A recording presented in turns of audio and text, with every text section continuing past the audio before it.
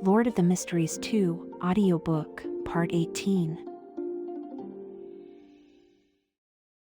Chapter 426, Curse. Irita unconsciously took a step back. No, there's no need. He snapped out of his daze and focused on the man in the gray robe who was diligently painting the puppet in the dimly lit room. He asked with curiosity, "Are you the artisan of wax statues who serves Count Puffer?" This count had a peculiar hobby of crafting wax figures for his friends. The man with the fiery red beard avoided direct eye contact and continued coloring the half-finished puppet in front of him. Lumion, who had already returned to the corridor, turned his head and glanced at Albus Medici. Instead of speaking, he directed his question at the enigmatic man in the cluttered room. "What should we call you?" Lumion was certain that something was amiss with the wax statue artisan before him, but he couldn't determine the extent of the problem. They had just noticed that no light escaped from this room, indicating that the man had been working on the puppet in complete darkness. The man with deep, iron-black eyes and a fiery red beard looked up once more and spoke in a spectral tone. "My grandfather went mad and ventured into the depths of the underground palace, never to return." My father went mad and ventured into the depths of the underground palace, never to return. So, are you mad as well? Albus Medici interrupted the man's ramblings. The man hesitated for a moment before answering, "I hear the summonings from the depths of the underground palace." At this point, his gaze swept across the faces of Lumion, Albus, and Elrose. The corners of his mouth, obscured by his beard, curled up slightly, hinting at an elusive smile. His vacant iron-black eyes grew more intense, and his voice carried a sense of urgency. "The three of you, hurry to the depths of the underground palace." Irita muttered under his breath, "Why not me?" Lumion's mind raced as he sought common ground with Albus and Elrose. As poet Irita had pointed out, the three of you in the strange man's statement didn't include him. Given the peculiar atmosphere and circumstances, something was definitely awry. "I'm a hunter, and Albus is a hunter. Could Elrose also be a hunter?" While Lumion contemplated this, Albus Medici seemed unfazed by the eerie words of the wax statue artisan. He flashed a cheeky smile and asked, "Do you want us to venture deep into the underground palace to rescue your grandfather, father, and brother, or would you prefer to send your regards?" Quite aggressive. Logically speaking, he's at least a pyromaniac, the kind whose potion has mostly been digested. There's no need to provoke everyone with every word. Could it be that he's intentionally misleading others to believe that he's only a provoker? Lumion looked at Albus's well-defined side profile and muttered inwardly. The man painting the puppet paid Albus no attention and continued his work. "Sorry to bother you," Lumion said, not giving Albus a chance to escalate the situation. He reached for the vermilion wooden door's handle, gently closed it, and left the room behind. Lumion decided not to explore the room with the ironclad soldier, fearing it might trigger unwanted events. In the darkness, Lumion descended the worn stone steps, carbide lamp in hand. Amid the echoing footsteps, Elrose Einhorn suddenly commented, "That man looked like a lion." Lumion recalled the wax statue artisan's appearance. Indeed, with his long, dense red hair and beard, he did resemble a humanized lion. Albus Medici gently swayed the carbide lamp in his hand and glanced at Elrose. "This is your maternal grandfather's castle. You've lived here for nearly 6 years. Don't act like a visitor like us who doesn't know anything."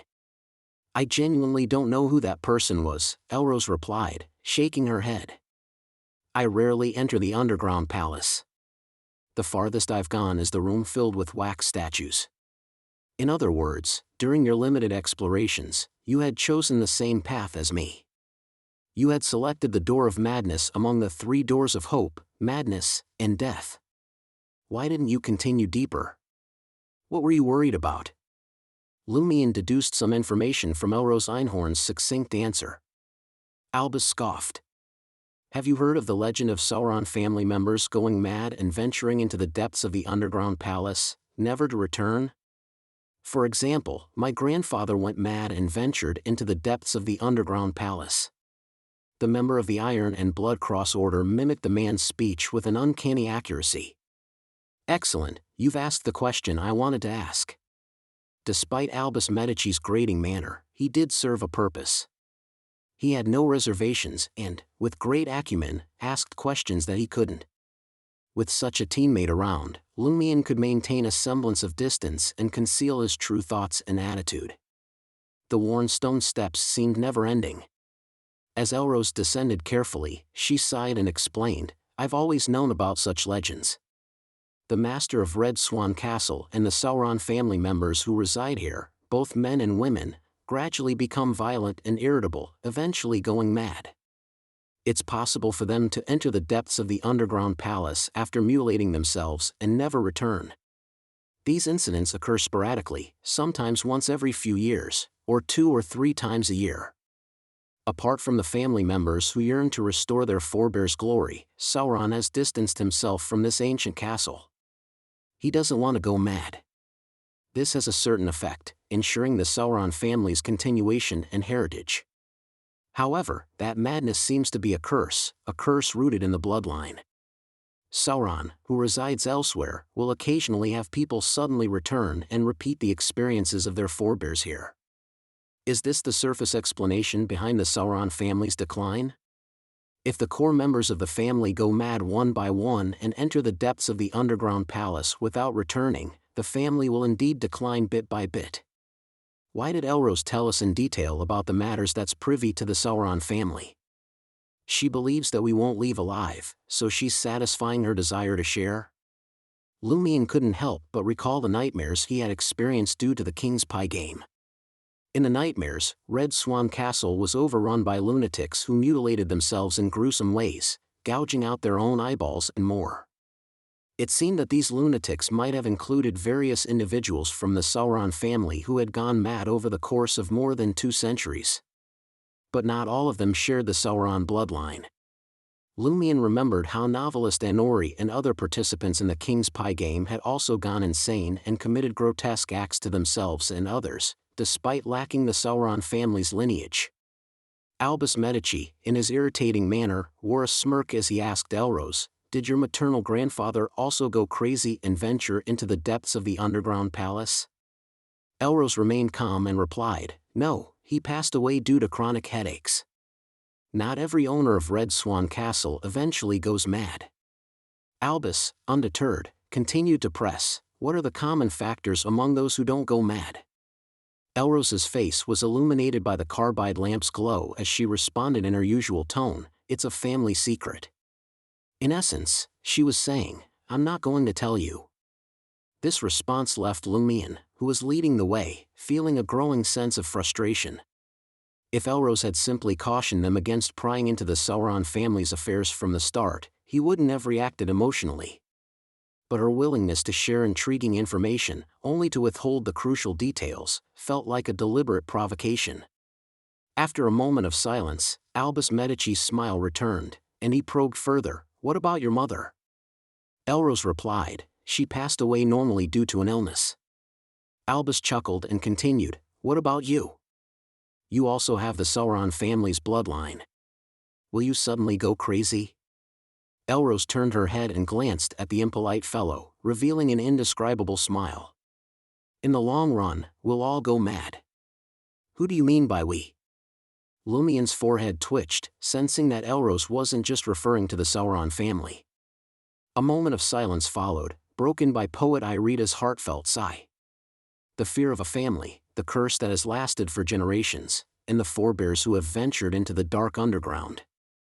What an excellent theme for an essay. It's very inspiring. If Anori were to find out, he would definitely produce a classic novel. Even I would have the urge to write a long poem.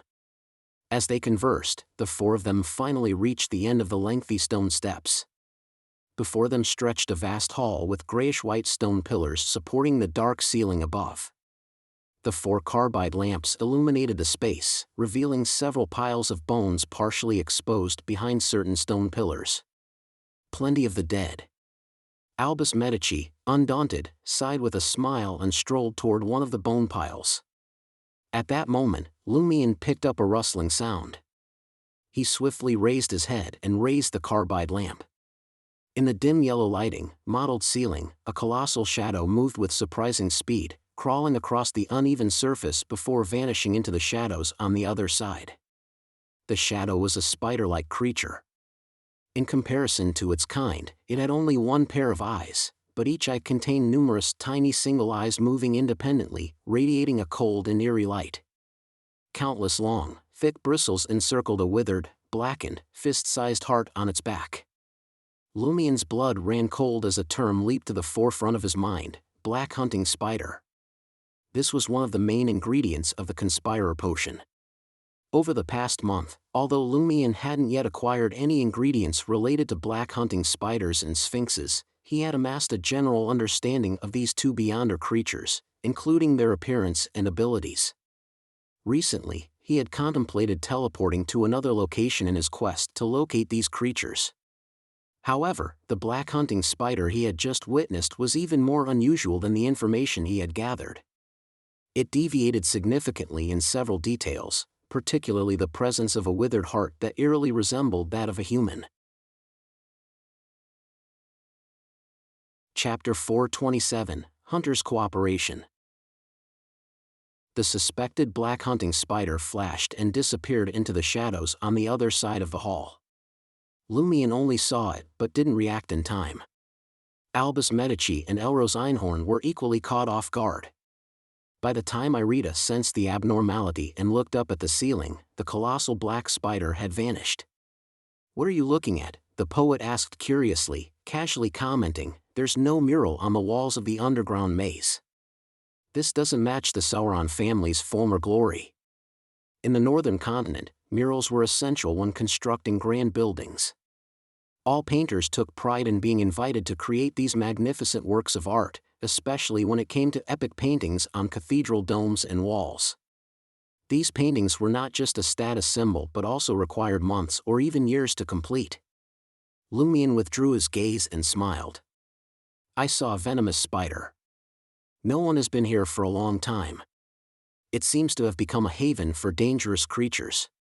Without waiting for Irida's response, he suggested, "Albus, Elrose, and I have impressive skills and extensive hunting experience. It's clear you lack sufficient training. Why don't you return to the surface ahead of time?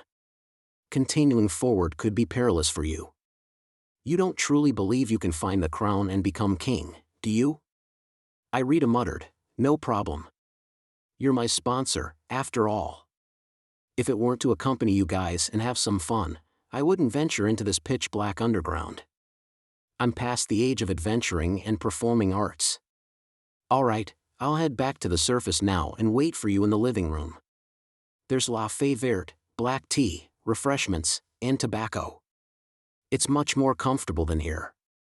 As the poet spoke, he turned and walked toward the stone steps at the hall's exit. Just as he took several steps, a blaze erupted from the shadow on his right, hurtling towards Irida like a crimson spear.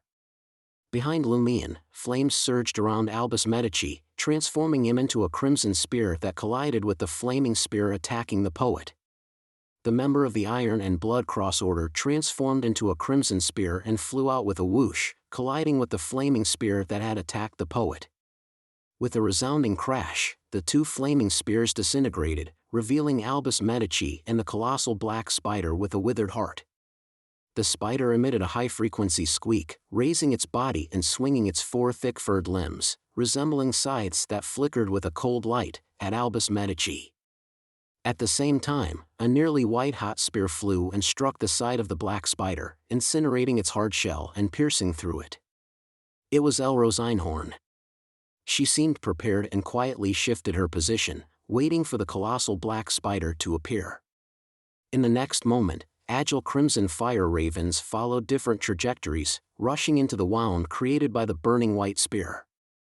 Rumble! The fiery explosion within the colossal black spider's body created a chaotic storm of flames, tearing at its outer carapace and flesh. Lumien didn't hold back his impressive abilities. He had started condensing the fire raven the moment Albus Medici confronted the assailant.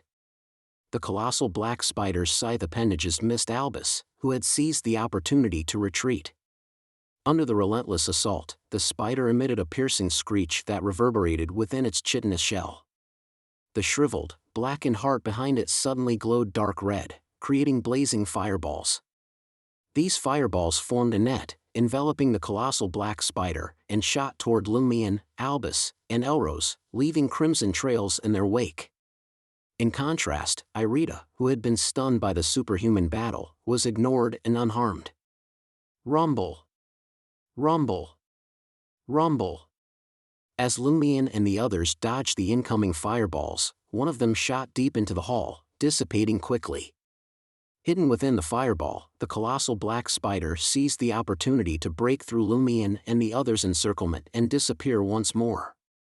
The crimson flames around them continued to burn. Albus Medici glanced at the dark red liquid dripping from the heavily injured black spider but didn't immediately pursue it. Instead, he smiled at Lumion and said, "Nice baiting." Lumion didn't deny it. He had asked Poet Irida to return to the surface alone to lure out the colossal black spider as bait. If the spider didn't take the bait, Irida would have left the underground palace without any danger.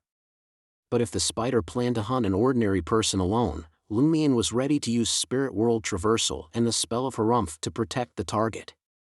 He aimed to eliminate the creature, suspected to be a potion ingredient, as quickly as possible.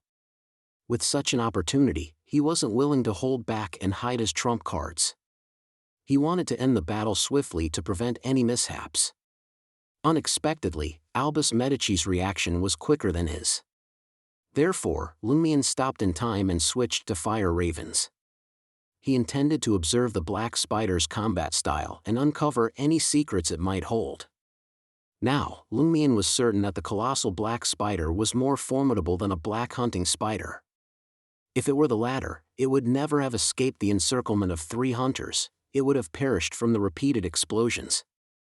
Although it was confirmed that the black spider wasn't equivalent to a black hunting spider, it was undoubtedly from the hunter pathway. With the corresponding Beyonder powers, the special parts on its body could certainly be used to brew potions. Lumion turned to Elros and said straightforwardly, "That monster is different from a black hunting spider. There's a human-like heart on its back. What's going on?" Elros gazed at the dark red blood dripping into the hall's shadows, pondering for a moment.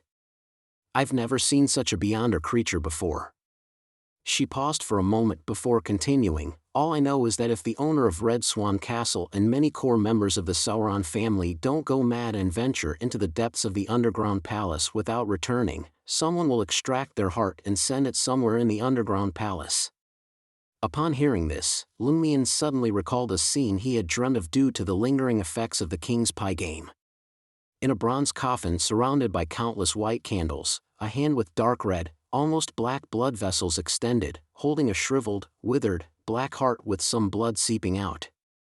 What the fuck is the Sauron family up to? Lumion couldn't help but curse inwardly. What lay in the depths of this underground palace, and how many mutated monsters lurked within? At that moment, Poet Irida finally snapped out of his daze. He looked at Lumion and the others in shock, fear, and excitement. "Are all of you Beyonders capable of using Beyonder powers? You know about Beyonders too?" Albus Medici wore an expression that suggested he wasn't worthy of knowing. As Irida approached Lumion, he quickly explained, 7 or 8 years ago, I went to a battlefield to gather material and saw something. I knew that there were many people in our army who could use superpowers. They were called Beyonders. We do have superpowers, and they look quite similar," Lumion said with a smile, glancing around. "Do you want to follow us deeper or return to the surface yourself?" Irida didn't hide his fear and muttered, "Of course, I'll follow you. Although it's very likely that I'll encounter the large spider again, it's better than walking alone in the darkness with unknown monsters lurking around. I don't want the last poem of my life to be, oh, foolish Irida." Lumion pondered for a few seconds and calmly said, "If you wish to return to the surface, I can escort you to the entrance of the underground palace. Then I'll definitely choose to return." Irida changed his mind without hesitation. Lumion then turned to Albus and Elros and asked, "Do you want to join me, wait here, or venture deeper by yourselves?" Albus Medici gave Lumion a deep look and sneered. I didn't expect you to be such a moral person. You can escort this poet with a dubious reputation yourself. His implication was clear: you must have ulterior motives for escorting someone out, considering your lack of morals. He didn't specify if he intended to stay or venture in alone. I'm with Albus. Elrose, who stood by Albus, replied with a smile, holding the carbide lamp. Lumion observed the dark red blood droplets left by the black spider and proceeded to ascend the stone steps with Irida, using the carbide lamp for illumination. In the pitch-black and silent underground, they returned to the corridor where the wax statue artisan and the iron soldiers were. Poet Irida glanced back at the deep darkness below and said to his sponsor, "Those two shouldn't be simple." "I know," Lumion replied nonchalantly. Holding the carbide lamp that emitted a yellowish glow, he advanced at a moderate pace. Irida walked closely beside him and continued in his usual tone, "The war between the Loan Kingdom and the Faesac Empire ended over 7 years ago. But Miss Elrose mentioned that her father died in the war 6 years ago. If I recall correctly, it was likely due to dissatisfaction with the Faesac Empire's losing treaty, leading to a rebellion. This was a civil war in the Faesac Empire. Why did Miss Elrose mention the Loan Kingdom? Is her father a representative of the extreme faction or a member of the royal family who perished in the rebellion? A member of the royal family who rebelled. Is that why they fled to Trier?" Lumion considered the information provided by the political enthusiast, Irida. Irida glanced at his sponsor and continued, "Actually, before today, I saw Albus Medici elsewhere." Lumion's curiosity was piqued as he asked, "Where?" Irida glanced around and lowered his voice. "Sacred Heart Cloister." Chapter 428, Incineration. Sacred Heart Cloister? The largest cloister in Trier's Eternal Blazing Sun Church? Why did Albus Medici go there? Could he be an undercover agent sent by the Purifier into the Iron and Blood Cross Order? Or did Gardner Martin instruct him to keep an eye on the Sacred Heart Cloister? Lumion's mind raced with questions and guesses. As he advanced, clutching a carbide lamp, Irida hastily interjected with more information. "I have a friend at the Sacred Heart Cloister. I often go there to drink with him." Lumion, momentarily diverting his focus from Albus Medici, jested, "Can the cloister monks drink?" The two moved through the shadowy passageway, guided solely by the yellowish glow of the carbide lamp. Irida rambled, "Of course they can, but they can't partake in liquor or get inebriated. The wine brewed by the Sacred Heart Cloister is the finest I've ever tasted." "Is your friend a monk?" Lumion walked at a moderate pace, his footsteps echoing through the seemingly endless passageway. Irida appeared content conversing with Seal and didn't hide anything. "Yes, he's a member of the Brotherhood Minor and served as my nephew's baptism priest. Later, he could no longer tolerate the cathedral's clergy indulging in pleasures and chose to become a monk. He joined the Sacred Heart Cloister and is currently overseeing the brewery. A member of the Brotherhood Minor, champions of temperance and asceticism." Lumion deduced this and redirected their conversation. "How often have you and your friend seen Albus Medici? What was the reason for his visit to the Sacred Heart Cloister?" "Just once," Irida muttered. "I don't concern myself with such matters. There are no nuns there.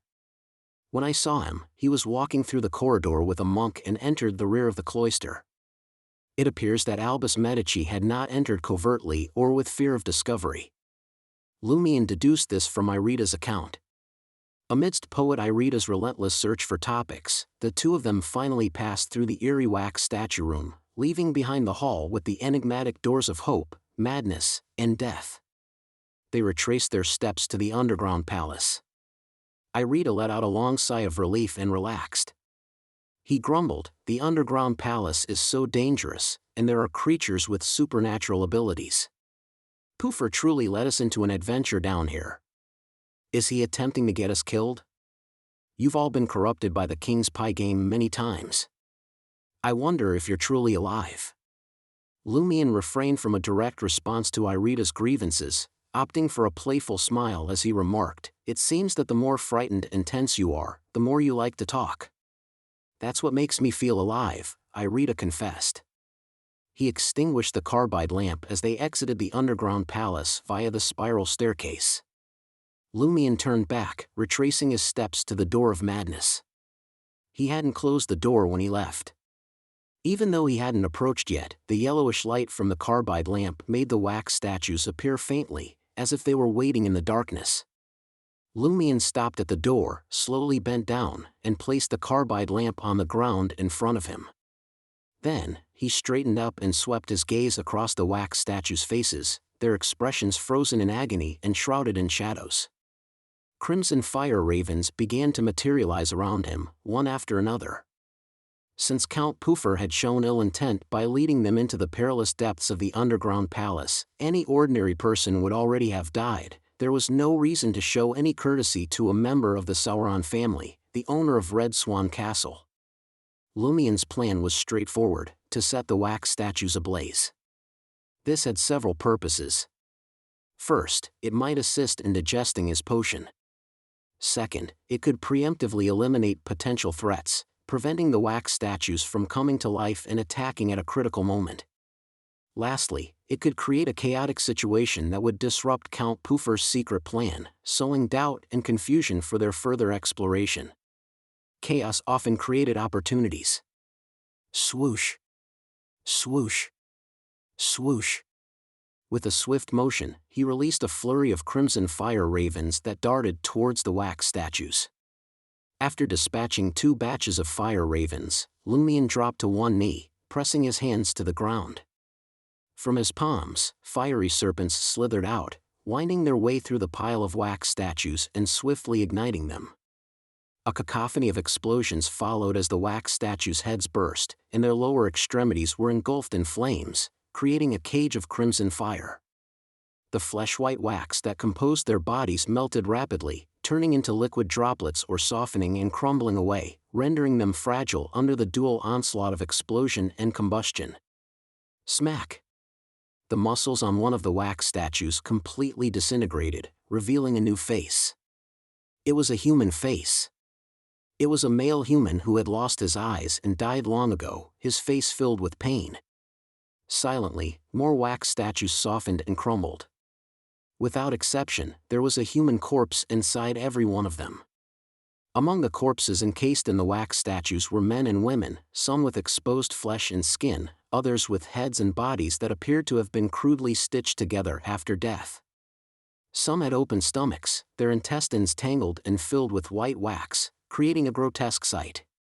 What all of them had in common was the haunting expression of pain etched across their faces, as if they had lived through unspeakable horrors or had been trapped in the darkest of nightmares. As Lumion observed, the melted wax transformed into a viscous liquid that oozed from the faces of the deceased humans.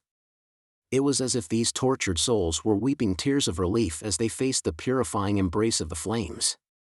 Inside the statues are actually real people. Lumion, who had his fair share of horrifying scenes, couldn't help but tense up, instinctively feeling repulsed and afraid. He finally knew where the ordinary people from Red Swan Castle who had gone mad and mutilated themselves in his nightmares had gone. Lumion rose to his feet, clutching the carbide lamp. Crimson flames erupted from his body, transforming into blazing meteors that streaked to every corner of the wax statue-filled chamber, turning it into an inferno. The flesh-white wax began to burn fervently, feeding upon itself until there was no space left for the fire to consume. Lumion's eyes reflected the crimson conflagration and the viscous wax tears on his pale face. He didn't avert his gaze but watched intently. At that moment, he gained a newfound understanding of his pyromaniac abilities. The once vague third-acting principle became clear. The pyromaniac wreaked havoc and caused utter catastrophe. As for pyromaniacs, they could willingly unleash disaster and destruction upon anyone. Lumion fervently wished that the heretics and those who had gone mad and could only harm others would be engulfed by the flames. Having amalgamated his various acts into this principle, Lumion had an uncommonly clear sense that his pyromaniac potion had been entirely digested. He could even hear an imaginary shattering sound. With a series of thuds, the lifeless bodies, stripped of their wax support, fell one by one to the ground. They piled up and burned even more fiercely. All of a sudden, the wooden door creaked open from the exit opposite the wax statue's chamber. The wax statue artisan, his thick beard and hair resembling a humanoid lion, stood before Lumion. His iron-black eyes were tinged crimson by the flames that surged toward the ceiling. His voice sounded ethereal as he inquired, "Why did you set my wax statues ablaze?" Lumion didn't answer. Instead, he activated the black mark on his right shoulder. Spirit World Traversal. A spectral light flickered within his clothing, and his form swiftly materialized next to the wax statue artisan. Almost simultaneously, Lumion parted his lips. Ha! A pale yellow, gaseous light shot out of his mouth and struck the wax statue artisan's head. The wax statue artisan, clad in a grayish-black robe, swayed visibly, as if momentarily losing his balance. He didn't lose consciousness completely. It was more like he had undergone a psychic piercing and was in a state of shock induced by the pain. Lumion didn't rely solely on the spell of Harumph. He raised his prepared left palm and hurled a crimson fireball, tightly compressed in layers, into the wax statue artisan's mouth and nose with fire infusion. The fireball, gradually turning white in color, whooshed into the target's mouth and nostrils, invading his brain. Boom! The blazing white fireball exploded from the inside out while Lumion watched as the wax statue artisan's head expanded rapidly before exploding. Flaming flesh and blood spurted out. Lumion, already prepared, shielded his face with the carbide lamp in his right hand, leaving the back of his hand stained with blood. With a thud, the wax statue artisan, with only a small half of his head remaining, swayed and collapsed to the ground. Lumion, who had meticulously prepared a sequence of attacks, found himself momentarily taken aback. He hadn't expected the situation to resolve so effortlessly. He had foreseen that the enigmatic wax statue artisan might pose a formidable challenge, and he had readied himself to teleport instantly if things took a turn for the worse. It was worth noting that the wax statue that had reanimated previously had been more formidable than the wax statue artisan himself. Merely being in its presence had weighed heavily on Lumion's body and mind, almost rendering him incapable of resistance. Did he possess the unique ability to create these wax statues, but lacked inherent power? Or did he need to draw strength from the Sauron family's underground palace to bring these menacing wax figures to life? Perhaps my attack was too swift, leaving him no time to react. He perished on the spot before he could tap into any external strength? Lumion gazed down at the wax statue artisan and assessed the situation. In the depths of the underground palace, within a hall adorned with white candles, Pufur Sauron, seated in a corner, abruptly opened his eyes and fixed his gaze upon the bronze coffin situated in the center of the chamber. Around the coffin, numerous candles strangely extinguished without warning. Pufur rose to his feet, his expression slightly twisted in consternation. At the exit of the wax statue chamber, Lumion witnessed a crimson radiance emanating from the wax statue artisan's body. Initially, the luminescence surged towards the head, but only a small fragment of the wax statue artisan's head remained. Consequently, it shifted to his chest, yet it couldn't dissipate. Lumion felt a tinge of surprise. He tore open the grayish-black robe of the wax statue master, unveiling his chest. There lay a sinister, pitch-black wound, and the space where his heart should have resided was hollow. The heart is missing. Elros had mentioned that the Sauron family members' hearts had to be sent deep into the underground palace. Lumion vaguely grasped the reason behind the wax statue artisan's formidable yet fragile nature. Ultimately, the crimson light coalesced into an ethereal entity with myriad gullies, resembling a shrunken blood-colored brain. Unsure of its significance, Lumion stashed it away and made his exit. The flames in the room continued to burn, but for some unknown reason, they failed to spread. In the stone pillar hall where the confrontation with the black spider had transpired, Albus and Elros observed as Lumion returned, carrying a carbide lamp that emitted a faint yellowish glow. Almost simultaneously, they noticed the specks of blood on Lumion's body. "Did you kill the poet?" Albus asked, amused. Lumion shook his head and replied calmly, I killed the one making the wax statues. Chapter 429, Orders. Upon hearing Lumien's response, Albus's eyes widened slightly, and his eyebrows twitched. Elrose's mouth hung open as if something was stuck in her throat. She quickly smiled and scrutinized Lumien's face with a meaningful gaze. At that moment, Albus returned to normal and gazed at Lumien. He clicked his tongue and said, "You're really ruthless. You even went back and killed the wax statue guy." "I had no choice. He stopped me from burning the wax statues," Lumien said with a gentle smile. Albus's eyebrows twitched again. "Did you really burn them?" "Of course," Lumien shared his findings sincerely. The wax statues' surfaces melted and peeled away to reveal human corpses. Albus wasn't surprised at all. He applauded and smiled mockingly. "Well done. I must praise your courage." It's as if he's saying that I'm ignorant and fearless. Lumien didn't believe that Albus was really praising him. Elrose maintained her smile and spoke as though a bystander. "The Sauron family isn't the only one in Red Swan Castle who's gone mad. The butler, guards, valets, and maids have also gone mad. Their deaths after mutilation are terrifying. It's not suitable for their families and the public to know. They can only report their disappearance and compensate them a large sum of money. Even so, they can still recruit new servants. Is it because the salary is high, or is the matter kept under wraps? Will they only choose foreigners who have just arrived in Trier and don't know anything?" Lumien knew that ancient families like Sauron had servants who served them for generations, but their numbers were already limited. "Shall we continue forward?" Elrose inquired. "Of course." Lumien still wanted to track down the severely injured black spider and extract the beyonder characteristic it would produce to study the withered, black heart. Albus Medici answered with his actions and walked deeper into the hall. Under the yellowish glow of the carbide lamp, the darkness gradually receded, revealing the drops of dark red blood flowing from the mutated giant spider. As he advanced, he casually asked Elrose, "Who's responsible for sending the extracted hearts into the depths of the underground palace?"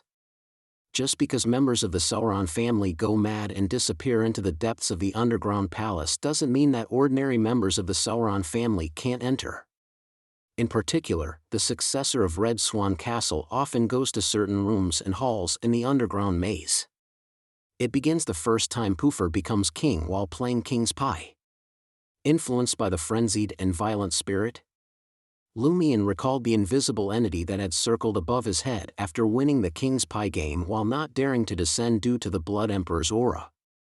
Soon, the trio reached the end of the hall. Through an open wooden door, they followed a corridor with numerous reliefs of soldiers engraved on both sides and a few storage rooms. The yellowish light shone further, first outlining the outline of a wooden door, then a figure.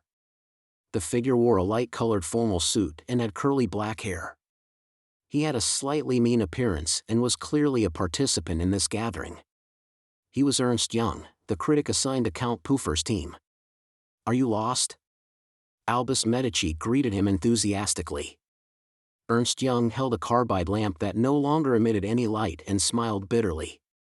"We had already split up, and each believed we could find the Count's crown. But before I could search carefully, the carbide lamp suddenly went off. I had no choice but to return in the dark and search for a room with a bell rope." "How unlucky." Albus sighed exaggeratedly for Ernst Young. He had already reached the open door and stood beside Ernst Young. Suddenly, crimson fireballs shot out from his free left hand, landing beside the critic and creating a blazing circle of flames. "Wah, what are you doing?" Ernst Young asked in surprise. Albus replied with a smile, "I'm here to help you illuminate the area." "Isn't it very bright now?" Ernst Young fell silent, crimson flames dancing on his face. He's not surprised that Albus can create flames and possesses superpowers. Lumien had sensed that there was something amiss with Ernst Young when he saw him, like a troublemaker sent by Poofer Sauron. However, saying that something was amiss was an understatement. He was entirely abnormal. Flames raged, and the temperature around Ernst Young soared. Lumion glanced over and noticed a strange softening on the critic's face. A viscous, wax-like liquid seeped out of Ernst Young's skin. As Lumion's forehead throbbed, Albus extended his hands, leaned forward, and pushed open the wooden door. Amidst the creaking sounds, the scene behind the door was tainted with a yellowish glow. Coffins of varying sizes had been chiseled into the walls. Chains hung from the ceiling, and coffins of various colors dangled from them. The ground was filled with countless coffins, with only narrow gaps for people to pass through. At that moment, Ernst Young raised his hands, his eyes empty, and tore at his face. The half-waxed, half-real skin was torn off, revealing bloody flesh and dark blue, nearly black, blood vessels. A potent scent of blood and burning wax permeated the air, causing all the coffins in the hall to tremble simultaneously. Bang! Bang! Bang! The coffin lids of various colors opened one after another, and black giant spiders with compound eyes, lush bristles, and withered hearts inlaid crawled out. Rustling sounds filled the air as the giant black spiders covered almost every corner of the hall. Aiming at Lumion and the others, they extended their mouths and quickly condensed a crimson fireball that was nearly white. Numerous fireballs flew out, as if a volley had been fired from an artillery battery. Whether it was Lumion, Albus, or Elrose, they all lunged to the side of the corridor, avoiding the location facing the hall. Rumble! Rumble! The entire corridor was engulfed in flames, ravaged by the shockwaves. The walls on both sides showed signs of collapse. Lumion's target was an empty storage room to the side, successfully evading the violent bombardment. Elrose was the same. Only Albus used Ernst Young as a cover. Amidst the incessant explosions, the critic, who had lost most of his face, shattered into pieces. Flesh and blood splattered, and some parts of his body melted like candles. The rustling sound resounded once more, and the innumerable black spiders seemed to surge out of the hall. Lumion's scalp tingled as he listened. His first instinct was to quickly teleport away. In the face of such mutated black spiders, he had no problem dealing with one or two. Two was a bit of a stretch, but three meant he had to consider retreating. And now, there were dozens of them. Son of a sow! There are so many of you. What do you usually eat to survive? Just air? Lumion cursed inwardly as he activated the black mark on his right shoulder to use Spirit World Traversal. Suddenly, he heard a nearly ethereal female voice. The voice quickly became clearer. It belonged to Elrose Einhorn. Then, the girl's voice in Hermes reverberated. I command you, in the name of the Sauron family bloodline. Leave this area. The rustling stopped abruptly, and the entire area fell into an indescribable silence. After a few seconds, the rapid crawling sounds of arthropods echoed again, but they spread in all directions. Lumion ceased his attempts to use Spirit World Traversal and cast his gaze towards the corridor beyond. The flames gradually extinguished, and no black spiders appeared. Lumion left the side storage room in thought and saw that all the coffins in the hall ahead were open, but there was no sign of the giant black spiders. Elrose, dressed in a light-colored dress, stood in the corridor, her right hand clenched tightly, her left palm hanging low. Her aura seemed slightly different from before, as if the commander-in-chief of an army had arrived before her loyal soldiers, naturally displaying an alluring charm that made people submit to her. Clap! Clap! Clap! Albus Medici stood up from behind the crumbled Ernst Young, clutching a lamp. He smiled mockingly and said, Aren't you an Einhorn? Why are you using the Sauron family's name? Elrose cast a cold glance at the Iron and Blood Cross Order member, causing him to subconsciously shut his mouth. I have half of the Sauron bloodline. Elrose turned to Lumion and smiled again. Do you want to continue? Of course. Albus Medici was the first to respond. Lumion cracked his neck and smiled. The game isn't over yet. Although he had the urge to escape the underground maze, the more he wanted to succumb to his urges, the more he couldn't show it. His experience and Aurora's teachings had taught him not to let others guess his true thoughts under such circumstances. The aura around Elros that made people involuntarily submissive gradually dissipated, and she returned to her obedient state. Lumion and Albus entered the hall ahead side by side and saw that the wooden coffins of various colors were empty. The corpses that should have existed looked like they had been eaten by the giant black spiders. Just as he was about to pass through the mass tomb, Lumion spotted a massive black spider sprawled in a corner. Its side was hideously torn, and dark red blood continued to flow. This was the Beyonder creature that had previously fought the three hunters. Due to its severe injuries, it couldn't leave the tomb according to Elros's orders. It could only stay where it was and lick its wounds. Upon seeing Lumion and the others, the giant black spider half raised its body and let out a threatening squeak. Glancing at the shriveled heart on the black spider's back, Lumion casually smiled and said, "It's mine, and the rest of the spoils of war are yours." "How does that sound?" Albus Medici chuckled. "Is that all you eye? Only you care about such things." Elros's lips curled into a faint smile. "I have no problem with that, but since it's your spoils of war, you can retrieve it yourself. I won't provide any assistance." "I like that.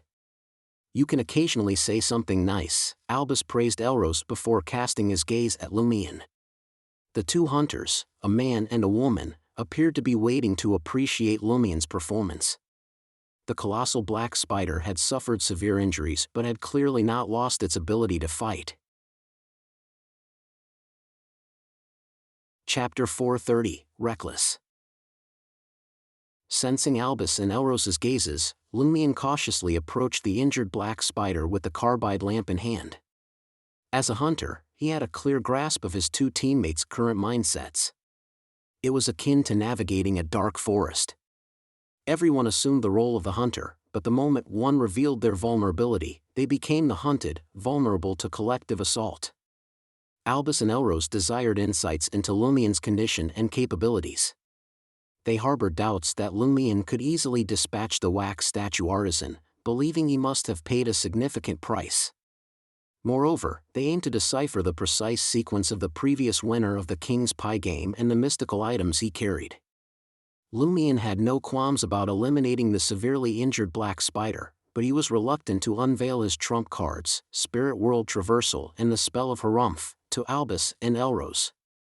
As he closed in on the black spider, his thoughts raced, pondering the most efficient strategy that would incur minimal cost and time, making the task as straightforward as possible. Lumion's gaze swept from the torn-open side of the black spider, which remained trapped in the hall like its kin, dark red blood oozing out. With his left hand, he casually retrieved a silver earring from his pocket and fastened it to his left earlobe. "Lie." Having fully digested the pyromaniac potion, Lumion's emotions steadied.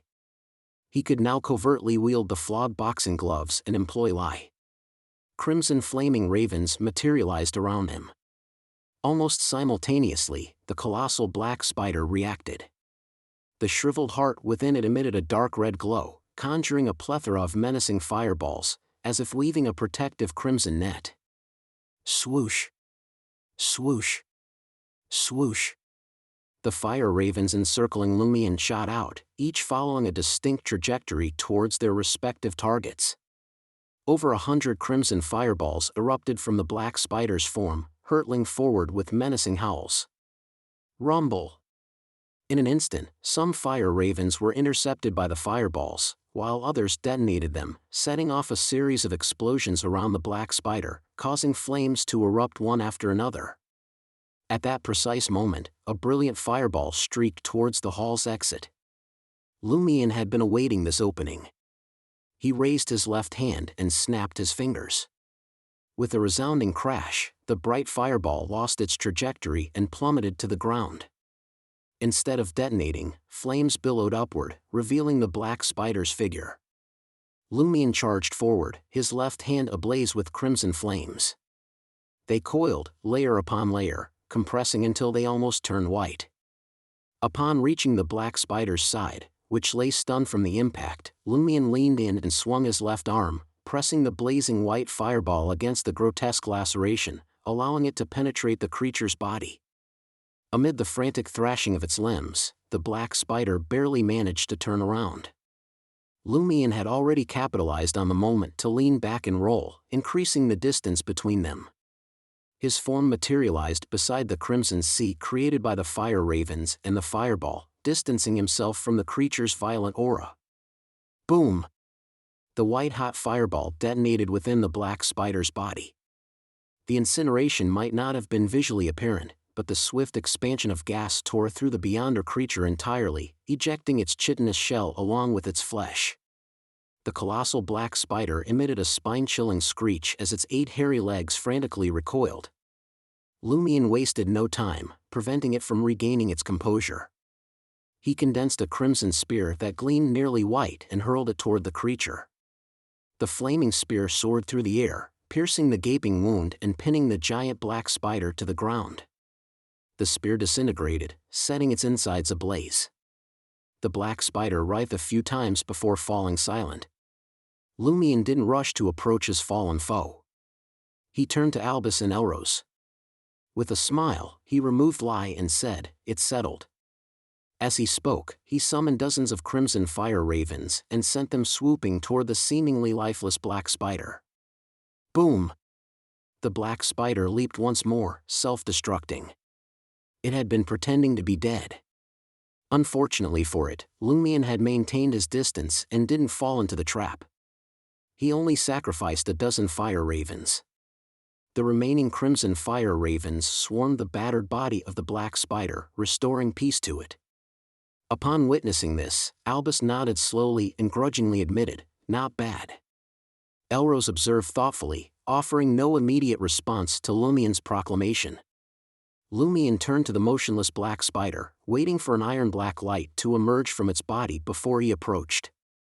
After assessing the black spider's condition, he decided to exploit its severely injured state.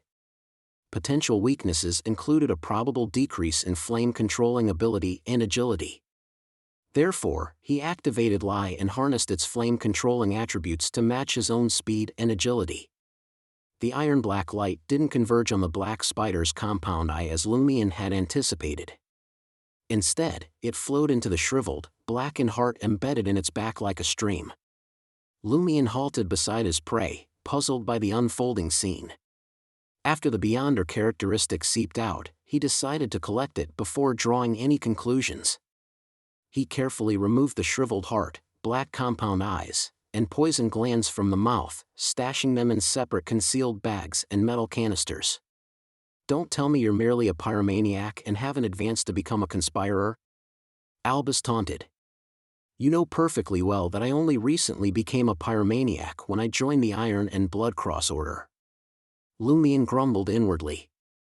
He straightened up and offered a smile. "That's correct. I'm still just a pyromaniac. Pyromaniacs aren't capable of taking down the wax statue artisan." Elros mumbled softly. Albus's gaze briefly flickered towards Lumion's pocket where Lie was concealed, but he said nothing more. "See, I'm speaking the truth. If you doubt me and suspect otherwise, there's little I can do." Lumion chuckled, picked up the carbide lamp, and led the way to the exit of the hall. After traversing another dark corridor, they arrived in a dimly lit room. Within the yellowish light, ironclad soldiers donned in blue coats adorned with golden threads came into view. Unlike children's toys, each one stood nearly 2 meters tall. The spears they held glinted with a frigid gleam and appeared exceptionally sharp. If they were to come to life, it'd be an entire army, Albus remarked with a hint of significance. Army, soldiers. Lumion suddenly recollected the desire for submission in the King's Pie game. He remembered the wax statue's actions when it attacked him and the evident hierarchy within the Iron and Blood Cross Order: Brigade Commander, Deputy Brigade Commander, Commanding Officer, NCO, and Soldier. In the midst of his musings, Lumion made an educated guess. Could the higher ranks of the Hunter pathway involve the military, obedience, and regimentation? The wax statues resemble soldiers awaiting commands, as do these iron automata.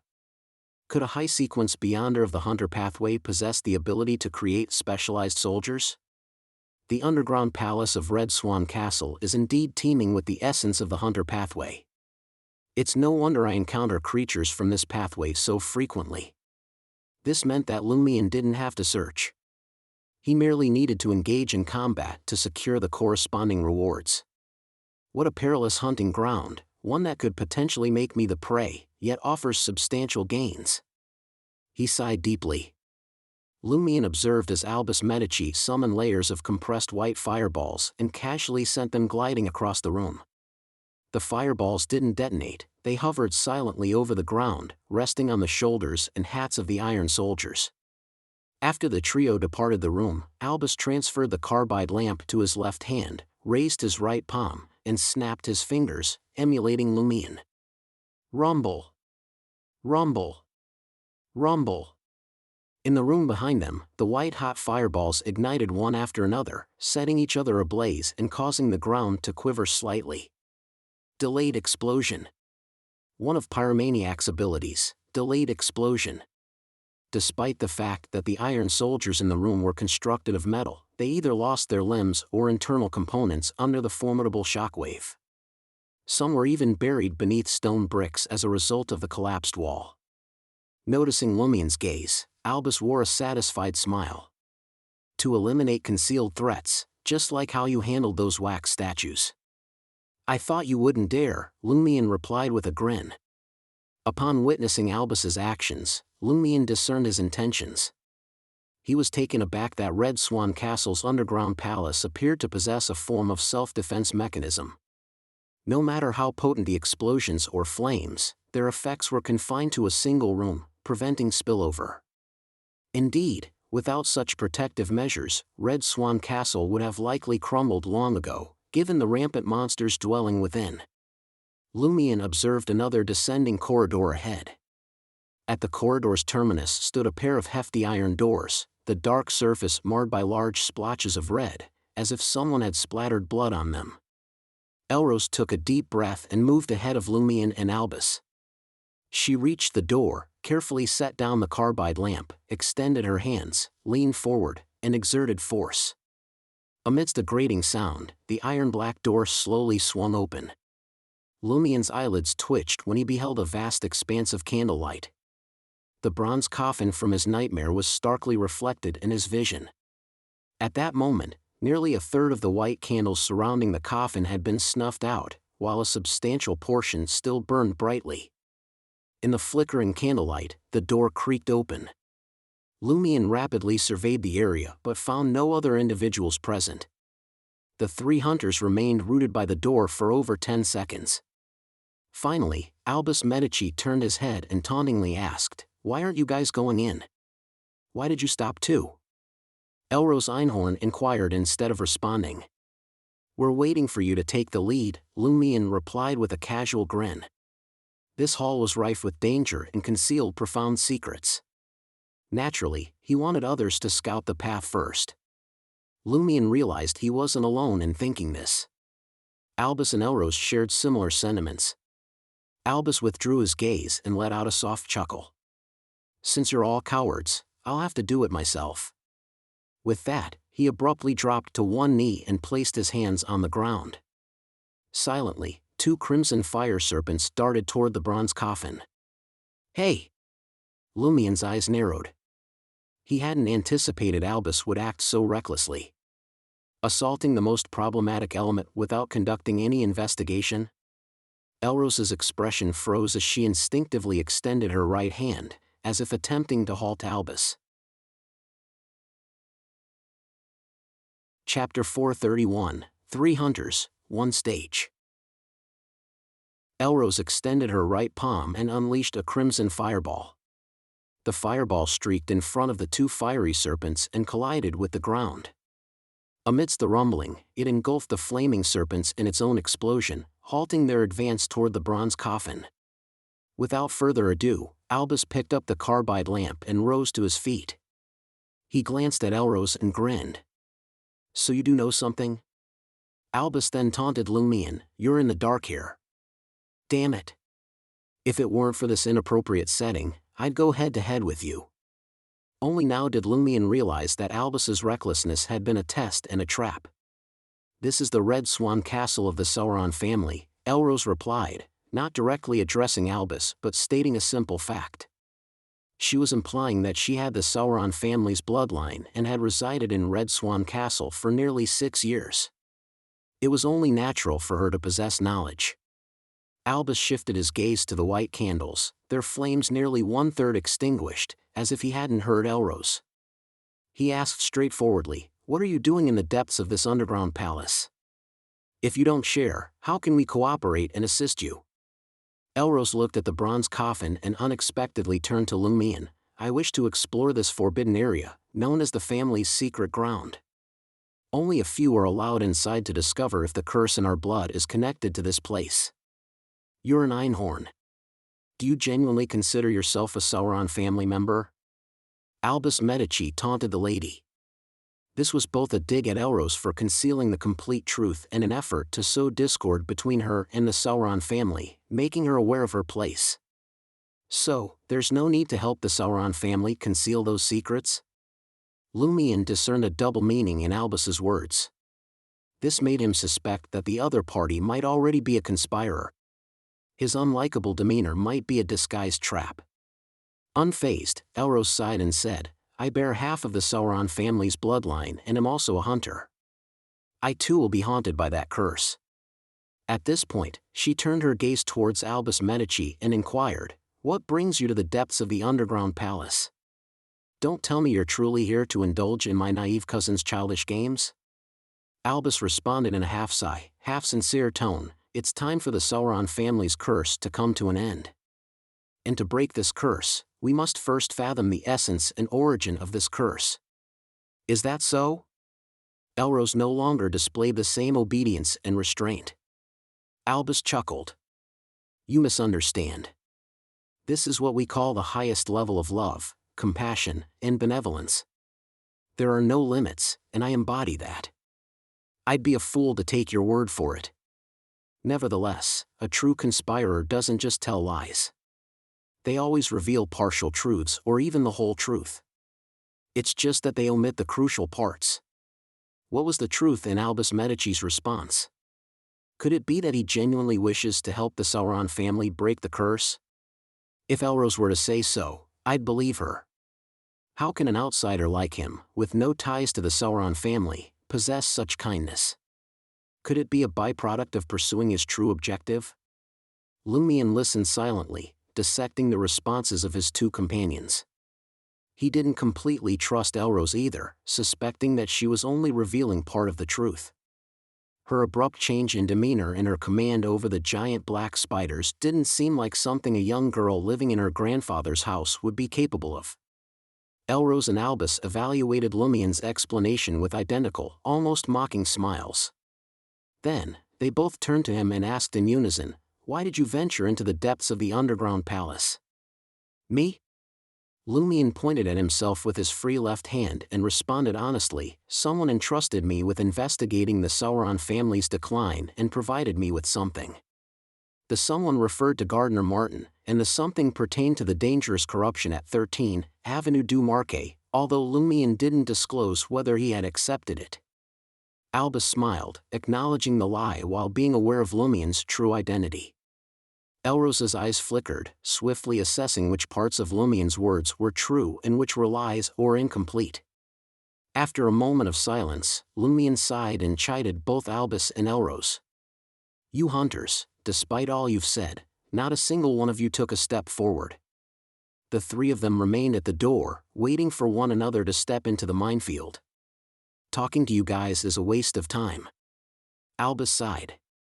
Nevertheless, he refrained from advancing. He clicked his tongue and added, "If only a Beyonder of the Sailor Pathway were here at a time like this."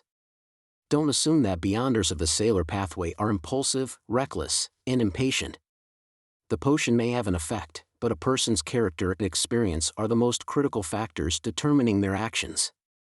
If you rely on such stereotypes for Beyonders of the Sailor Pathway in the future, you may find yourself turned into a characteristic, Elros mocked Albus. Lumion abstained from joining their debate and asked contemplatively, "If we hadn't chosen the middle path and the door of madness, would we still be here?" "Yes, but some rooms are even more dangerous," Elros replied, her gaze fixed on the hall's surroundings. Lumion nodded and asked, "Will we encounter demigod-level monsters?" most of the demigod level beyonder characteristics have been retrieved. Many below the demigod level still linger in the underground palace, turning this place into a restricted hunting ground for members of the Sauron family seeking to improve themselves. Elros didn't seem inclined to conceal anything for the Sauron family. Most of them have been retrieved. Does that mean some are still hidden in the depths of the underground palace? Did this coincide with the complete disappearance of some core members? Do the Sauron family not want to retrieve them, or are they incapable of doing so? Indeed, Elros's description aligns with the Sauron family's current situation. There aren't many saint-level demigods, but it's still a substantial number. Many core members are scattered in the military, politics, and business world, holding significant influence. Are they lacking strength at a higher level? There are no angels, only a Grade 0 sealed artifact. Or is there just one angel? Lumion glanced around and realized that Elros and Albus remained remarkably patient, as if they had frozen in their spots. Truth be told, Lumion was tempted to observe the outcomes of Elros and Albus, using their luck to gauge the danger of venturing deeper into the hall within the underground palace. However, given Elros's erratic temperament and the unnerving silence of Termaboros, he abandoned the idea. Not only was it extremely risky, but it could also mislead him. At that moment, Lumion suddenly felt a surge of danger. He swiftly turned, his gaze following the glow of the carbide lamp, and Albus and Elros did the same. In the diagonal corridor above, a hand with dark red, almost black blood vessels extended from the darkness, pressing against the wall, illuminated by the faint yellowish glow. Lumion's eyelids twitched as he recalled the image that had left the most profound mark on his nightmares, a result of the King's Pie game. In the bronze coffin, surrounded by white candles, a hand with dark red, nearly black blood vessels suddenly extended, gripping a shriveled, blackened heart, from which blood oozed. Has the menacing creature from the bronze coffin surfaced? Before Lumion could activate Spirit World Traversal, an intense fear overwhelmed him, as if it wanted him to yield, and he involuntarily bent forward. Instinctively resisting and struggling, he, along with Albus and Elros, stepped back and entered the hall. In an instant, an illusion materialized before their eyes. Lumion witnessed the hall enveloped in surreal purple flames, akin to an inferno from myths and legends. At the heart of the purple flames was the bronze coffin. It had turned transparent, as if it had lost its physical form, revealing an iron-black ring pressing down on it. The ring was embedded in the ground, with viscous, bottomless blood-colored spring water in its center. In the spring water, shriveled and blackened hearts bobbed up and down. Bloodlines extended from the iron-black ring. Some wound around the base of the bronze coffin and burrowed into it, while others connected to the white candles. In the next moment, Lumion heard a frenzied and violent illusory roar, as if emanating from deep underground. His mind reeled, and he lost consciousness. In the boundless darkness, the bewildered Lumion faintly heard a majestic voice, but the words eluded his understanding. In his stupor, he strained to discern the voice. Aurora's melodious song and the ethereal flute of the shepherds echoed in his ears. "I'm the elf of spring." As the voices gradually grew more distinct, Lumion sensed searing heat in his right palm. The intensity of the sensation was almost tangible, accompanied by a burning pain. Pain. Pain. Lumion snapped out of his fugue and forced his eyes open. Before him, a crimson fireball blazed, and he found himself encased within a metal framework, his body held upright. At that moment, a man dressed in black robes, sporting a vivid red beard that made him look like a human-lion hybrid, stood before the metal frame. He held softened candles and pressed them against Lumion's body, one by one. Without hesitation, Lumion activated the black mark on his right shoulder. With a ghostly flicker, he vanished from the metal frame, along with a portion of the candles. Lumion materialized swiftly at the entrance to Red Swan Castle's underground labyrinth. He hastily scanned the surroundings and breathed a sigh of relief, seeing that everything seemed normal. Without delay, Lumion brushed the wax from his body and examined his belongings. To his astonishment, not only were the original mystical items, gold coins, banknotes, and various lotions intact, but even the beyonder characteristic of the wax figure artisan and the shriveled heart he had obtained in the underground palace remained. No one searched me? Amid his bewilderment, fragmented memories flitted through his mind. He recalled scenes of himself walking in silence through the darkness without his carbide lamp. In those images, his countenance appeared lifeless and rigid, like that of a wax figure. Eventually, he reached a room and nestled within a metal framework, calmly awaiting the wax figure artisan's transformation. This doesn't resemble me at all. Lumion rubbed his throbbing head and opted to ascend the stairs, departing the underground labyrinth. He promptly returned to the first-floor living room, where he found the poet, Irita, happily sipping absinthe. "You're back too?" Irita inquired with curiosity. "Yes," Lumion replied, having regained his composure, as he settled onto the sofa and offered a smile. "I got separated from them." As he finished speaking, Albus, with his fiery red hair, made his appearance at the living room door. Chapter 432, Beatdown. Albus was caught off guard when he spotted Lumion comfortably seated on the sofa. "That was quick." "You're not slow either," Lumion replied with a kind smile. From his point of view, breaking free from the ethereal, underground roar and not turning into a wax statue indicated that Albus wasn't just an ordinary member of the Iron and Blood Cross Order. Perhaps the sinister corruption at 13 Avenue du Marquet was helping him withstand that terrifying roar. In contrast, Elrose Einhorn, with her unique Sauron family bloodline, seemed more likely to emerge unscathed and return safely. Albus flashed a smile, pulled up a chair, and casually enjoyed some refreshments as though nothing out of the ordinary had occurred. He signaled the servant nearby to replace his tea with a fresh cup of black tea. After about 4 to 5 minutes, both Lumion and Albus simultaneously shifted their attention towards the living room door. Elrose, dressed in a comfortable dress, entered the room. Seeing Lumion and Albus, she appeared surprised but not shocked. She quickly put on a polite, obedient smile. Elrose resumed her seat, becoming once again the reserved girl staying at her maternal grandfather's house. Poet Irita seemed oblivious to the unusual atmosphere. He sipped his absinthe and discussed poetry writing with Lumion. 15 minutes later, Count Puffer, decked out in a scarlet velvet coat, returned to the living room with novelist Anori and painter Mullen. When Puffer laid eyes on Lumion, the owner of Red Swan Castle was visibly taken aback, nearly losing control of his expression. He never anticipated encountering Cécile Dubois again, or more accurately, Cécile Dubois in his present state.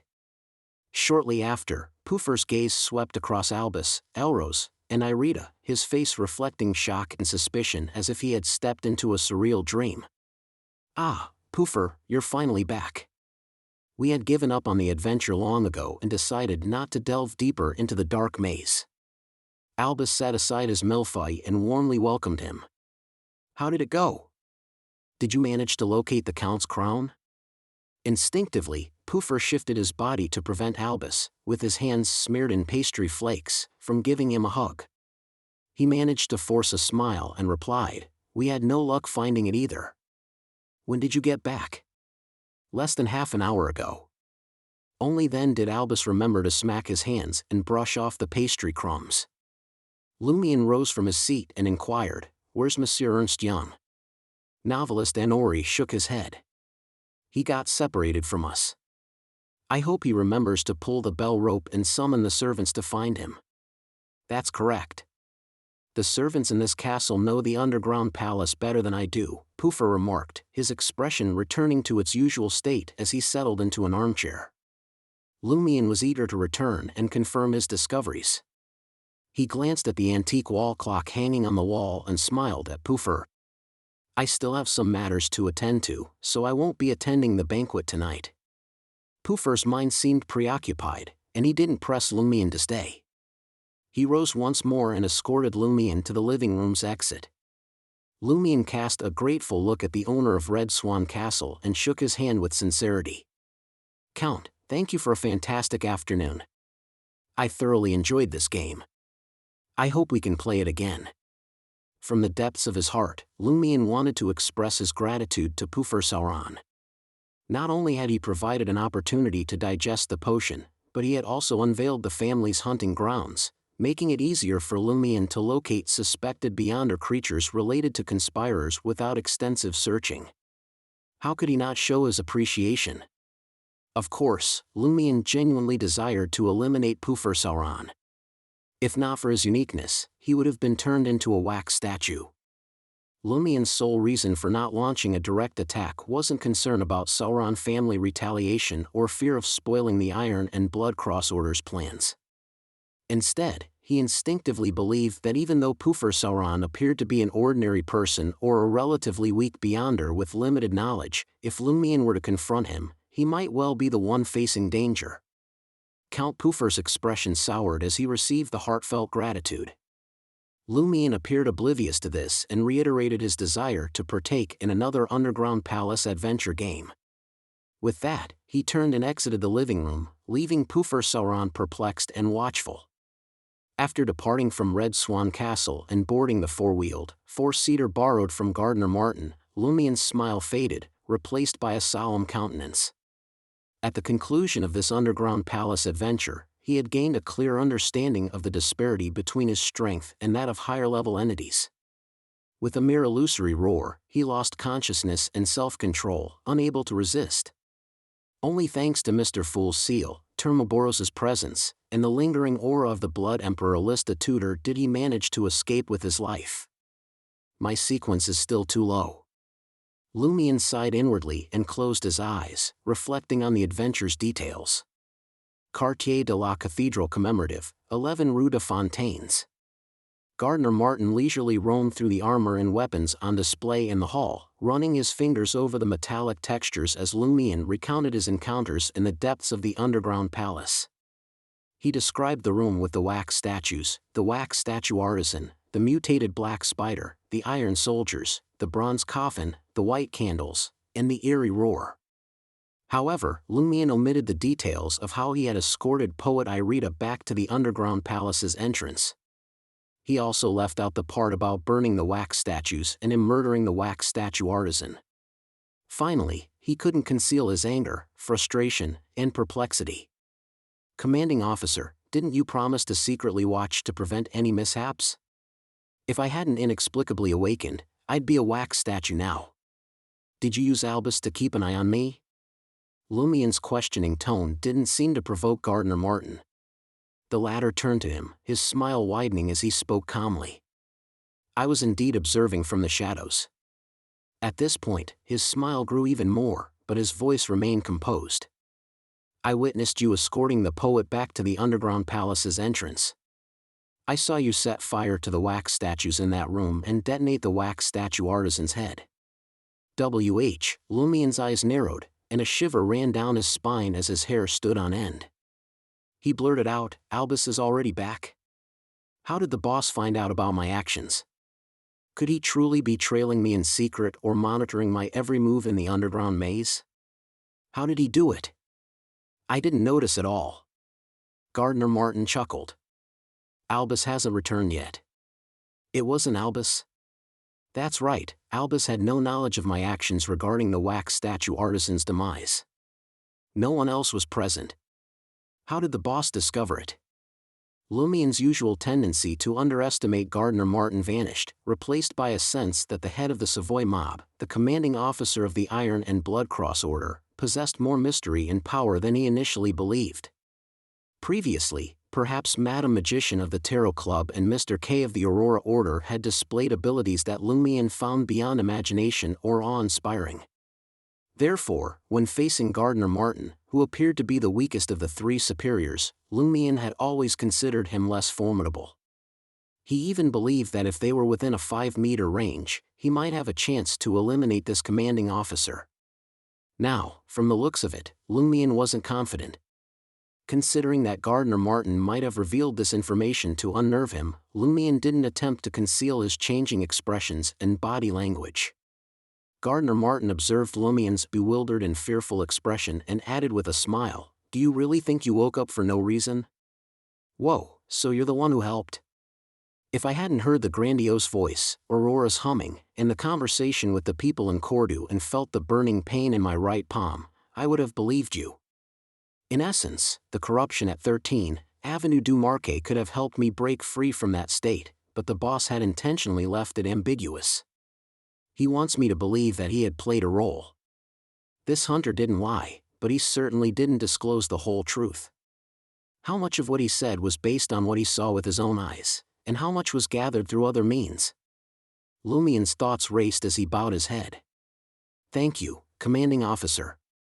Gardner Martin nodded warmly with a smile and said, "We've gained something from this operation. At the very least, we know that there are terrifying items sealed deep in Red Swan Castle's underground palace.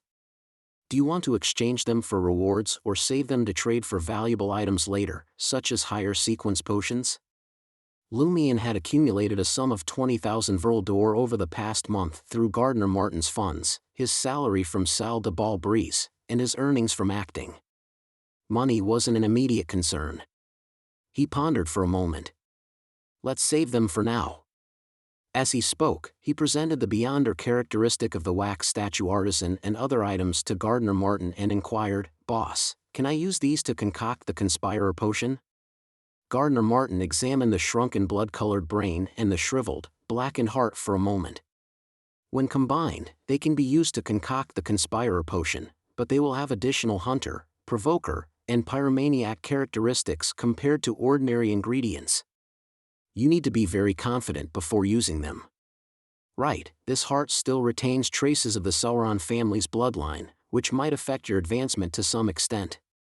If you're not confident, I can provide you with a Conspirer potion in exchange for these ingredients and make up the difference. Consider it a partial reward.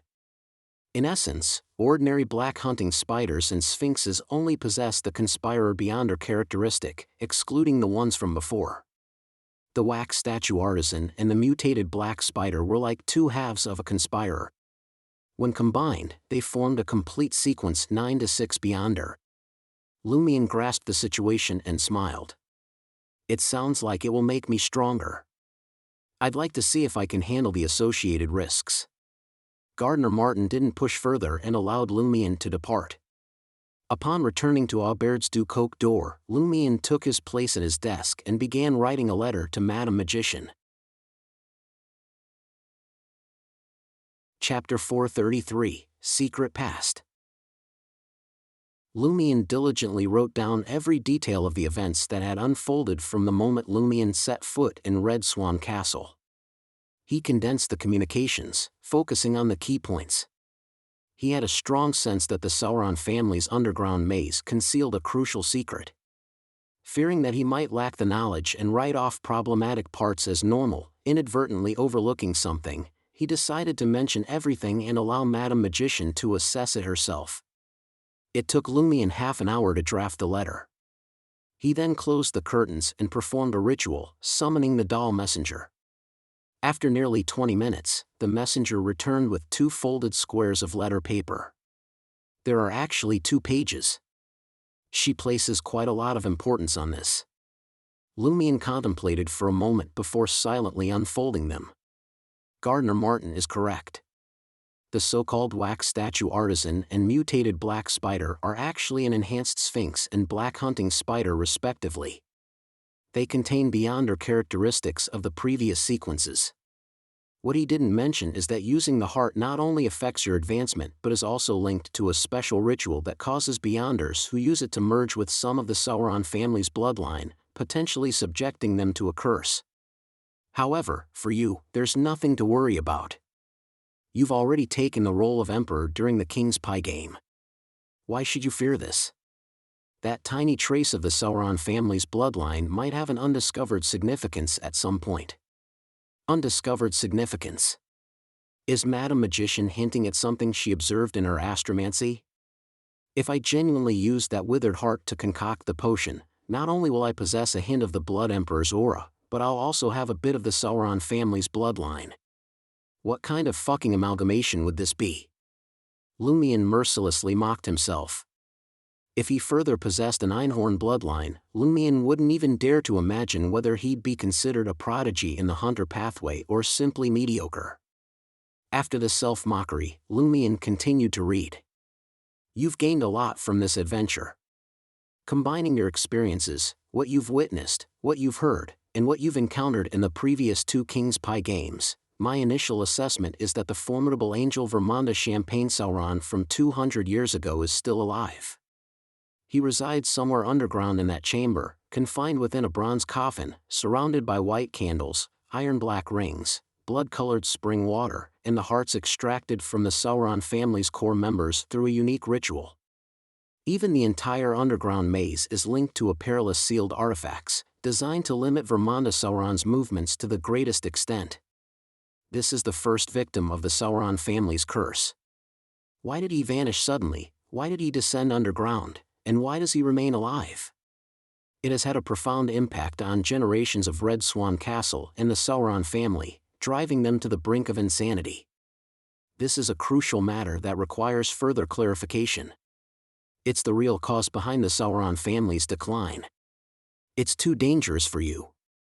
At your sequence, you would find it extremely challenging to investigate. As you've experienced, even hearing Vermonda Sauron's voice causes temporary disorientation, leaving you in a daze, and the wax statue artisan would reconstruct you. This prevents you from getting close to the bronze coffin and the seal over it. Of course, once you possess a trace of the Sauron family's bloodline and master the special ritual that Pufur Sauron once underwent, you might have a chance to enter that chamber. But all in all, I advise against taking this risk until you're prepared to advance to Sequence 4 and approach the threshold of godhood. If Gardner Martin assigns a similar mission in the future, just perform it perfunctorily. Considering your contributions, the next time you require a potion formula or specific ingredients, feel free to contact me directly. You'll receive a substantial discount. Angel? Lumion's eyelids twitched. The mysterious and missing Sauron family ancestor, Vermonda, was, in fact, a formidable angel. The voice that had instantaneously robbed him of consciousness and nearly caused him to faint belonged to a genuine mythical creature. Furthermore, this angel remained in a state of complete madness and needed to be sealed. The Sauron family's underground maze is indeed a perilous place, but it also conceals a wealth of treasures. Lumion muttered with a mix of lingering fear and anticipation. In reality, even without Madame Magician's advice, he had no desire to risk approaching the chamber with the bronze coffin. What if Pufur Sauron was waiting there next time, and he ended up losing himself, only to be killed? It appeared that the mission to investigate the cause of the Sauron family's decline could only progress once he grew stronger. Of course, Gardner Martin could handle it himself or seek assistance from the vice presidents of the Iron and Blood Cross Order. After digesting these paragraphs, Lumion exhaled and continued reading the last part of the letter. Albus Medici isn't as straightforward as he may seem, not just a member of the Iron and Blood Cross Order. His last name is self-explanatory. In ancient times, before Blood Emperor Alista Tudor became the Red Priest, the god of war had another name. He was one of the 8 kings of angels who had once served under the ancient sun god, known as the Red Angel or War Angel Medici. One of his duties was to watch over and instruct Amon. King of Angels. How do they differ from regular angels? The ancient sun god's impact on the future was profoundly significant. The one revered by the Aurora Order, some of the 7 Orthodox gods, Amon, and the former god of war, Medici. Lumion pondered, realizing that many issues of the current era might trace back to events 2,000 to 3,000 years ago, linked to the ancient sun god's downfall. His curiosity was piqued, and he read the remainder of the content with greater focus than before. Red Angel Medici, the Sauron family, and the Einhorn family's most ancient ancestor all perished simultaneously under Alista Tudor and the nobles' combined efforts, giving rise to the Red Priest. However, after the Blood Emperor's demise, the Sauron and Einhorn families reclaimed their Beyonder characteristics. A king of angels doesn't meet his end so easily. For some reason, the Red Angel, Sauron, and Einhorn merged into a potent evil spirit, a fusion of malevolence. Just a few years ago, this evil spirit found a means to break free from the geographical confines, vanishing without a trace from its place of origin. Red Angel Medici left behind numerous descendants and established a secretive angelic lineage, with many residing in Banksy Harbor. Yes, the same Banksy Harbor I mentioned earlier, which was greatly corrupted and directly annihilated by the Church of Storms. However, over the past 1 to 2,000 years, members of the Medici family have gradually departed the island and returned to the northern continent. Albus Medici should be a direct descendant of one such individual. It's reasonable to suspect that Albus may have already crossed paths with this evil spirit. Removing the Sauron family's curse could be part of the Avux spirit's agenda, and the portion linked to Red Angel Medici likely desires the Sauron family's hoarded possessions. They also seek to uncover what Vermanda Sauron experienced. As for Albus's presence at the Sacred Heart Cloister, it might be due to the evil spirit guiding him or the Iron and Blood Cross Order sensing an anomaly and sending him to establish contact with the monks and gather information. Don't worry, Miss Justice and Susie will keep a close watch. There's an issue with the Sacred Heart Cloister. Lumion hadn't foreseen problems with the Eternal Blazing Sun Church's largest cloister in Trier, but Madam Magician's words had unmistakably highlighted this situation. Previously, when he speculated about Albus's purpose at the Sacred Heart Cloister, he had engaged in extensive analysis, yet he hadn't contemplated an issue with the cloister itself. He had merely assumed that Gardner Martin was seeking to understand certain matters there and gauge the inclinations and attitudes of various Eternal Blazing Sun Church factions. Combined with Madam Magician's statement that someone from the Tarot Club was monitoring a potential lead, Lumion now suspected that the issue with the Sacred Heart Cloister might be linked to the worship of an evil god. A substantial crisis is brewing. Lumion's sense of urgency surged. At the end of the letter, Madam Magician wrote, "Perhaps Gardner Martin's ability to see something in the underground maze is related to his exposure to the corruption at 13 Avenue du Marquet. It could also be due to the items smuggled in through Rat. I don't know what it is exactly. Consume the potion soon and advance to sequence 6. If the catastrophe is averted unsuccessfully in the future, teleport out of Trier with the 2 of Cups and your friends, or seek refuge in Mr. Fool's Cathedral." Lumion read the reply and contemplated it for a moment, silently watching it consumed by the crimson flames. 3 Rue de Blouses Blanches, apartment 601. Franca, clad in a cotton shirt and light-colored pants, looked surprised when she saw Lumion outside the door. Didn't Poofer Sauron's banquet just begin? Why did he return so suddenly? I ventured into Red Swan Castle's underground maze this afternoon and gained quite a bit, Lumion replied with a smile as he entered the room and closed the door. I need your help now. What did you gain? And how can I help? Franca inquired, a mix of curiosity and confusion in her expression. Lumion chose to address the latter question. Help me hold something. If something goes wrong after I consume the potion, open it immediately. Consume the potion? Franca was taken aback. Have you finished digesting your pyromaniac potion? The digestion is complete, Lumion affirmed with a smile. Franca instinctively asked, have you gathered all the ingredients for your Conspirer potion? Yes, Lumion replied with a grin. Franca couldn't help but mutter, you've only been out for an afternoon, but it feels like you've been gone for 2 to 3 weeks. Not only had the pyromaniac potion been fully digested, but he had also acquired most of the ingredients for the subsequent potion. Lumion showed an unusual sincerity as he explained, this is all thanks to nature, no, thanks to Poofer Sauron. Chapter 434, Utilizing the Special Environment. In a dim tunnel supported by stone pillars, Franca, indifferent to the presence of carbide lamps, turned to Lumion and expressed her concern. Are you absolutely sure there won't be any issues with using that heart to advance? Even if you don't appear afraid of the Sauron family's curse, it could still affect your condition after consuming the potion and potentially lead to failure. Honestly, Gardner's proposal is worth considering. Consuming an additional sequence 9 to sequence 7 potion will make you stronger, but not by much. There won't be any qualitative changes, so it's better to take a safer route. The Demoness of Pleasure had already learned about Lumien's experiences in Red Swan Castle's underground maze and most of the information from Madame Magician's letter. While she was awed by the special soldier's existence and the frenzied cries of the uncontrollable angel, she couldn't help but be concerned about Lumien's plan to use the Beyonder characteristic of the wax statue artisan and the shriveled heart of the mutated black spider to concoct the potion. Lumien, holding a carbide lamp, chuckled. "I'm doing it because I'm more than confident." Franca remained skeptical. "Do you have a method to negate the influence of the heart's remaining bloodline?" At this point, it was as if she snapped out of her reverie. "Where are we headed? Aren't you going to drink the potion? Just find a quiet spot. There's no need to keep wandering underground, right?" Lumien chuckled. "It's precisely because the destination is special that I believe I can minimize the influence of the Sauron family's residual bloodline in the heart. Simultaneously, it would reduce the risk of the corruption in his body during the advancement." Franca's curiosity was piqued. "Where are we going?" Lumien replied with a smile, "You'll find out when we get there."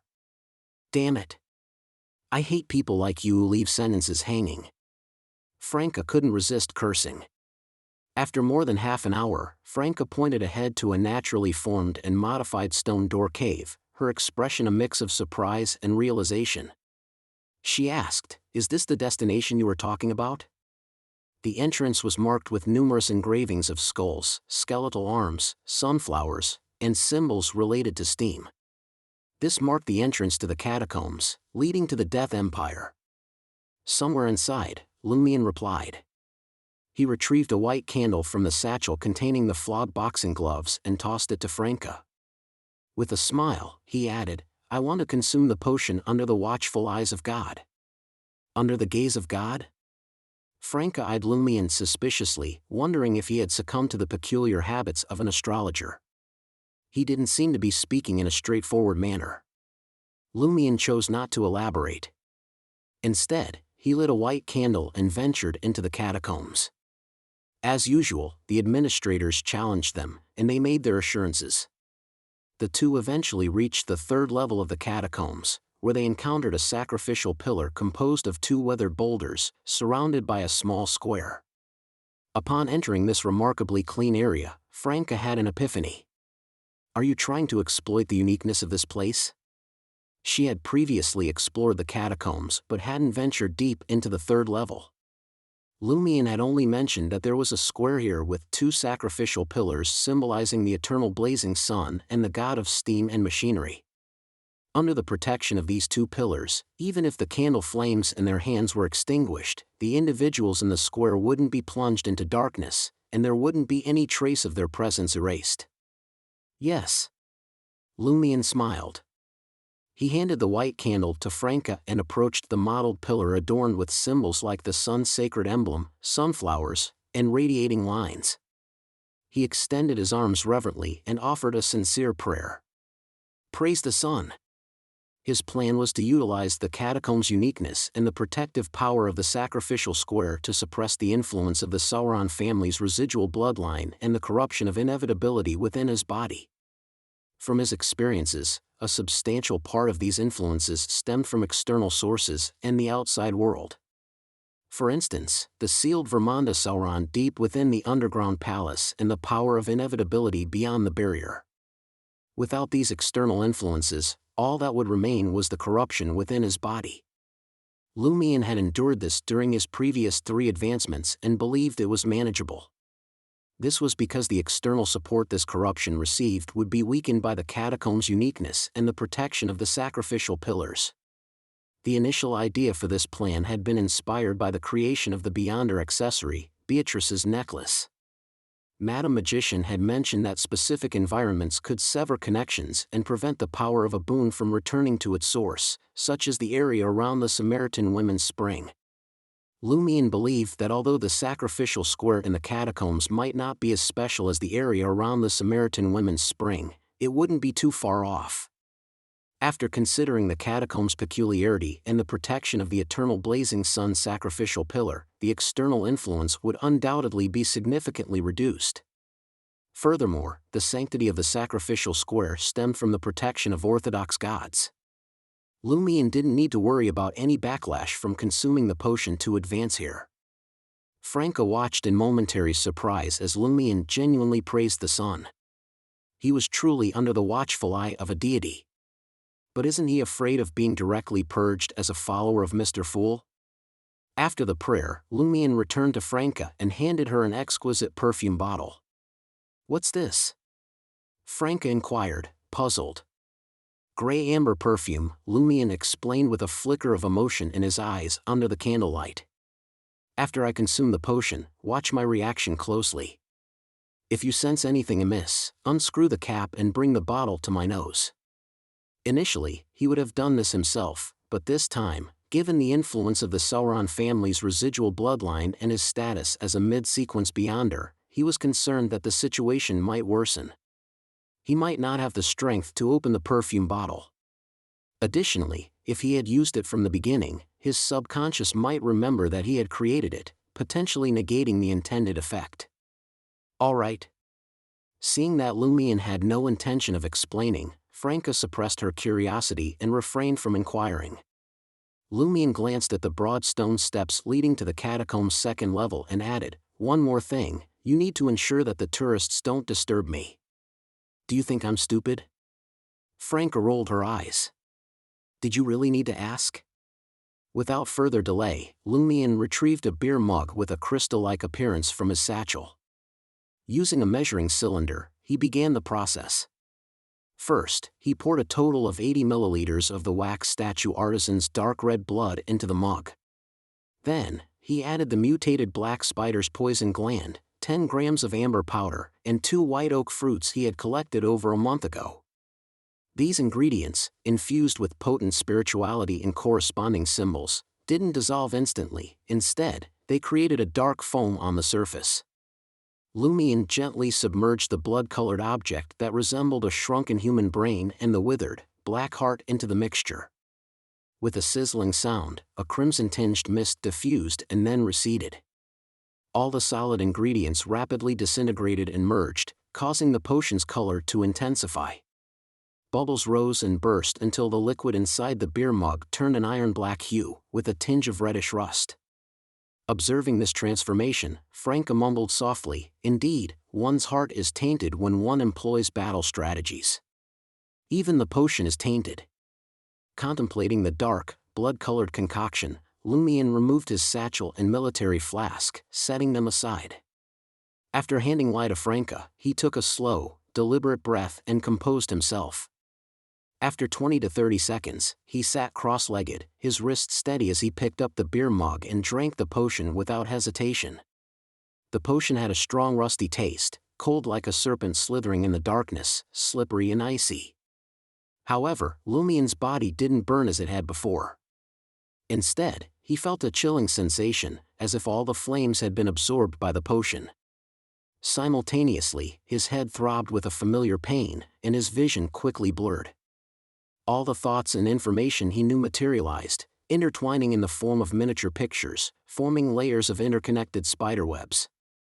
This tore Lumion's mind apart. Terrifying ravings, seemingly emanating from an infinite distance while simultaneously echoing in his ears, were accompanied by violent and frenzied emotions. Yet, the pain from the former didn't render Lumion nearly unconscious.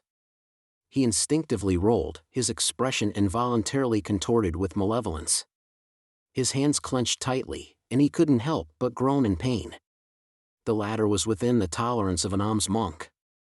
Lumion's right palm felt a slight warmth from the stimulation. Finally, the inferno reached him. This time, it converged within Lumion's mind, unreal and illusory. Franca, who had been watching closely, wanted to open the perfume bottle several times, but each time she thought about it, Lumion returned to normal. The entire ordeal lasted only 20 to 30 seconds. Lumion's clenched hands slowly relaxed, and his contorted facial muscles gradually returned to their original positions. Phew!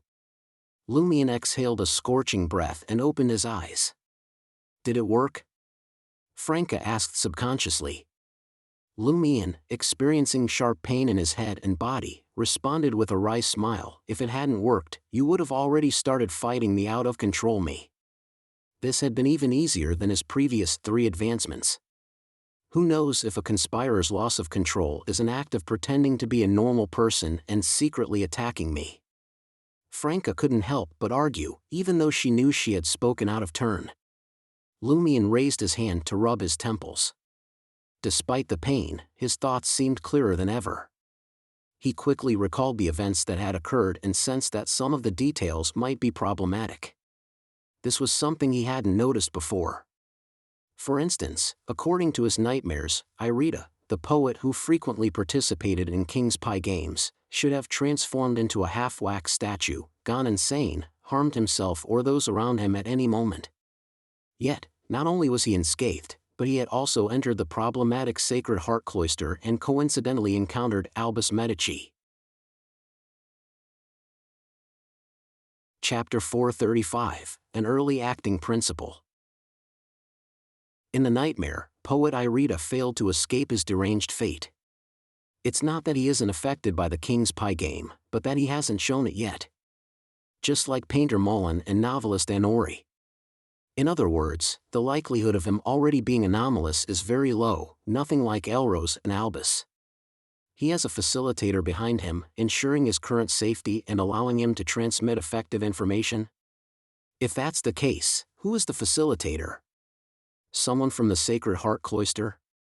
Did he make many similar arrangements after discovering the turbulent undercurrents in the cloister? Lumian's thoughts raced faster than usual, and he quickly made a guess. He retracted his thoughts and focused on observing the changes in his body after consuming the potion. In addition to his enhanced insight, sharper and clearer thinking, and a series of specific manifestations, like improved intelligence and the ability to fabricate excuses to convince others, he also had superpowers in misdirection, confusion, and deception. These abilities were core components of conspiracies, but a qualified conspirer would only employ them subtly and at critical moments.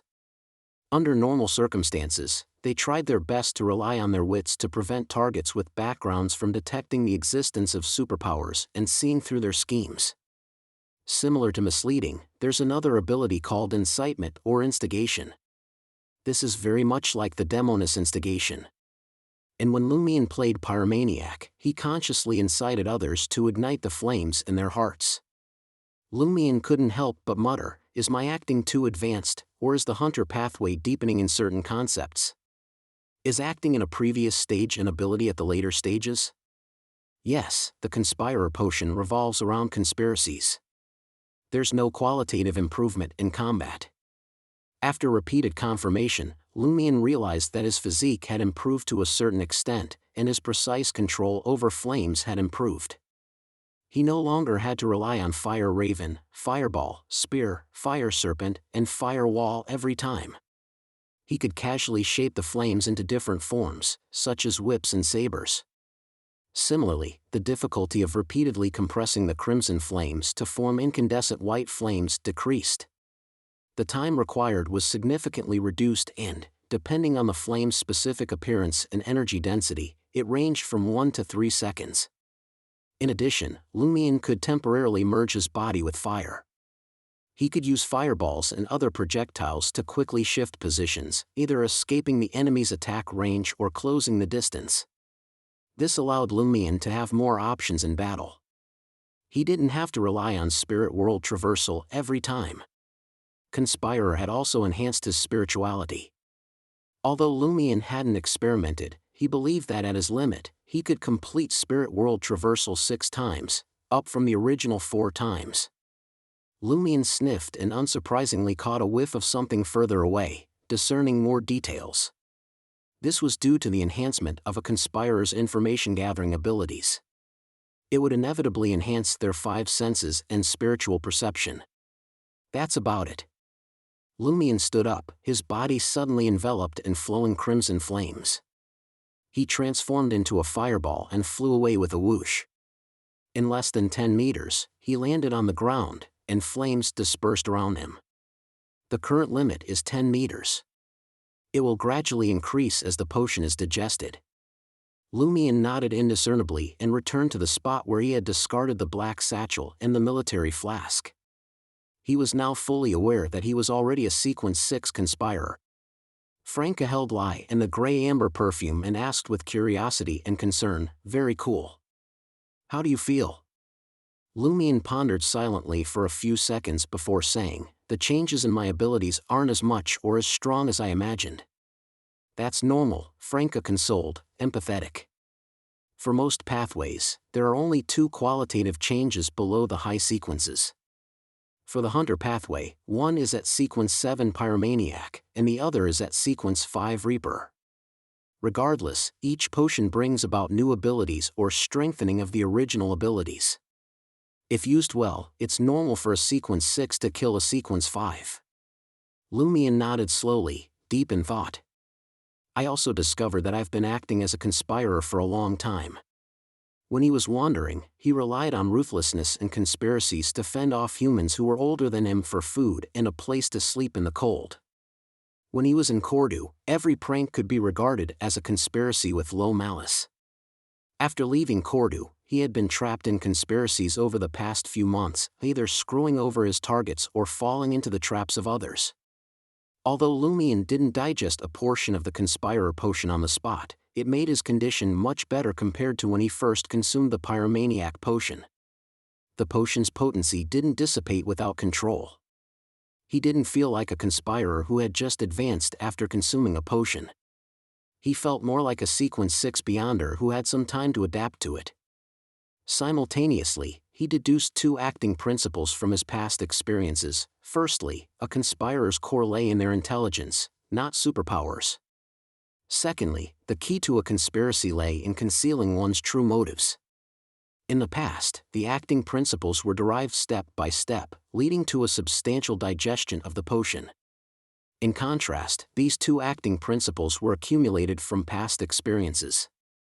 Although they couldn't directly result in the digestion of the potion, they facilitated Lumion's subsequent acting, reducing the time it would take for him to fully digest the potion.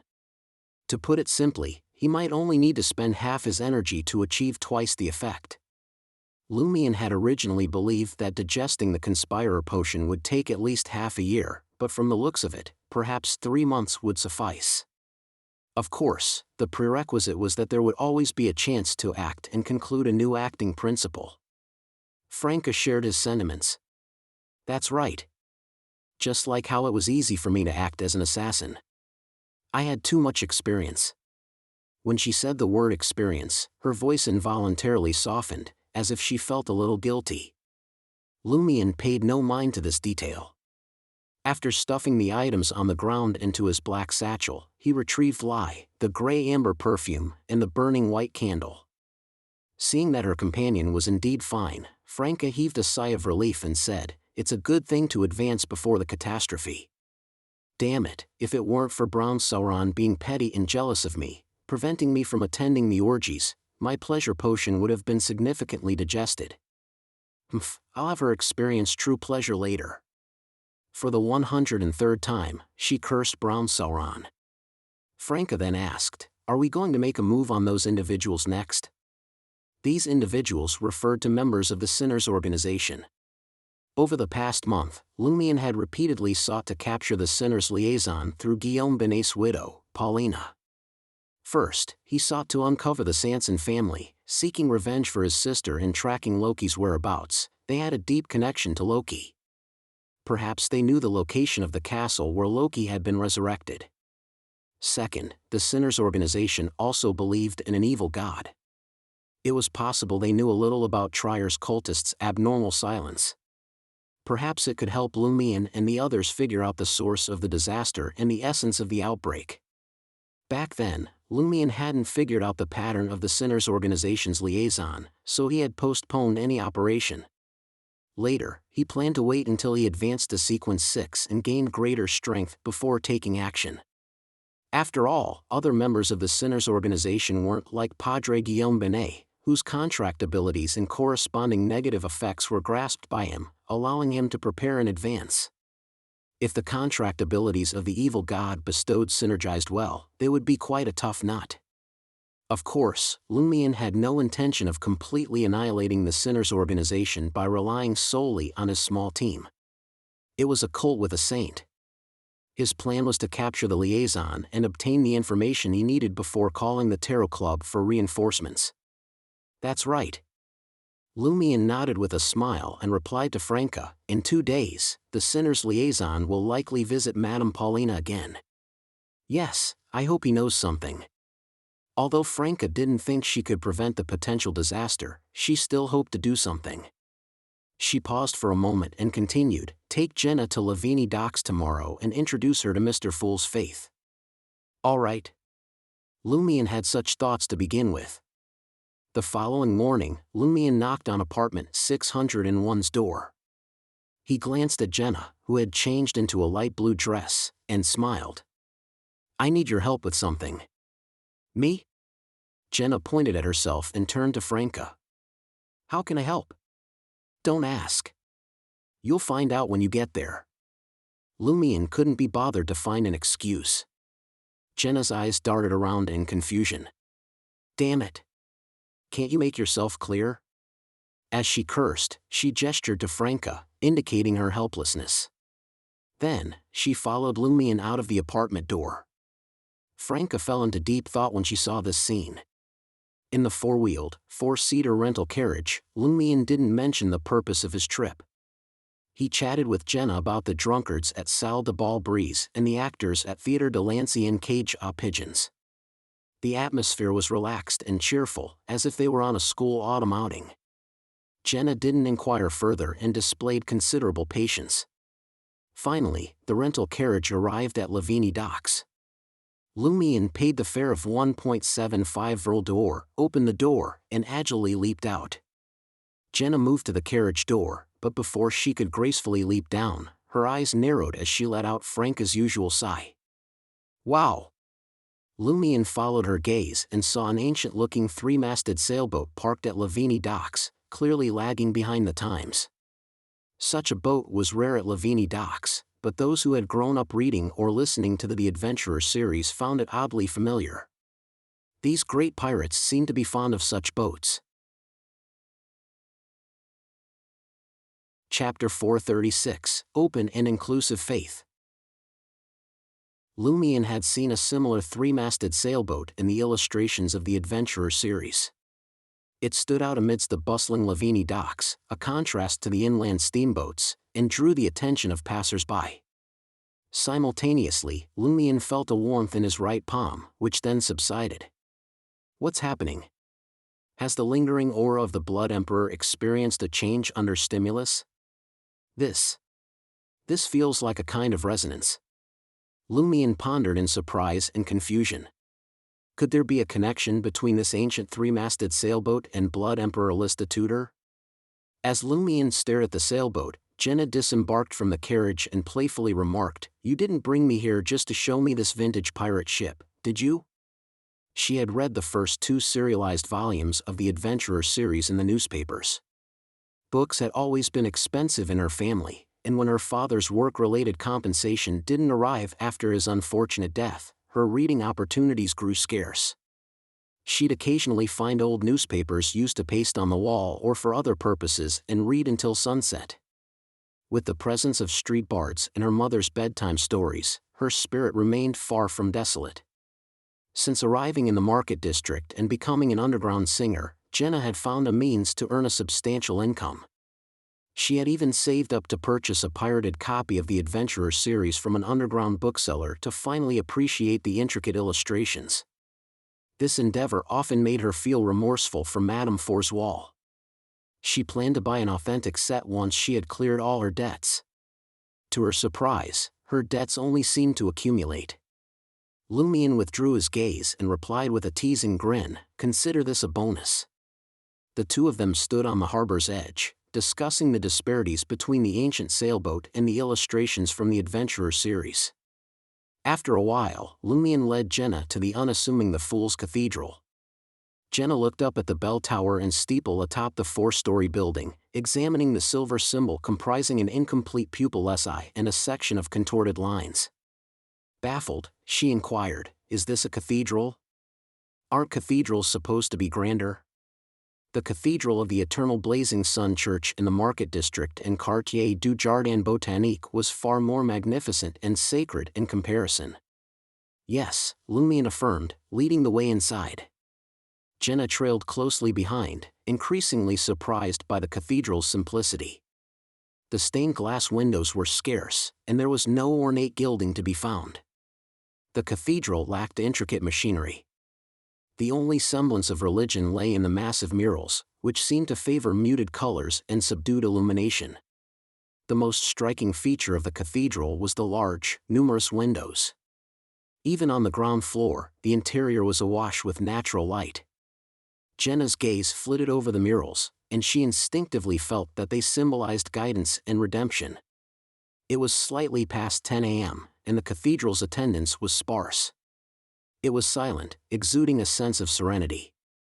Lumion guided Jenna to the third row of pews facing the altar. He surveyed their surroundings, his gaze resting on the Fool's sacred emblem before him. In a solemn tone, he disclosed, "You should be aware that Franca and I are keeping something from you. There are some secrets we haven't shared with you." "Yeah," Jenna nodded gently, awaiting Lumion's explanation. Lumion continued, "As you can tell, Franca and I aren't related. She and my sister Aurora are close friends who share common interests. Loki and I know someone, whom we dealt with previously, are also part of this group, but they betrayed others, causing a disaster in Cordu and costing my sister her life." "I see," Jenna replied, having refrained from delving too deeply previously but having a vague understanding. Lumion's gaze remained fixed on Mr. Fool's altar. "There's another connection between Franca and me. We don't believe in the eternal blazing sun or the god of steam and machinery." Jenna couldn't help but chuckle. "I've already guessed it. When have any of you gone to church? I don't usually see you praying at fixed times. At least you know which street Église Saint Robert is on. Franca might not even know where the cathedral's door opens to. She, on the other hand, prayed, listened to the sermons, and attended Mass at least once a week. This was both a display of piety to the purifiers and a habit of faith from all these years. The only downside was that she often sang at Salle de Bal Brise until midnight before returning to Rue de Blouses Blanches to sleep. She couldn't get up to welcome the morning sun and dawn, so she could only set a fixed prayer time for noon. "No, I'm not going because I'm a wanted criminal. I can barely be considered a believer in the eternal blazing sun," Lumion replied with a smile. "Then," he said solemnly, "Franca and I believe in this orthodox god, the great Mr. Fool." Lumion pressed his hand to his chest and whispered solemnly, "Praise the Fool." "The Fool." Jenna found the deity's name peculiar.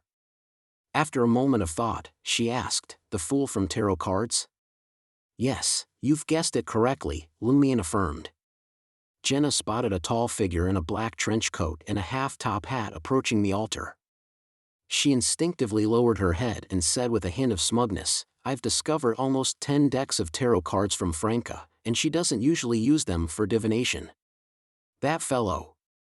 Could it be that she thought it would be cool to toss a 2 of cups on the corpse after taking out a target, so she made preparations? The more Lumion considered it, the more he felt that this was Franca's style. Jenna paused for a moment and asked, "Does the Fool Pharmaceutical Company also belong to the Church of the Fool?" Lumion was momentarily caught off guard. He hadn't given it much thought. Initially, he believed the pharmaceutical company was named after tarot cards. Now, it appeared that the Fool from the tarot cards seemed to equal Mr. Fool. Lumion hesitated before responding, "Maybe." He wasn't entirely certain if the Fool Pharmaceutical Company was affiliated with the Church of the Fool or if it was simply a venture by a member of the Tarot Club. Jenna demonstrated her keen insight as she inquired, "You brought me here not only because it's a safe place for discussing your faith but also to show that the Church of the Fool is a recognized, mainstream church capable of constructing a cathedral in Trier." "You're not as naive as you appear," Lumion turned his head and smiled. "My third purpose is to ask if you'd consider converting to Mr. Fool." "Convert?" Jenna's mind was in a whirl. Lumion adopted a persuasive tone, saying, "This doesn't conflict with your contract with the purifiers. Mr. Fool is an orthodox god acknowledged by all the churches. However, the propagation of this faith is concentrated on the Maritime Islands and certain regions of the southern continent. Most people in the northern continent are unaware of it. But Jenna hesitated. I've never thought about changing my faith. Her faith in the eternal blazing sun couldn't be described as devout or fanatical, but it was a habit she had cultivated since childhood. She had also accepted most of the teachings. Until today, the idea of conversion had never crossed her mind. She didn't feel a strong urge to change her faith, nor did she harbor any deep dissatisfaction with the church. The only times she'd voiced discontent were during the most challenging years her family endured, especially after her mother's passing. At those moments, she occasionally grumbled about the eternal blazing sun, feeling that he didn't protect true believers. However, these moments were far from sufficient to motivate a conversion. Lumion glanced at Jenna's face and offered a reassuring smile. It's entirely fine if you don't want to convert. I'm merely suggesting it. My main concern is ensuring that if you ever find yourself separated from us during the impending disaster, you know this place is a refuge. Don't worry, even if you're a believer of the eternal blazing sun, Mr. Fool's church will welcome you and provide protection. Jenna seemed puzzled and asked, then why can't I go to Église St. Robert? Lumion collected his thoughts and explained, Franca and I share the same faith and work for a secret organization. 2 days ago, we received information from the organization. There's a problem with the Eternal Blazing Sun Church's Sacred Heart Cloister, similar to the issues with the Deep Valley Cloister of the God of Steam and Machinery Church. In such a situation, some cathedrals may not be trustworthy, and you might not be able to distinguish between the reliable and the unreliable. So, it's better to choose those that are known to be reliable. Jenna had personally experienced the troubles at the Deep Valley Cloister, so she understood the significance of potential problems in the Sacred Heart Cloister. She murmured to herself, could the catastrophe begin from within the churches? Perhaps, Lumion replied, though he couldn't provide a definitive answer. At that moment, a towering figure, dressed in a custom-made black trench coat and a half-top hat, approached Lumion and Jenna. He stood at a towering 2.56 meters, with golden hair and eyes. He looked at Jenna and asked with a warm smile, Sister, is this your first visit to my Lord's Cathedral? Yes, but I'm here with a friend, Jenna replied. She instinctively resisted the idea of converting her faith and inquired, and who are you? I am the bishop here, Teslian, the half-giant introduced himself with a confident smile. Jenna observed his attire, which looked far from conventional clergy attire. Teslian turned his gaze to Lumion and continued, would you be interested in hearing me introduce our beacon and savior, the great Mr. Fool? Don't worry. Our Lord doesn't compel people to convert, and he doesn't mind if they believe in him alongside other deities. In turn, believing in him can also coexist with other beliefs. You can do that? Jenna stammered. This was completely beyond her understanding. Which deity would allow their followers to have impure or multiple beliefs? Additionally, why refer to this deity as him instead of him? The latter is the exclusive pronoun for deities. Why address this deity as Mr.? Jenna's mind was filled with questions, and her thoughts were in disarray. Yes, Mr. Fool is known for his compassion and benevolence, the bishop responded, seeing that Jenna and Lumion didn't object. He then opened the black Bible with silver patterns and began to preach. Chapter 437, Cashing Out. Jenna remained indifferent during the initial part of the sermon, finding it reminiscent of the Eternal Blazing Sun Church's Holy Bible. However, her attention perked up when the fool requested to be addressed as him rather than him. This slight change in expression indicated her growing focus. As the sermon continued, Jenna's surprise became evident, and her face revealed a mix of shock and intrigue. Is Gehrman Sparrow, the adventurer, truly connected to the Fool's Church? Could he be an angelic messenger delivering the Fool's message of redemption? Jenna wondered amidst her astonishment. Teslian, the half-giant bishop, didn't press her about her belief in the Fool but instead turned his attention to a supplicant deeply immersed in prayer. The supplicant appeared to be a sailor in his prime from the sea. His skin was bronze, and his face bore obvious signs of the elements. His hair was disheveled and dark blue, and Jenna couldn't see his features due to his bowed head in prayer. Dressed in the same linen shirt, brown jacket, and loose dark pantaloons favored by sailors and pirates, he also sported a unique belt adorned with a dagger, telescope, and various tools. He's probably a captain. He looks quite dignified. Lumion retracted his gaze and looked at Jenna. Jenna, still processing the revelations, rose in a daze and left the cathedral. She wandered aimlessly along the harbor district's edge. Lumion followed, hands in his pockets, refraining from immediate persuasion. After walking for nearly 10 minutes, Jenna slowed down and muttered to herself, "No wonder you claim to be a shallow believer in God." The God referred to the eternal blazing sun. Lumion replied with a smirk, "You can also be a shallow believer in Mr. Fool. He doesn't concern himself with such matters." I'll think about it," Jenna replied, her beliefs shaken by the unconventional sermon. It wasn't that the Bible was well written, rather, the Fool's claims and the Church of the Fool's approach differed significantly from her previous teachings. She now hesitated and struggled with her faith. Lumion glanced at her and didn't incessantly persuade her. In such situations, it was crucial to know when to stop, as excessive attempts could lead to resistance and repulsion. Almost simultaneously, Lumion sighed inwardly. As expected, proselytizing needs to be done by professionals. Given my friendship with Jenna, she didn't hesitate to reject my suggestion to convert. However, the bishop's sermon had stirred something within her, causing her to reconsider her stance. The two of them continued in silence for another 10 to 20 meters, with Lumion stealing glances at the bustling harbor and the deserted streets nearby. He casually asked, "How's your progress with gathering the witch potion ingredients?" Jenna was caught off guard by the question. "I only digested the instigator potion 2 days ago. How could I have gathered the main ingredient for the witch potion so quickly?" Perhaps it was the residual influence of the cathedral, but Jenna's urge to curse wasn't as pronounced. Lumion dropped a bombshell. "Well, I digested the pyromaniac potion yesterday and managed to acquire both the main ingredient and the supplementary ingredients for the conspirer potion on the same day." Jenna couldn't help but exclaim, "Damn it. How can we be the same? I want a special hunting ground for hunting and digestion too." Franca had already informed her of Lumion's encounter in Red Swan Castle, excluding Magician's response. Jenna found it surreal. Just last night, they were both at Sequence 8 and Sequence 7 respectively, and the gap wasn't that significant.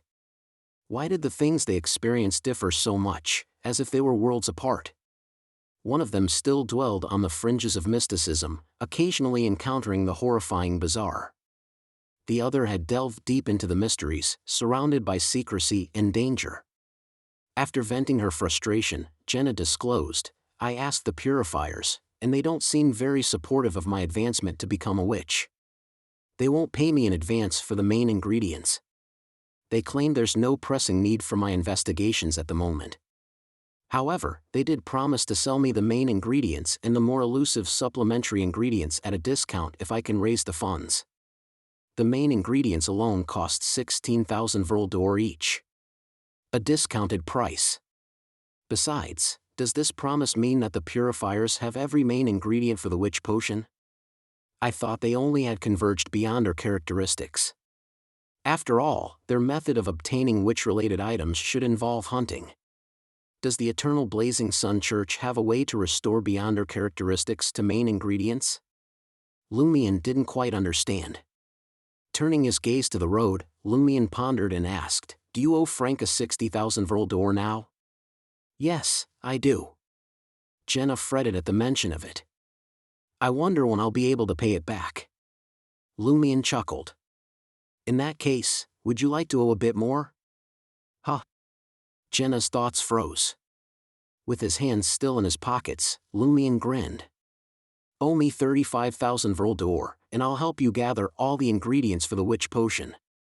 Jenna, intrigued, inquired, Do you actually know where to find them?" Lumion chuckled. "I'm not entirely certain, but there's a good chance. He intended to exchange it from the Iron and Blood Cross Order. Yesterday, he had received recognition from Gardner Martin for his adventure in Red Swan Castle's underground maze, and this contribution could be redeemed immediately or accumulated for higher sequence potions. Lumion hadn't made up his mind on how to use it yet, but now he decided to utilize it to get all the ingredients for Jenna's witch potion. He might need to fork out some money, but disaster could strike at any moment. He might not remain with the Iron and Blood Cross Order in the future. Converting his contribution into a tangible reward made sense. Moreover, the items gained through such contributions were of lesser value compared to having a willing, living witch's assistance. When the time came, with Conspirer Lumion, Demoness of Pleasure Franca, and Witch Jenna working together, they could form a formidable team even among official factions and the Inquisition. Combined with the appropriate mystical items, they could handle most Beyonders below the demigod level. Additionally, they had an unofficial member, psychiatrist Anthony Reed. Lumion believed that Gardner Martin likely had the necessary witch potion ingredients. After all, the Iron and Blood Cross Order primarily followed the Hunter pathway, which was closely related to the Assassin pathway. Over the years, it was improbable that no convergence effect had occurred. If needed, Lumion could also seek assistance from Mr. K and Madam Magician. Jenna fell silent, unable to respond immediately. Lumion chuckled again. It's not a good thing to owe me. In addition to repaying the principal, you have to pay interest, which is helping me with certain tasks. Fortunately, you'll soon have an opportunity to do so. Jenna pursed her lips and exhaled slowly. All right, I'll give you 10,000 Voldor first, so I'll only owe you 25,000. No problem, Lumion agreed indifferently.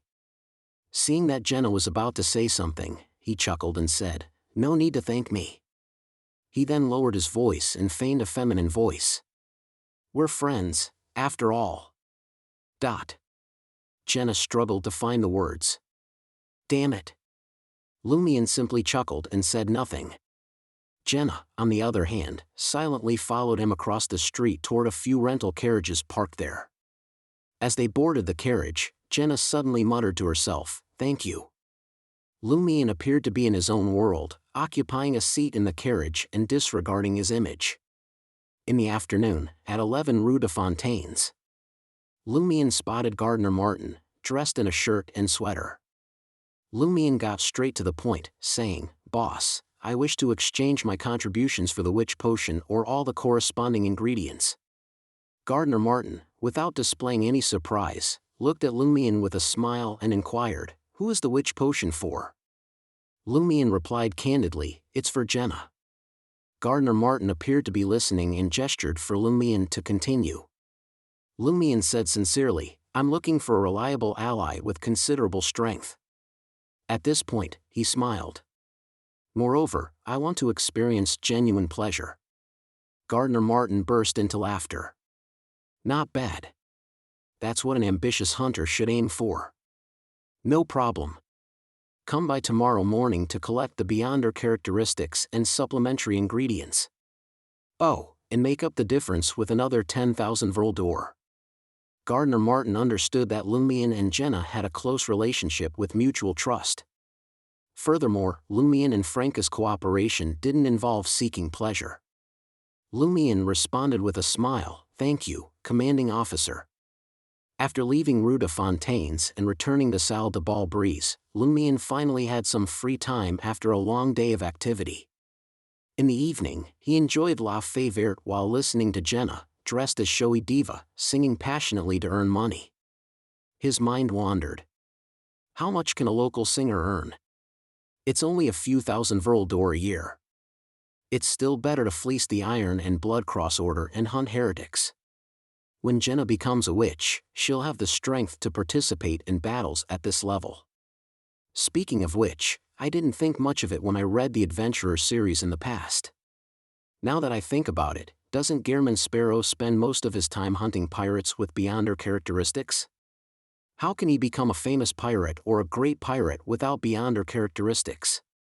Yes, although the corresponding battles are vague and exaggerated, only highlighting the main points, it's obvious that the author has a certain understanding of Beyonder battles.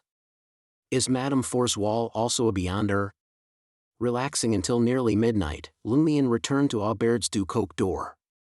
As soon as he pushed open room 207's door, he saw a square of letter on the table under the crimson moonlight. Madame Magician's letter. Lumion lit the carbide lamp and unfolded the letter. Mr. Hangman hopes that you and the Two of Cups can summon the Armored Shadow again soon. He'll be responsible for providing the gold. Let me know when you've confirmed the time. Chapter 438, Ghost Ship. Mr. Hangman is ready. Lumion took out his golden pocket watch and opened it to take a look. He could summon the Armored Shadow at any moment. His only concern was that it might pose a danger. Summoning it without a good reason could lead to an attack or a curse.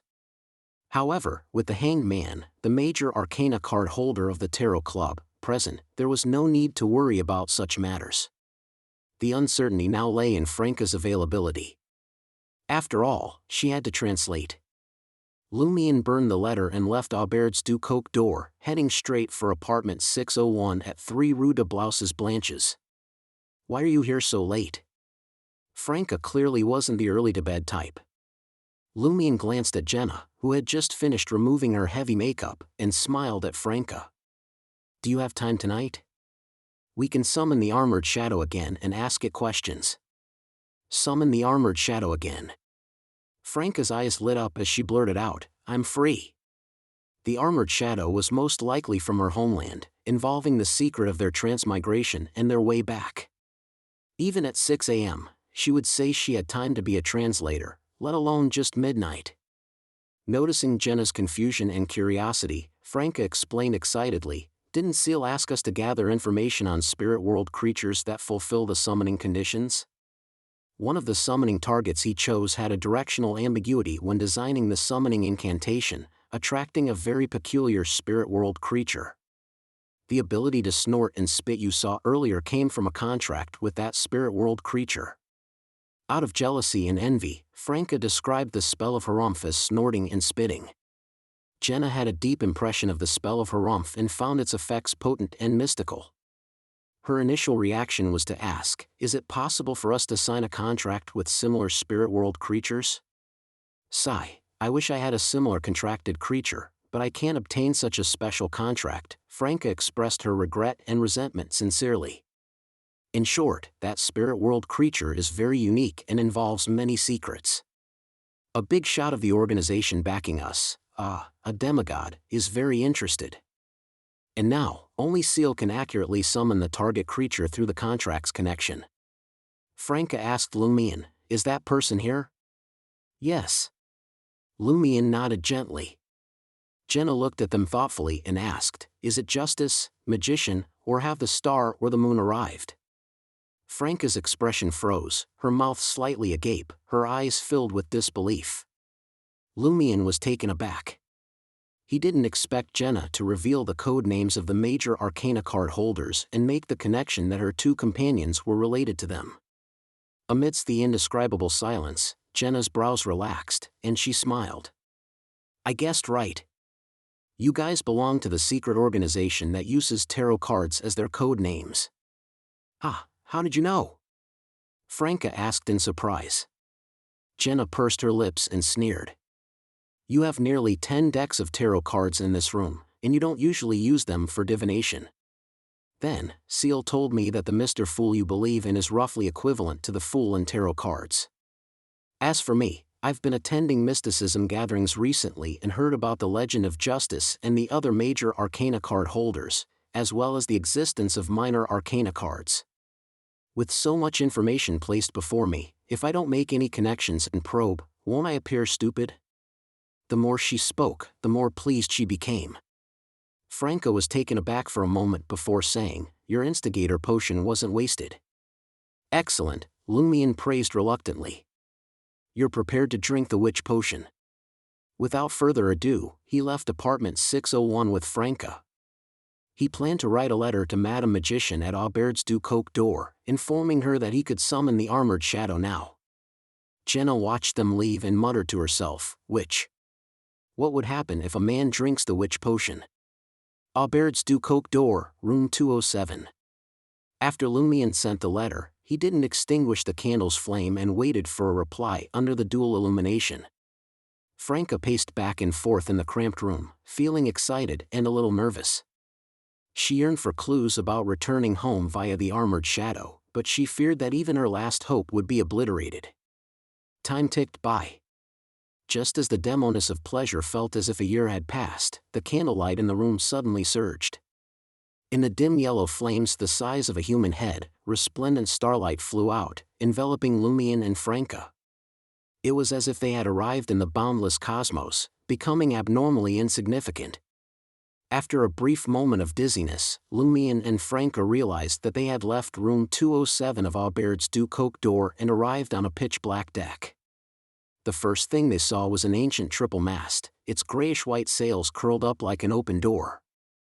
The crimson moonlight fell from the sky, but it couldn't completely illuminate the area where Lumion and Franca were. It was dark, and the wooden planks were mottled, like an ancient haunted building.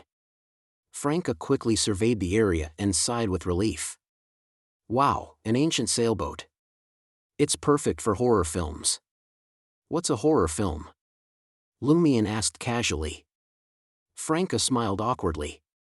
A play depicting a ghost story. As she spoke, she touched the dark flaxen rope resting on the shipboard, as if trying to discern its exact era.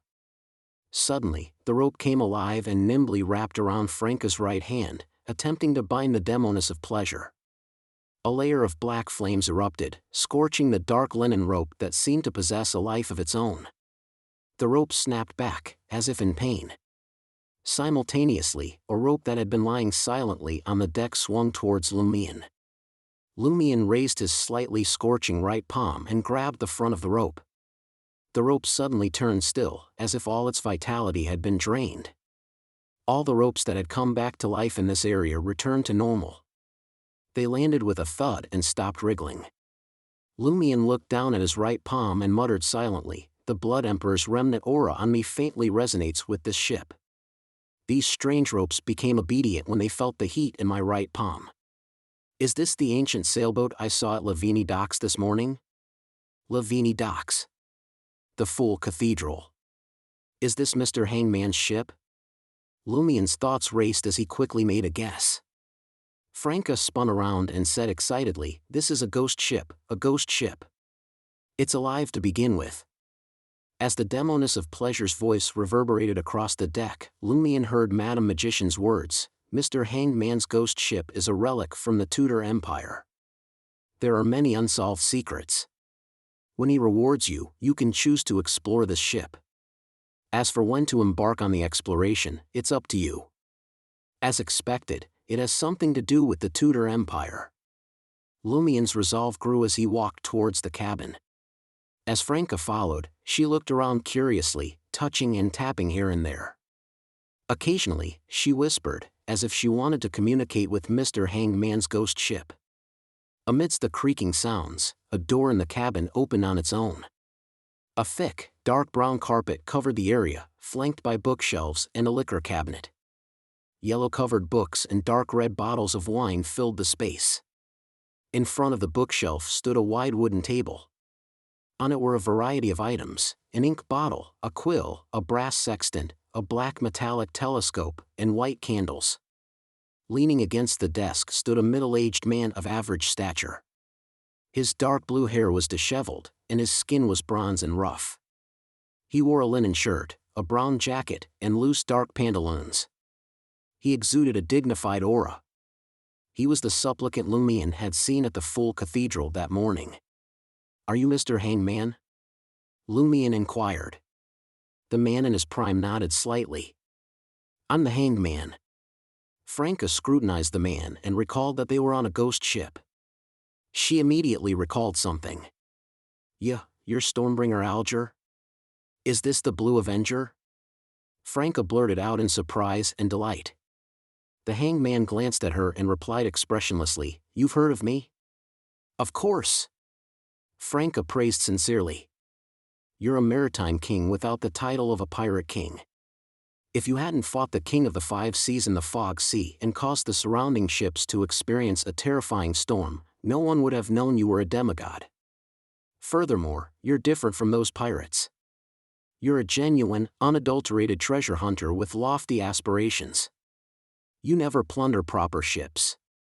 You've been exploring the western borders of the Fog Sea, searching for the lost city of Newlands and the Solomon Empire's inheritance. It wasn't easy for her to hold back the words "you're my idol." She felt that it would appear to transcend the times. Franca had once dreamed of being a pure treasure hunter and sailing the five seas. Stormbringer Alger. After Lumion discovered that Church of the Fool's power center was at sea, he had consciously shared information about the pirate kings and pirate admirals with Franca. He knew that Alger, nicknamed Stormbringer, was a demigod captain, but he wasn't a pirate king. Therefore, his nickname didn't include the term king. However, Vice Admiral Ailment, who had become a pirate king, was now known as the Queen of Ailment. As for the lost city of Newlands and the Solomon Empire's legacy, they were treasure legends that had been popular in the five seas for many years. At times, Lumion couldn't help but admire Force Wall, the author of the Adventurer series. She had the audacity to write erotic stories about the pirate kings. Aren't you afraid of being found and executed? Or was she under the protection of the Church of the Fool? In the face of Franca's enthusiastic praise, the hanged man Alger fell silent for 2 seconds before saying, "Maintaining a certain level of purity is both a good and a bad thing. Can we begin the summoning ritual?" Franca muttered under her breath, "A man still has a youthful side even in death." Lumion responded to Mr. Hangman's question, "Anytime." Chapter 439, 3 Questions. With the hanged man present, Lumion didn't need to worry about an attack from the armored shadow.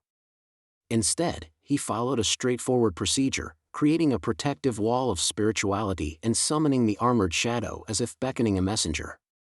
Before the candle's dark green flame, an indistinct shadow silently hovered in midair, adorned in pitch-black armor adorned with golden fish scales. The contorted faces on the scales twisted ferociously, wordlessly expressing their agony, which had transformed into a deep-seated hatred and malice toward all living beings around them. The hanged man Alger, dressed as a sailor, took a step forward, and subtle silver lightning bolts crackled from the wall of spirituality. In an instant, they materialized out of thin air, causing Lumion and Franca's skin to prickle. Amidst the oppressive calm preceding the impending storm, the myriad transparent faces on the armored shadow returned to their silence, but their malevolent gazes persisted. Lumion fixed his gaze on the 6 radiant gold bars on the altar, steadying himself. "In Hermes," he spoke, "I offer a sacrifice. Please answer 3 questions." The blurry faces on the armored shadow's form shifted their attention to the glowing gold, silently conveying their agreement to Lumion. Lumion then nodded at the hanged man. After a brief pause, the hanged man posed his first question, "Who are you?" Lumion repeated the query in Hermes. As his contracted creature, the armored shadow would only engage in communication under these circumstances. After a moment of silence, the armored shadow spoke in a language that only Franca could barely decipher. "I am Chintu, the god of ghost suppression, imperially conferred by the Celestial Master." Celestial Master. Franca paused, considering her words carefully. His last name is Chen and his first name is Tu. He holds the title of the god of ghost suppression, which was granted by the leader of Taoism. He is responsible for suppressing evil spirits. What is Taoism?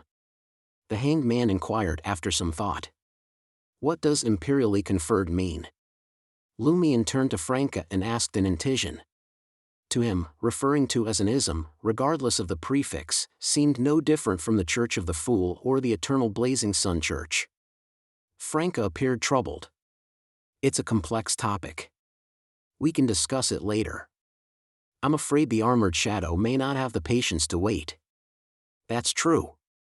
Lumion cast his gaze at Mr. Hanged Man. The hanged man paused briefly before asking the second question, which Lumion translated into Hermes. What makes the Eastern Sea so special? In a deep and solemn tone, the armored shadow replied, in the East Sea, there's a long-lost immortal mountain known as Penglai.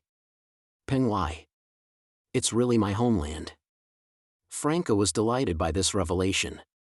Her translation speed increased as she continued, on the Eastern Sea, there's a mountain peak inhabited by various powerful warlocks and unique deities. It has been lost to history, and its name is Penglai. Both Lumion and the Hanged Man found these words to be straightforward and didn't raise any further questions. After a brief pause, the Hanged Man Alger asked in a deliberate manner, have there been any unusual occurrences in the Eastern Sea in recent years? In recent years? How could the armored shadow be aware of recent events when he was suspected to have been killed by the underworld Taoist, imprisoned by his side, and transported to the Yellow Springs millennia ago? It's a time when the Blood Emperor had just perished or recently perished. Franca quietly mused on this but refrained from correcting the Hanged Man. Lumion repeated the question, and the armored shadow responded with a cold tone, a corpse from Penglai floated over via the river.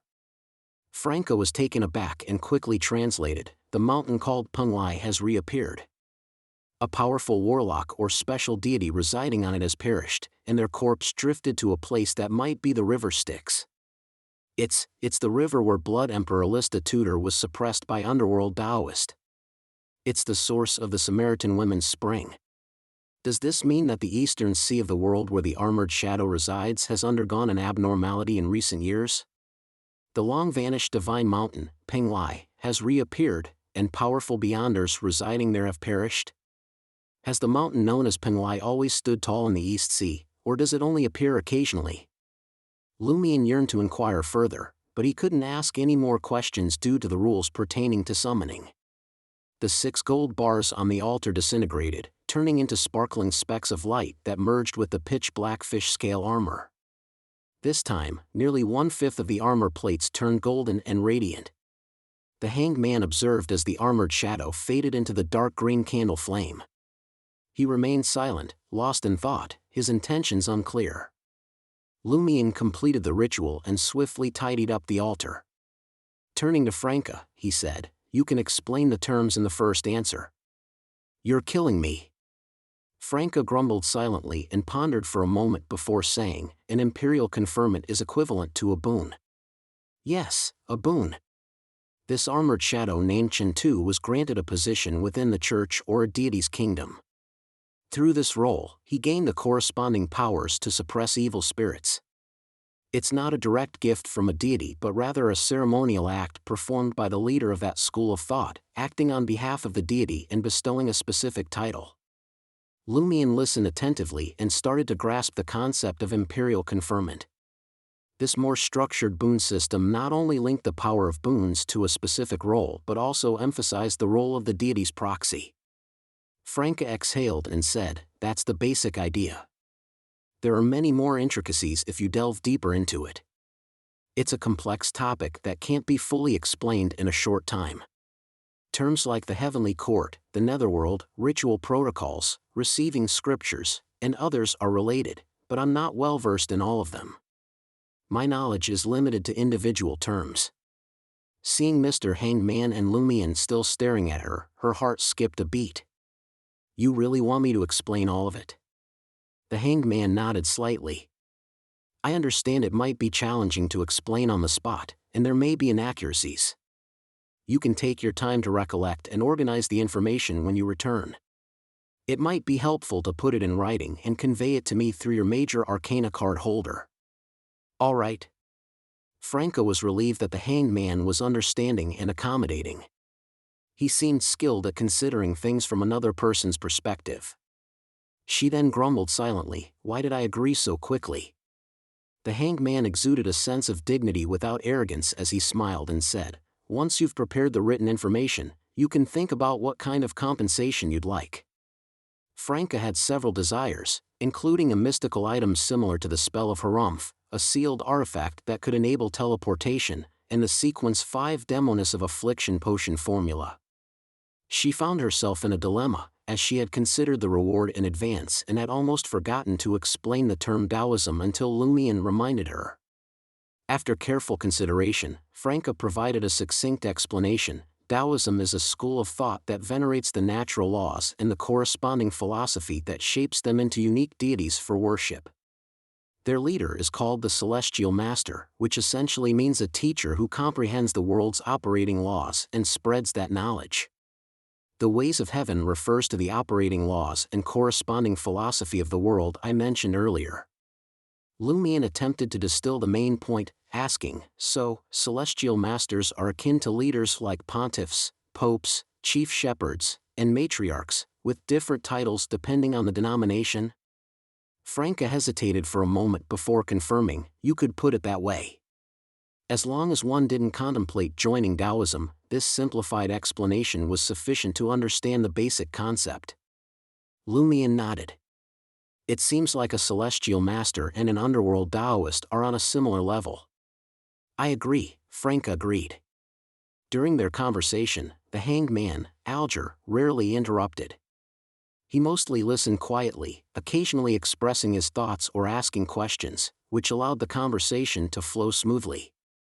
Lumian and Franca shared a lot of information in one go. Finally, the major arcana card holder looked at Lumian and asked, the Armored Shadow's 3 answers have been very helpful. What would you like as a reward? Very helpful. Apart from allowing us to gain a better understanding of that world and know that the missing Pengwai Divine Mountain has reappeared, there's nothing of practical use. Lumian kept to Madame Magician's advice and said without hesitation, I would like the opportunity to explore this ghost ship. Franca was surprised by Lumian's request. Her initial shock was quickly replaced by excitement. I want it too. I want the opportunity to pilot the ghost ship and study it. The hanged man glanced at Lumian and remarked, as I expected, you've already sensed the uniqueness of the Blue Avenger. It's one of the Tudor Empire's relics. Would you like to explore it now? Before Lumian could respond, the deep voice of Termaboros echoed in his mind, dangerous. Danger. For real? Is Termaboros merely concerned about being implicated by me, so he warned me? Or is he afraid that I might gain something special during my exploration of the Blue Avenger, potentially disrupting Trier's potential catastrophe and foiling his scheme? Lumian was momentarily unsure if he should believe Termaboros's words. Termaboros continued in a deep voice, if you wish to resurrect Alista Tudor within your body, you can explore it now. Lumian didn't pay much attention to Termaboros's words. He recalled Madame Magician's prior hint, I can decide when to begin the exploration. Does this mean I should consider delaying it? Otherwise, why mention it at all? Just request the reward to be a chance of an exploration. Perhaps Aurora's philosophy of balance is at play here. My current negative effects are temporarily balanced, so there's no rush to strengthen the Blood Emperor's aura. As a conspirer, Lumian quickly made a decision. Mr. Hanged Man, I'd like to explore the Blue Avenger at an opportune moment. Chapter 440, Illusory Sigh. The Hanged Man agreed to Lumian's request and instructed him to contact him through Magician. After expressing their gratitude, Lumian and Franca left the captain's cabin and followed the creaking wooden planks, just wide enough for 3 people to walk side by side. In the dim torchlight, they returned to the deck. They noticed that Alger wasn't alone on the ghost ship, the Blue Avenger. A dozen sailors were scattered around, hiding in the shadows and making no attempts to approach. Suddenly, Lumian and Franca witnessed a brilliant star hanging in front of them. It gleamed with an eerie, blue light, as though it had emerged from another realm. The star expanded rapidly, as if it had descended to the ground in an instant. Its radiant glow enveloped everything in its vicinity. Lumian and Franca blinked, momentarily blinded by the starlight. When their vision cleared, they found themselves back in room 207 of Aubaird's Ducoque d'Or. Absolutely stunning. Franca exclaimed, her face brimming with longing. She lamented the fact that her only option for switching paths was to become a hunter, unable to experience the carefree life of an apprentice. She could only hope to acquire a sealed artifact with similar abilities in the future. Lumion, lost in thought, didn't echo Franca's praise. Observing his contemplative demeanor, Franca couldn't help but voice her concerns. Don't you find this situation a bit odd? Gathering 100,000 Vril in gold should be a breeze for a treasure hunter as formidable as a pirate king. Coming up with those 3 questions shouldn't take long, yet Mr. Hanged Man only sought you out to summon the armored shadow after all these days, and it happened after he arrived in Trier. Besides, Madam Magician could easily transport us to the sea and the Blue Avenger before sending us back. So, why wait for Mr. Hangman to arrive in Trier to do so? Lumion smiled, praising Franca's astute observation. You're quite perceptive this time. It seems that putting your brain to work has its benefits. Idleness can give the impression of a lack of intelligence. Damn it, are you praising me or insulting me? Franca retorted, her brow furrowed. Either Mr. Hanged Man was in some unique situation that prevented an individual from pinpointing his location, or he has other motives for being in Trier. At this point, Lumion and Franca both remembered the impending catastrophe and felt the ominous pressure of an approaching storm hanging over the city. Could the Tarot Club be dispatching more major arcana card holders to Trier? Perhaps to protect as many citizens as possible if we fail to avert the disaster? Franca speculated. Lumion nodded thoughtfully, refraining from argument. After a moment of silence, Franca changed the topic with enthusiasm, exclaiming, I want to become a demigod. I want to amass gold. Observing Lumion's inquisitive expression, Franca continued, driven by her desires, that way, I can have you summon the armored shadow and ask the questions I've been itching to ask. No need to rely on the protection of major arcana card holders. Then give it your all, Miss Pleasure, Lumion teased. The next day, just before noon, Lumion returned from Rue de Fontaines. He led Jenna underground to the 3rd level of the catacombs, arriving at a small square with 2 sacrificial pillars. Puzzled, Jenna asked, Why did you bring me here? If she didn't know Lumion well enough to understand his character, she might have suspected that her friend suddenly had sinister intentions. Lumion, wearing a black satchel slung diagonally across him, stood confidently with his hands in his pockets. He smiled and explained, I'm giving you the safest environment for your advancement. Having heard Franca's account and Madam Magician's words, Lumion had reason to believe that Sequence 0 of the Assassin Pathway, the true goddess worshipped by the Demoness sect, was likely a woman who had transformed from a man, and her nature was deeply twisted. It was said that this primordial Demoness was driven by pain and a desire to replicate her experiences through the generations. Consequently, she despised ordinary women who became witches. Even the Demoness sect hunted down female assassins, female instigators, and true witches. Given this context, Jenna's consumption of the witch potion might be affected. After all, even the hidden sage, an existing occupying Sequence 0, could subtly influence every beyonder of the mystery prior pathway while they consumed the potion for their advancement. He whispered to them and imparted knowledge to them. There was no reason the true evil goddess, primordial Demoness, couldn't exert significant influence on the witches. At lower sequences, the influence shouldn't be too strong. Even Aurora had advanced to Sequence 7 and become a warlock under the hidden sage's constant whispers. However, it was better to be cautious. Since there was a way to reduce or weaken these influences, it made sense to do so. Witches represented the first qualitative transformation of the assassin pathway, perhaps even the core essence of Demoness. The primordial Demoness, who sought to change men into women, would likely pay more attention to this particular sequence advancement. Neither Franca nor Lumion wanted Jenna to take unnecessary risks. Of course, Madam Magician had occasionally mentioned that this evil goddess wasn't in a stable state. The safest? Jenna looked around, still somewhat unconvinced. The surroundings were immersed in darkness, and corpses were scattered about. How did it seem safe? Only the 2 weathered stone pillars appeared strangely warm and calming. Lumion briefly explained the unique nature of the sacrificial square and concluded, at the pinnacle of the assassin pathway is an evil goddess. No one knows if she might suddenly lose her sanity. deities of the same pathway have the ability to influence beyonders when they consume potions for advancement. This, well, divine manifestation, complicates things. This place can significantly weaken that connection. Jenna listened intently and approached the stone pillar engraved with the sun's sacred emblem. She extended her arms slightly and began to pray. Noticing that she hadn't asked Franca why she hadn't been affected by this before, Lumion raised his right hand, stroked his chin, and clicked his tongue. "Praise the sun." Jenna sang praises to the eternal blazing sun reverently as she concluded her prayer. Lumion remained silent as he handed Jenna the witch beyonder characteristic, shadow lizard scales, and other ingredients from the black satchel. He had used her 10,000 Vril d'Or to obtain these items from Gardner Martin. Jenna examined the dark blue vertical eye-like jewel and the intricate thread-like patterns on its surface. She knelt on one knee and began concocting the potion on the unusually clean square ground. Before long, she held a dark red potion with concealed shadows in her hand.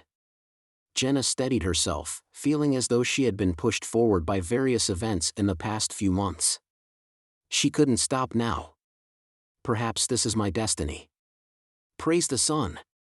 Jenna closed her eyes and added silently in her heart, praise the fool. At this critical moment, in her quest for smooth advancement and survival, her faith inadvertently shifted. This was partly because Franca and Lumion seemed relatively relaxed about consuming potions and advancing their sequences. At the very least, they both believed in Mr. Fool. Without hesitation, Jenna swallowed the potion, fully accepting the notion that she had been dead when she assassinated Hugues Artois. The potion was icy and illusory, like melting frost. Jenna quickly began to feel an itching, painful sensation spreading all over her body. Her thoughts began to blur, and she felt as though she were slowly sinking into water. Suddenly, excruciating pain surged throughout her body, jolting Jenna back to full awareness. She found herself surrounded by black, silent flames that were slowly consuming her. Above her, a translucent layer of frost-encased ice, like a mirror, prevented Jenna from escaping the black flames. In the next instant, a face and a figure materialized on the ice. The face bore an uncanny resemblance to Jenna's own. The figure was another Jenna, but her master hand had transformed into her left. The Jenna above the ice stared at the figure engulfed by the black flames with anticipation and desire. Experienced in combat, Jenna reacted quickly despite her surprise and horror. She summoned all her strength and delivered a powerful punch upward. The ice shattered without a sound, and the corrupted Jenna plunged into the black flames. In the distance, a python-like black object swayed gently, with a dark blue vertical eye at its tip. The bizarre python vanished in an instant, not entering the area. Instead, it delved into a black shadow. Almost simultaneously, Jenna heard a long, painful sigh. The ethereal sigh seemed to emanate from very close to her, as if it originated from the vicinity of the sacrificial square and the surrounding corpses. The black shadow cast by the strange serpent expanded wildly, growing larger and fainter. It enveloped Jenna and the malevolent figure and seeped into their bodies. Jenna refused to surrender. Enduring the pain and dizziness, she crawled out of the abyss of black flames and onto the nearby ice.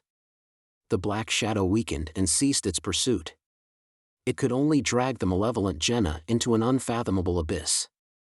The scene shattered instantly, and Jenna's vision returned to normal. She saw the mottled stone pillar engraved with the sun's sacred emblem. Her face contorted, but the pain in her body gradually subsided. Lumion watched as the black flames on Jenna's body rapidly shrank and dissipated, while the surrounding frost melted. He understood that his companion had successfully advanced to Sequence 7 and had become a witch. Only then did he turn his gaze towards the edge of the sacrificial square, where the tomb and the surrounding corpses lay in darkness. Not long after Jenna consumed the potion, he sensed an anomaly in that direction. However, nothing entered the clean square with the two sacrificial pillars. When Jenna's unusual state finally subsided, she rose to her feet and noticed Lumion gazing into the distance. Puzzled, she asked, "After drinking the potion, I thought I heard a sigh from over there." Lumion nodded slowly and replied, "On this level of the catacombs, there's a Crismonanite pillar. It represents a Demoness of catastrophe who once met her end here." Chapter 441, Demoness Cooperation. Demoness of catastrophe. Jenna had never heard of this term from Franca. Is it a sequence name? Lumion didn't hold anything back. Yes, a sequence 2 angel. Heh, the term angel and Demoness always seem strange together. Angel. Jenna didn't have a clear impression of individuals at this level. Though she had often heard Lumion and Franca talk about the terror and might of demigods, it had remained theoretical for her. She didn't know how terrifying or powerful they were. Jenna muttered to herself, "Crismona. Hasn't she already perished? Why am I still hearing her sigh? It should be from her, right?" Lumion looked at Jenna and said solemnly, "For such a formidable figure, even if they were to perish completely, there would still be remnants of their mind that wouldn't dissipate. It's like not stiffening even after becoming a corpse. In the future, if you come into contact with the inheritance of a similar influential figure, you must be very, very careful." Jenna looked surprised and vigilant. She glanced at the edge of the sacrificial square and asked with concern, "What do we do now?" Lumion chuckled. "What can we do? What else but wait for her to sigh? Do you have thoughts of comforting her? Don't worry. She's imprisoned by death and bound by the spring water. She can't leave the 4th and 3rd levels of the catacombs. As long as you don't explore this place, you don't have to worry about anything. How is it? Was there any influence from the primordial Demoness?" It was only then that Lumion, holding the white candle, assessed Jenna's appearance. Her skin, which hadn't been particularly good due to her background and experiences, seemed to have been reborn. Her facial features looked the same as usual, but the details had become more exquisite, as if there was a luster flowing through them. Overall, she exuded an alluring charm and became even more feminine. Even with Lumion's experience, he couldn't help but marvel inwardly. Jenna was also scrutinizing herself. She felt that her height had increased a little, and the ratio of her body parts she had previously been dissatisfied with had approached perfection. I sensed a peculiar python appear, but it didn't really approach me. It quickly vanished. Jenna recalled as she took out a prepared mirror. Facing the yellow candle flame in Lumion's hand, she scrutinized her reflection and couldn't help but smile. It was common for most people to appreciate beauty, and Jenna was no exception. Seeing how beautiful and charming she had become made her quite happy. She even felt enchanted by herself. Reluctantly, she put away the mirror and assessed her changes from various angles. I can now use black flames that incinerate the spirit body and spirituality. I've gained the blessing of frost. I've mastered various forms of black magic. With prepared ingredients, I can directly become invisible and cast rare spells. Additionally, I can curse targets through blood and other media. I've unlocked the door to mirror magic and now possess anti-divination and the ability to create substitutes.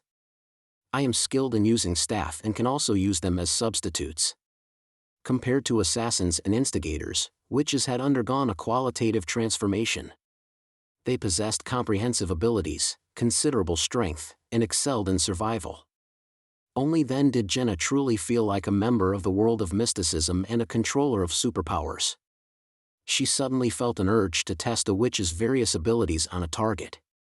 However, after glancing at Lumion, she abandoned the idea. She felt that there was still a significant gap between them. Even a sequence 6 Franca likely wasn't Seal's match. Of course, if Franca truly intended to assassinate Lumion, her chances of eliminating him weren't slim. Most Beyonders below sequence 4 were relatively weak. If they committed an error, it could very well plunge them into the depths of hell.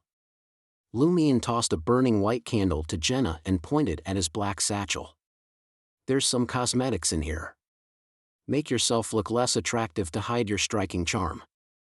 That way, the Demoness sect's hidden members won't recognize you as a witch at a glance." For this purpose, he had brought a set of women's cosmetics. Jenna clicked her tongue. You even thought of such details in advance. In the Beyonder world, being cautious and meticulous effectively increases your chances of survival, Lumion said, turning around. Let's disguise ourselves elsewhere. It's not suitable to stay here for too long. Why do I get the feeling that you're often impulsive and a little crazy?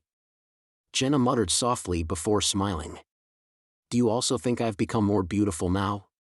She wasn't wearing any makeup, but her blue eyes seemed to contain starlight as they darted around. Lumion scoffed. I respect the potion's effects and believe in the influence of Beyonder characteristics. With that, he turned around, holding the candle, and walked towards the wide stone steps leading up. You sure never lose out in a battle of tongues. Jenna cursed under her breath, quickly packed her things, and followed him.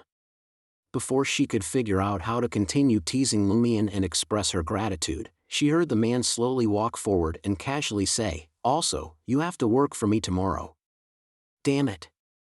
Jenna blurted out. In the library district, Rue de Terraces. The street was known for its diverse terraces, frequented by tourists. Lumion stood on a café terrace decorated in shades of green and white, casting a sidelong glance at Building 20, where Guillaume Binet's widow, condiment beauty Paulina, resided. The terrace of the house was painted a refreshing white, supported by a wooden frame that shielded it from the wind and rain. It resembled a resort hotel on the southern coast of Intis. Lumion sipped his coffee as all the information and conjectures he had gathered during this period flashed through his mind. Every week, a mysterious man visits the condiment beauty at night. Once or twice a week. At least once this week. It should be within these 2 days. According to the observations of the surrounding citizens, there are a total of 3 mysterious men who visited Paulina at night. One is young, one is in his prime, and one is nearly 60 years old. Who among them could be the sinner's liaison, Bouvard Pompero? One of Bouvard's contracted abilities is transfiguration. These 3 might or might not be him. They're just substitutes he creates to attract attention, and he sneaks in disguised as one of Paulina's servants. The price of transfiguration is one's own face. The downside is the desire to abuse others. The buildings on Rue de la Terrasse are quite soundproof. None of the neighbors heard Paulina's screams. Some time has elapsed since Guillaume Binet's demise. It's highly likely that Paulina officially joined the Sinners organization, received a boon, and became a Beyonder. The most important part of the plan is to determine who Bouvard Pompero is. Lumion had a plan. As the sky darkened, he finished his coffee and donned his brown round hat. Without making a sound, he left the building and vanished into an alley on the side of the street. 20 Rue de la Terrasse, in the spacious and warm master bedroom. The mature and beautiful Paulina, adorned in a pale white nightgown, walked to the full-body mirror, removed her clothes, and examined the whip-like marks on her body. They had faded to a faint dark red hue, likely to dissipate completely within a few days. Paulina let out a soft sigh at the thought of the pain she would have to endure for the next 2 days. Her gaze fell upon the black mark on her right shoulder, and she rejoiced that the first contract ability she had chosen after becoming a contractee was regeneration. Once activated, it could regenerate flesh and skin to a certain extent, allowing various injuries to quickly recover. Paulina had never tested whether this could regenerate limbs, believing it should work if the conditions were met. Of course, the dead couldn't activate their abilities. Paulina adjusted her light white nightgown and prepared to put on light makeup to welcome a potential guest. At that moment, she suddenly felt a strong sense of danger. This also stemmed from her contract ability. She felt that sensing danger was more important than actual combat. For this, she had paid the price of fertility and received the negative effect of mild mental weakness. Paulina's nerves tightened, and her body abruptly bent backward. With the flexibility of a dancer, she distanced herself from the source of danger. Simultaneously, she opened her right palm, and silver-white lightning shot out, intertwining with a crackling sound, enveloping the area where she suspected the assailant was hiding. This was her third and final contracted ability, Electric Arc. It could effectively compensate for her weaknesses in offensive means. The price was that she was prone to lightning strikes in a thunderstorm. The downside was that her body had become more sensitive. She could originally withstand 70 to 80% of her original threshold for pain. This made Paulina resistant to Bouvard Pompero's visit. She relied on Am's monk's endurance to hold on every time. With a cracking sound, a mirror suddenly appeared in the area covered by the lightning in her palm. It quickly charred and shattered into pieces. From the corner of her eye, Paulina spotted a figure swiftly outlined by the drawn curtains. She hurriedly contorted her body to avoid it. Suddenly, a white fist materialized behind her head and smashed below her ear. With a bang, Paulina blacked out. Behind Condiment Beauty, Jenna, dressed as a female mercenary, instantly appeared. She and Franca easily controlled their target with dual invisibility, anti-divination tactics, one to attract attention, and the other to launch a sneak attack. Franca took a few steps forward, retrieved the Bliss Society's sedative, and brought it to Paulina's nose. After completing her task, Jenna drew the curtains to leave a slight crack, casting her outstretched palm in the light of the room. This was a signal to Lumion that the operation had succeeded. Before long, Lumion scaled the outer wall and entered the master bedroom with Jenna's help. Then, he tossed the lie earring to Franca.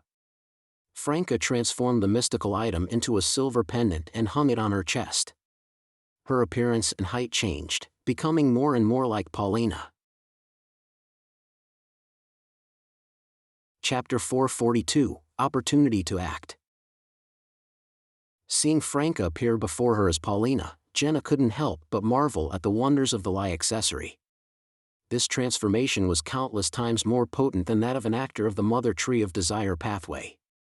It was the most mystical disguise she had ever encountered. Franca gazed at her reflection in the full-body mirror and stroked her face gently. She chuckled and said, "I like this style too." "What don't you like?" Lumion mocked. "This is called having an eye for beauty." Franca opened Paulina's wardrobe and chose a pair of pajamas that could hide many items. She entered the master bedroom's washroom and began changing.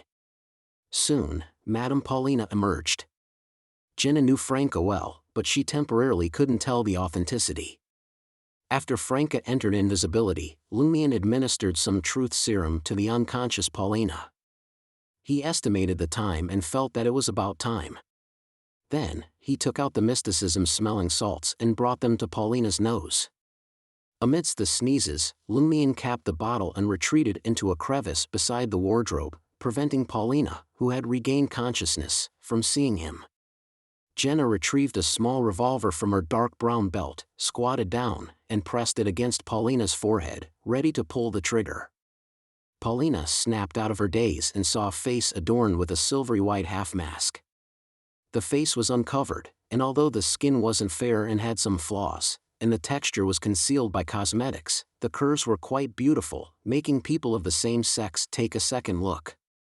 Immediately after, Paulina felt the coldness of the gun's barrel and saw a revolver held to her head. Her body tensed instinctively. Jenna didn't give her a chance to express her doubts or pleas. She asked bluntly, "When will Bouvard Pompero arrive?" Paulina replied subconsciously, "In the next 2 days." Before she could finish, she suddenly shut her mouth, disbelief etched on her face. Why did I say what was on my mind?" Jenna raised a second question based on her preparations. "In the past 2 months, among the mysterious men who visited you under the cover of night, who was Bouvard Pompero? Or were all of them him?" Paulina struggled for a few seconds before blurting out, "No, it's Bouvard only once a week. The rest are just his attempts to confuse others. Moreover, he changes his appearance every 2 or 3 times. He has transfiguration." Jenna asked curiously, "Will the others Bouvard Pompero send sleep with you? Did they keep up the act to the very end, or did they only keep up appearances for the latter half?" "No," Paulina replied, swallowing her saliva. "Bouvard possesses a strong sense of possessiveness. Since I've already become his lover, he won't allow me to have any more intercourse with other men. The people he sends will only chat with me, have dinner with me, and wander around the bedroom for a while before leaving. very possessive. Lumien's thoughts raced as he listened in the shadows, recalling the mysticism knowledge he had obtained when he became a contractee. Soon, he found a contracted creature that fit the criteria and its corresponding abilities. Evil Shadow Black Beast, a spirit world creature that resides in the shadows of creatures. The birth of its descendants requires the stripping of a shadow as a carrier. Creatures that lose their shadows will die on the spot. By sacrificing a human shadow, he could obtain the shadow substitution ability from the Evil Shadow Black Beast, and his possessiveness would significantly increase. By controlling the target or subduing them in advance, he could complete shadow substitution in battle and use someone else's shadow to take damage on his behalf, avoiding dangerous attacks. Under such circumstances, the distance between the main body and the target couldn't exceed 20 meters. I wonder how much those actors earn. Jenna teased with a smile before asking, what sequence beyonder is Bouvard Pompero equivalent to? What contractual abilities does he possess? Paulina pursed her lips, unwilling to answer. After a few seconds, she couldn't resist the urge to spill the beans. She opened her mouth and said, Bouvard is an ascetic. He said that a fate appropriator is the most important sequence of the inevitability pathway before obtaining godhood. One needs to make significant contributions to obtain the corresponding boon. He's still far from that. He once mentioned that ascetic can have 6 contractual abilities, but I don't know if that refers to ordinary circumstances or special circumstances. Leaning against the wardrobe, Lumien couldn't help but chuckle inwardly. Temoboros, are you aware of this? He didn't ask because he knew Temoboros wouldn't answer such a question. Paulina continued, he didn't display all his abilities in front of me. He always wore pajamas and didn't expose his upper body during sex. I've seen him emerge from the shadows and know he has 3 imps. He even suggested I choose the Danger Premonition ability, believing it to be useful. Shadow Burial, Tamed Imps, Danger Premonition, Shadow Substitution, Transfiguration. That's a total of 5 contracted abilities. If Bouvard Pompero is nothing special, there should be only one unknown contracted ability. Even if he's stronger than ordinary ascetics, there's a high chance that his total abilities won't exceed 8. Lumien quickly formed a clearer understanding. The price of Shadow Burial was having normal dreams. The downside was becoming more extreme and paranoid. The price of Tamed Imps was 3 infant corpses that had died before they were born. The downside was that he had to use his life force to feed the imps, and there was a risk of backlash. The specific method was to grow sarcomas that looked like breastfeeding. Danger Premonition involved sacrificing fertility and become mentally weak. Contractee abilities are truly peculiar. Ever since becoming a witch and becoming deeply involved in the Sinners organization, Jenna had learned about contractee, alms monk, ascetic, and other inevitability sequences. She now knew why Lumien possessed Spell of Harumph, Spirit World Traversal, and other abilities. She thought for a moment and asked, apart from contractual abilities, does Bouvard Pompero possess any mystical items, beyonder weapons, or other items? Paulina shuddered inexplicably. He has 2 pockets that I can't touch. He always chooses the kind of pajamas with pockets or pants pockets. Carries some items. I wonder what powers they possess. But at least we won't end up empty-handed. Lumien allowed his thoughts to wander. Jenna followed the predetermined rhythm of their conversation and inquired about Paulina's performances in front of Bouvard Pompero, her interactions with the butler and servants in the building, her abilities, and her assets. It wasn't until Lumien tossed the sedative from the Bliss Society that Jenna stopped asking and caught it with her freed left hand. Then, Paulina fainted again.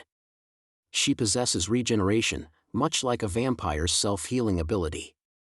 The sedative's effects will likely be diminished and won't endure for long, Jenna inquired.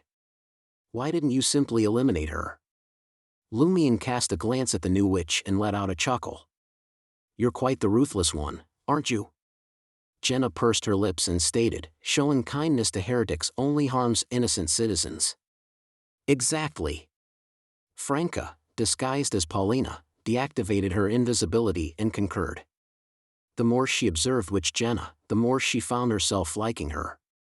Despite Jenna deliberately donning unattractive makeup and a half-mask, Franca had a discerning eye for beauty. Lumion scoffed and said, "Haven't you heard that Bouvard Pompero seems to possess danger premonition? Even though you can counter divination, if Paulina were to die now and her boon's power returns to its source, do you think Bouvard won't receive a warning from fate? Anthony still has time to enter. He won't engage in direct combat, but he'll serve a purpose in my scheme." Lumion not only aimed to capture Bouvard Pompero but also intended to act as a conspirer in this endeavor. "I understand," Franca said with widened eyes. "I just adhere to the notion of being ruthless toward heretics." As she spoke, she removed the light silver pendant from her chest and tossed it to Jenna. Lumion instructed Anthony Reed to infiltrate the building via the outer wall of the master bedroom. As the drizzle descended into night, the gas street lamps on both sides of the street emitted a hazy glow. At 20 Rue de la Terrasse, a man in a silk top hat, black suit, and dark bow tie rang the doorbell. He had an ordinary appearance, short, thick eyebrows, and deep blue eyes. He wouldn't attract anyone's attention when he walked along the bustling arcade. The butler of the house opened the door. He glanced at the visitor and discreetly gestured.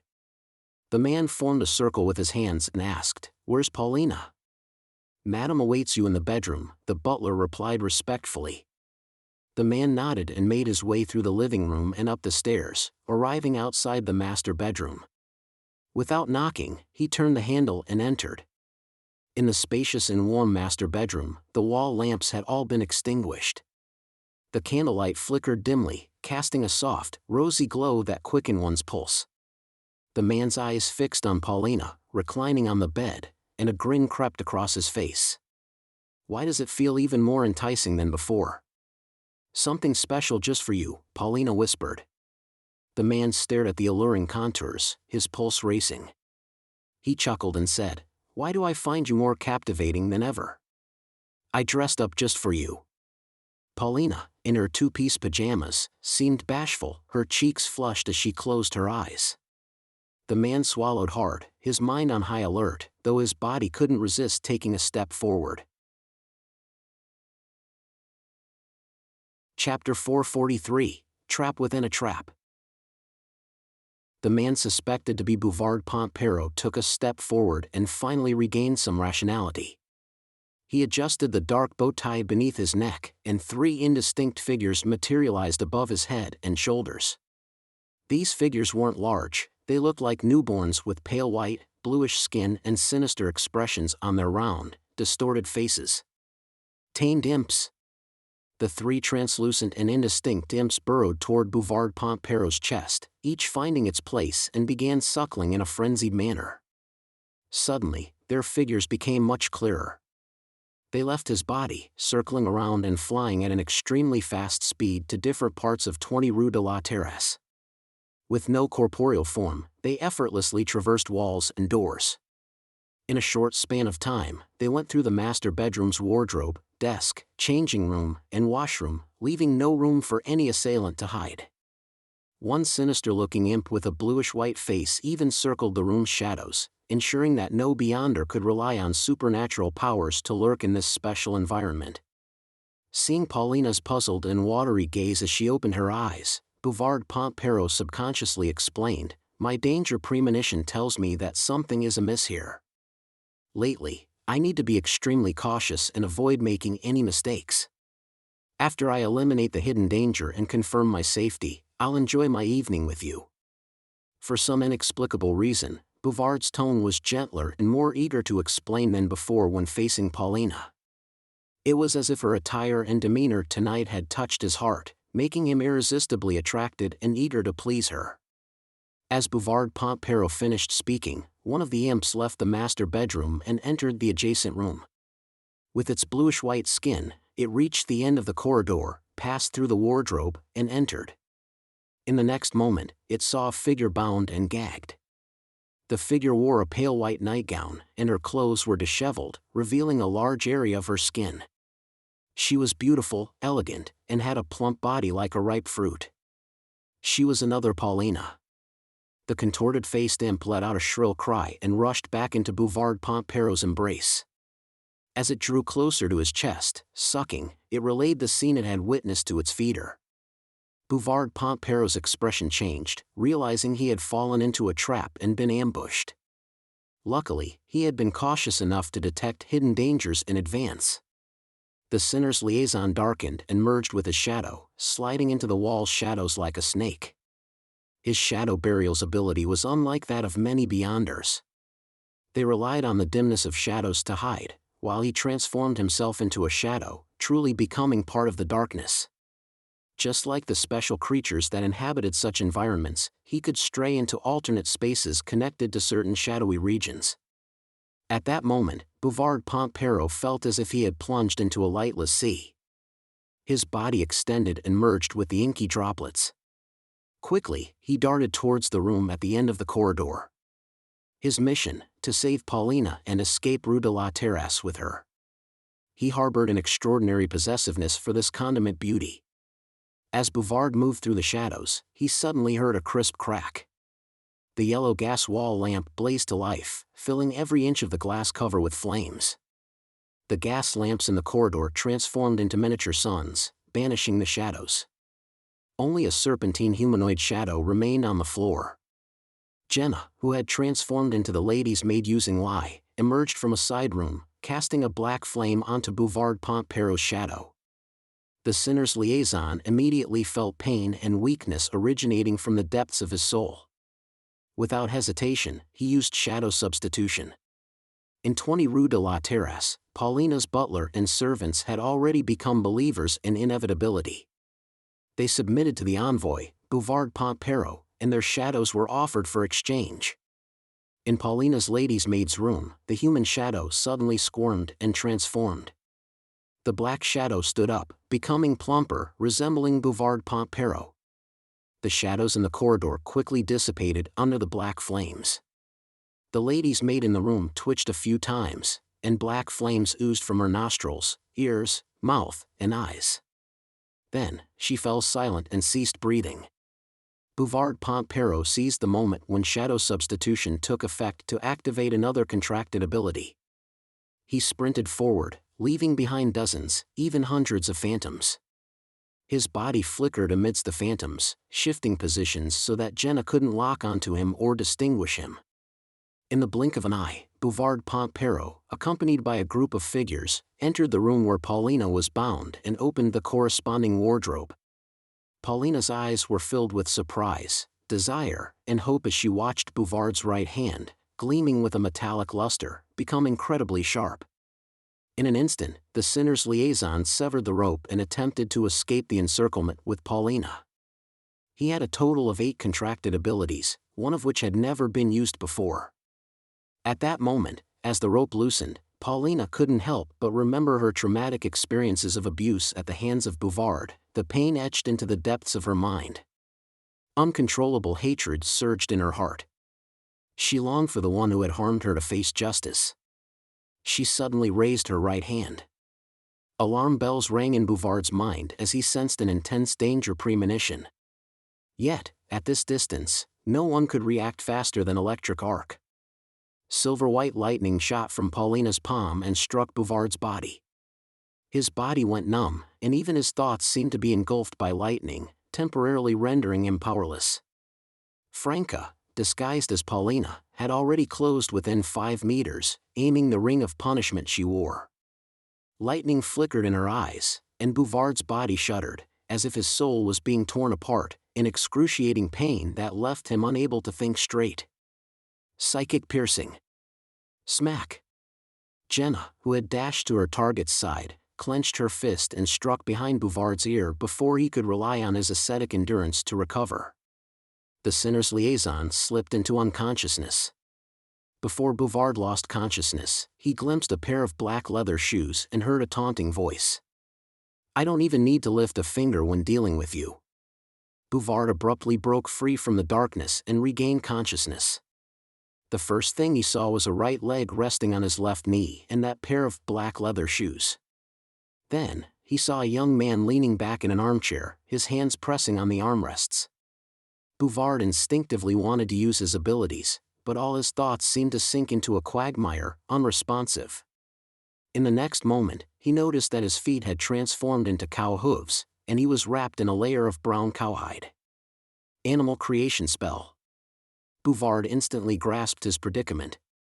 He watched as the young man with golden and black hair leisurely flipped through the grayish-blue cloth bag he had hidden in his pocket. Bouvard instinctively held his breath, hoping that the other party would take out the item. Soon, the young man retrieved a gold coin with a 5 Vril denomination with a sunbird relief from a grayish-blue cloth bag. Yes. That's it. Bouvard anticipated what would happen next. Simultaneously, he focused on observing the other party's luck. This was one of the few abilities not restricted by the animal creation spell. Bouvard's bullish face, now donning an honest look, suddenly froze. He saw his enemy's luck of all kinds, and he saw layers of colors constantly changing. A sharp pain pierced Bouvard's brain, and he instinctively closed his eyes. He felt a sticky, warm, and bloody liquid slowly trickle down from his eyeballs. As Bouvard's pain subsided, as if he had seen something he shouldn't have, he heard the young man say with a smile, "Were you hoping that I'll take away this gold coin of misfortune and have my luck changed passively, allowing you to escape your predicament?" He knows the luck transference spell. He also knows the animal creation spell. Does he belong to another organization that believes in inevitability or... A name suddenly flashed through Bouvard Pompero's mind, Lumion Lee. Lumion seemed to sense Bouvard's thoughts and smiled without humor. "I thought you were always on guard against me." Bouvard's heart sank, and he abandoned any hope of luck. He immediately used his spirituality to stir the air within the cowhide and indistinctly recited the honorific name of the individual. However, he quickly realized that his spirituality was on the verge of drying up, and his mind was extremely weak. He couldn't even do such a thing. "If you understand your situation, you can answer my questions," Lumion said with a smile. Bouvard subconsciously opened his mouth and mooed. He had an urge to communicate with the other party, but he could only let out a cow's moo. Jenna, dressed as a female mercenary, brought over a brass mechanical typewriter and placed it in front of Bouvard. This was Franca's suggestion. There was no need to worry that Bouvard Pompero wouldn't be able to answer questions after being transformed into a bull by the animal creation spell. As long as he wasn't illiterate and had a certain level of intelligence, he could compose answers by typing on the keyboard. The only drawback was that his speed wouldn't be too fast. Seeing the calf sit down on its hind legs and place its front hooves on the mechanical typewriter's button with difficulty, Franca, who was invisible and could stop the other party from doing any irrational act at any moment, muttered silently, "Now, no one can tell if the person typing at the keyboard is human or bull." Lumion glanced at Bouvard and asked bluntly, "Where are the Sansons?" Chapter 444, The Sinner's Leader. The brown male calf's front hooves delicately tapped the mismatch-sized mechanical typewriter, careful not to press any keys accidentally. Lumion toyed with the gold coin of misfortune, patiently awaiting Bouvard's full response. Seizing the opportunity, he swiftly reviewed the operation in his mind. From the start, he had no intention of acting personally. First, he wanted to try playing the role of a conspirer. Second, he aimed to improve the performance and teamwork of the small team members. Considering Bouvard Pompero's possessiveness, Lumion shifted his attention to Paulina.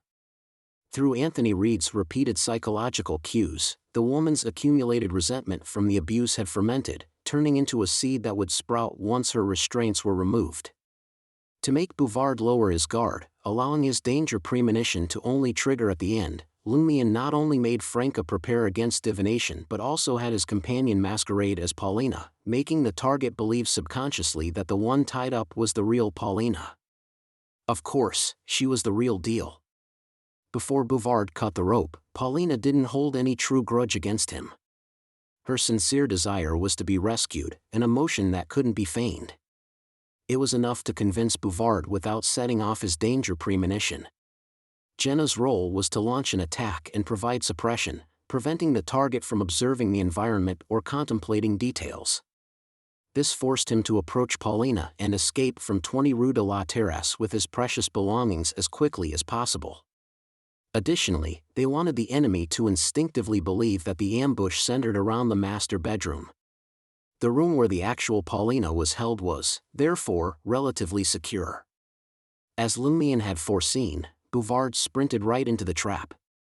Without focusing the conspiracy on Paulina, with Bouvard's danger premonition, regardless of how convincing Franca's performance was or how similar she looked to Paulina, he would have sensed it in advance and sent his imps to confirm it cautiously. From this act, traps are the simplest and most direct conspiracy, while conspiracies are the deepening and escalation of traps. Lumion sensed the potion's minute digestion and sighed inwardly. Simultaneously, in her invisible state, Franca sensed no impending or brewing danger as Bouvard's hooves struck the keys. She gradually relaxed. She couldn't help but recall her conversation with the Sinners Organization's liaison while impersonating Paulina. Her face flushed red, and she felt intense embarrassment. How embarrassing. How fucking embarrassing. Finally, Bouvard completed his initial keyboard conversation. Jenna ripped the paper filled with words from the mechanical typewriter and swiftly read it to Lumion and Franca. More than 2 months ago, the Sansons went somewhere and haven't returned yet. I don't know where that is. From what they said, it's related to something important. Before this, Constance, the mistress of the Sansons, had already gone mad. To prevent her from taking drastic actions when out of control and attracting the attention of official Beyonders and affecting the other members of the organization, her husband, Voisin Sanson, along with their child, killed her and allowed her to return to the Lord's kingdom. Purge due to madness? When did you get the impression that you weren't mad? However, the extent of your madness isn't serious. You're at a stage where your perspectives are distorted and abnormal. You even know how to disguise yourself. Lumion muttered silently after hearing that. From his perspective, ever since establishing a connection with the entity known as Inevitability, those believers were no longer ordinary people. They had more or less been corrupted and had potential mental problems. At some point in time, they might completely lose their minds or collapse. If Lumion didn't possess Mr. Fool's seal and had the Beyonder characteristics balancing things out, he would have been crazier and more terrifying than Constance, whom Bouvard had mentioned. Jenna, who stood between him and Bouvard, couldn't help but hiss. She felt that it was a good thing to be ruthless to heretics. Those people had lost their normal emotions. They killed their wife or mother without hesitation. If they could even do this to their loved ones, one could imagine how they would treat the people around them. Who were the ones who went to the unknown place you mentioned? Lumion inquired. Tap. Tap. Tap. The calf began typing on the keyboard again. This time, it was much more proficient than before. Its answers appeared character by character on the paper. Voisin Sanson is our leader. He received a revelation and led a few fate appropriators and trier to that place. Voisin Sanson is the leader of the Sinners Organization? Lumion asked in surprise. According to I Know Someone, didn't Voisin Sanson choose to join the Sinners Organization because he was on the verge of bankruptcy and later successfully changed his luck and obtained the power of boons? Tap. Tap. Tap. A new answer was printed on the paper and read out by Jenna. He was the first to spread the faith of inevitability in Trier. He obtained godhood nearly 3 years ago and became a circle inhabitant. He likes to disguise himself. In front of his collaborators, he pretends to only be a key member of the organization and not the founder. His wife and children were all brought into the mysticism world by him to become the bestowed of inevitability. Apart from the deceased Roche, his wife and 3 other children are now fate appropriators. Of course, Constance has already been purged. A demigod, a circle inhabitant, actually interacted with low to mid-sequence Beyonders like Loki and I Know Someone. He's truly sinister and cunning. I wonder if I Know Someone and the others noticed. If they didn't, they're truly living in their own world. They think the people around them are fools who can be exploited and squeezed dry of their value. Who's the hunter and who's the prey? Lumion mocked the two key members of April Fools once again. Simultaneously, he gained a deeper understanding of the Sinners' organization. The cult had been established with the Sansons as its core. As for how Voisin Sanson had come into contact with the faith of inevitability and obtained the boon of an evil god, that was another matter. From the looks of it, his business had failed, and he was on the brink of bankruptcy. With no other choice, he had tried various things. Why didn't Voisin Sanson let Guillaume Binet know he was the leader of the Sinners? Lumion attempted to confirm the details. Guillaume Binet was already a Sequence 5 Fate Appropriator, on par with the Sansons and other key members. He was significantly stronger than Bouvard Pompero. Once again, the calf satiated his desire to share information with his typewriter. His Excellency Voisin believed Guillaume Binet was overly ambitious. If he's involved in core matters, it will make him arrogant and do unnecessary things. To put it simply, Guillaume Binet's early conduct of the sacrificial ritual in Cordoue had left Voisin dissatisfied. He believed that he had messed up the descent of the Inevitability Angel. However, due to the entity known as Inevitability not punishing the Fate Appropriator on the spot, he could only suppress his dissatisfaction and temporarily accept Guillaume Binet before marginalizing him. Lumion roughly grasped Voisin Sanson's take on the matter from Bouvard's response. He pondered for a moment and changed the question. Has Voisin Sanson occasionally contacted you after visiting that place? What are you responsible for? Why do you think you need to be cautious and not make any mistakes? The calf's proficiency with the mechanical typewriter increased once more. Before His Excellency Voisin departed, he informed me that he wouldn't contact me for 3 months and would only return after the matter was concluded. Me and a few other members are responsible for managing different businesses and contacting different believers. We want them to focus on their prayers and businesses for the next 3 months and not cause any trouble. Likewise for the few of us. Does Inevitability's oracle believe that the catastrophe will descend within 3 months? It's been more than 2 months since Voisin Sanson and company vanished. In less than 3 weeks, the problem will definitely erupt. Time is of the essence. Lumion inquired about the Sansons and the Sinners organization's current situation, but it was evident that Bouvard Pompero didn't know much. He only knew about the matters under him. Finally, Lumion pointed at the items he had retrieved from the other party's pocket and asked, "What are these? What's their purpose?" The calf replied truthfully through the mechanical typewriter, "You are holding a gold coin of misfortune made using the luck transference spell. I once encountered an extremely unlucky person and used the luck transference spell to give him a new life. As a result, he became a believer of my lord. This gold coin of misfortune was the product of that help. Once." Lumion frowned and said, "How long can the luck transference spell of an ascetic last?" At the alms monk stage, he had relied on a ritual to transfer a target's fate to a corresponding item. The effect could only last 3 days. Beyond this time limit, if he didn't find another person to shoulder the fate, it would return to the original owner and couldn't be transferred again. After becoming a contractee, Lumion hadn't used the luck transference spell again. He could only estimate that the duration would increase to somewhere in the vicinity of 5 to 7 days based on the mystical knowledge he had obtained.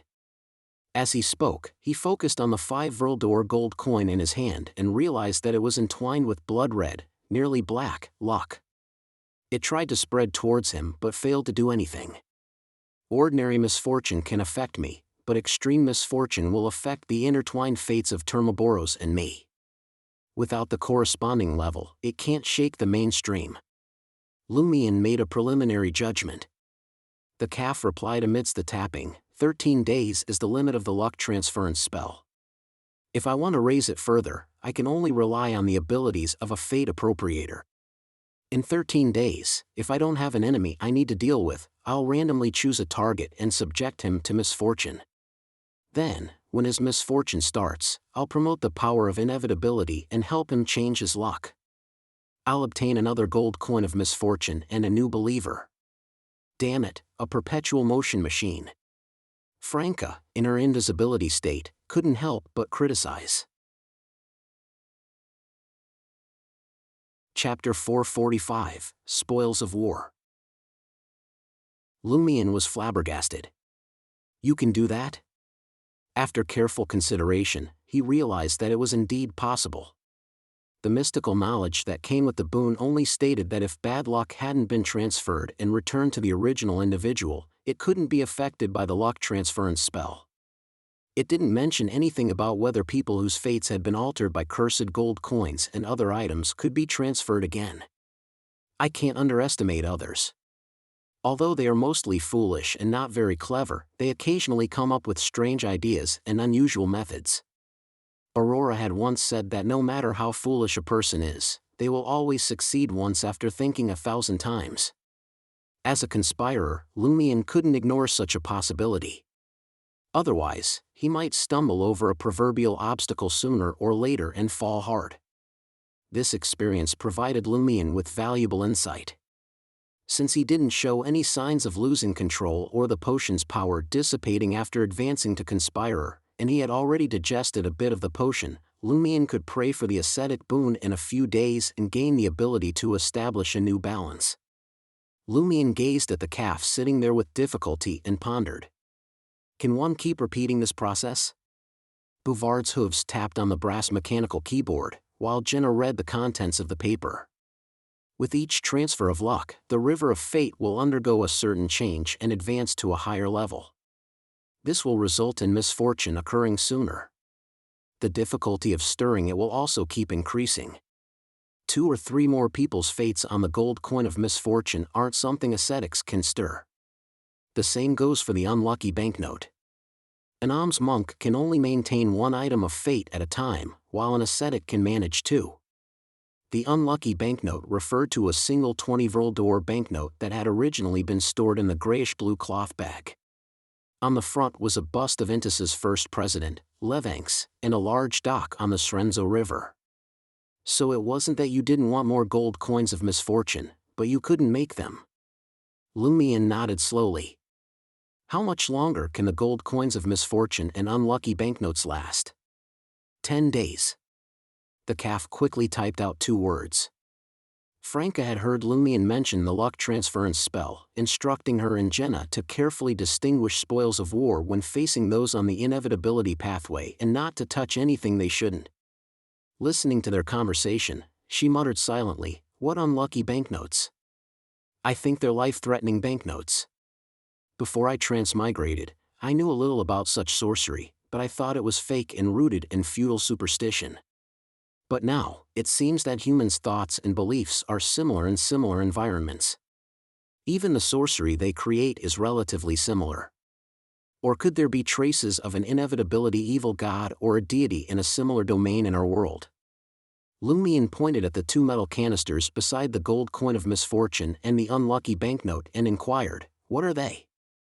"They're all prophetic concoctions," Jenna recited the sentence typed by the calf. "Prophetic concoctions? I've always found them troublesome, so I didn't make them. Besides, if I were to find a corpse and administer the prophetic concoction, I might be secretly influenced by Termoboros, resulting in inaccuracies or misleading outcomes." Lumion shifted his attention to the item he found in Bouvard Pontpero's other pocket. It was a monocle, something Lumion didn't dare to recognize, with a peculiar design. Its main body was a thick, circular cover made of pale white flesh and dark blood vessels, as if it could be worn directly over one's ear. One end of the circle extended, connecting to a lens intertwined with a transparent purple tube, still flowing with blood. Just now, when Franca put on her gloves and took out the item, a strange and illusory voice echoed in her ears, but she couldn't hear it clearly. "What's this?" Lumion asked. Bouvard tapped on the mechanical typewriter's keyboard. "A dangerous mystical item. I call it the Eye of Truth. It seems to have been severely corrupted. All that's left is the ability to see through illusions and perceive the truth, the light of spirituality. If you wear it, you can hear the voice of some hidden entity at any moment and experience an irresistible negative influence. If you only carry it and don't touch it with your body, you'll only experience faint tinnitus and auditory hallucinations. An incomplete eyes of mystery prying." Lumion fell silent for a few seconds before asking, "Don't you have any ritual sheepskin or dogskin?" There are 3 ritualistic dog skins back home, the calf eagerly shared. He took the initiative to provide details even without Lumion asking. The incantation for usage is circle, and the dispelling incantation is arrangement of fate. Any language that can stir supernatural powers is fine. Quite devout. Lumion exhaled and smiled. What other valuable items do you have at home?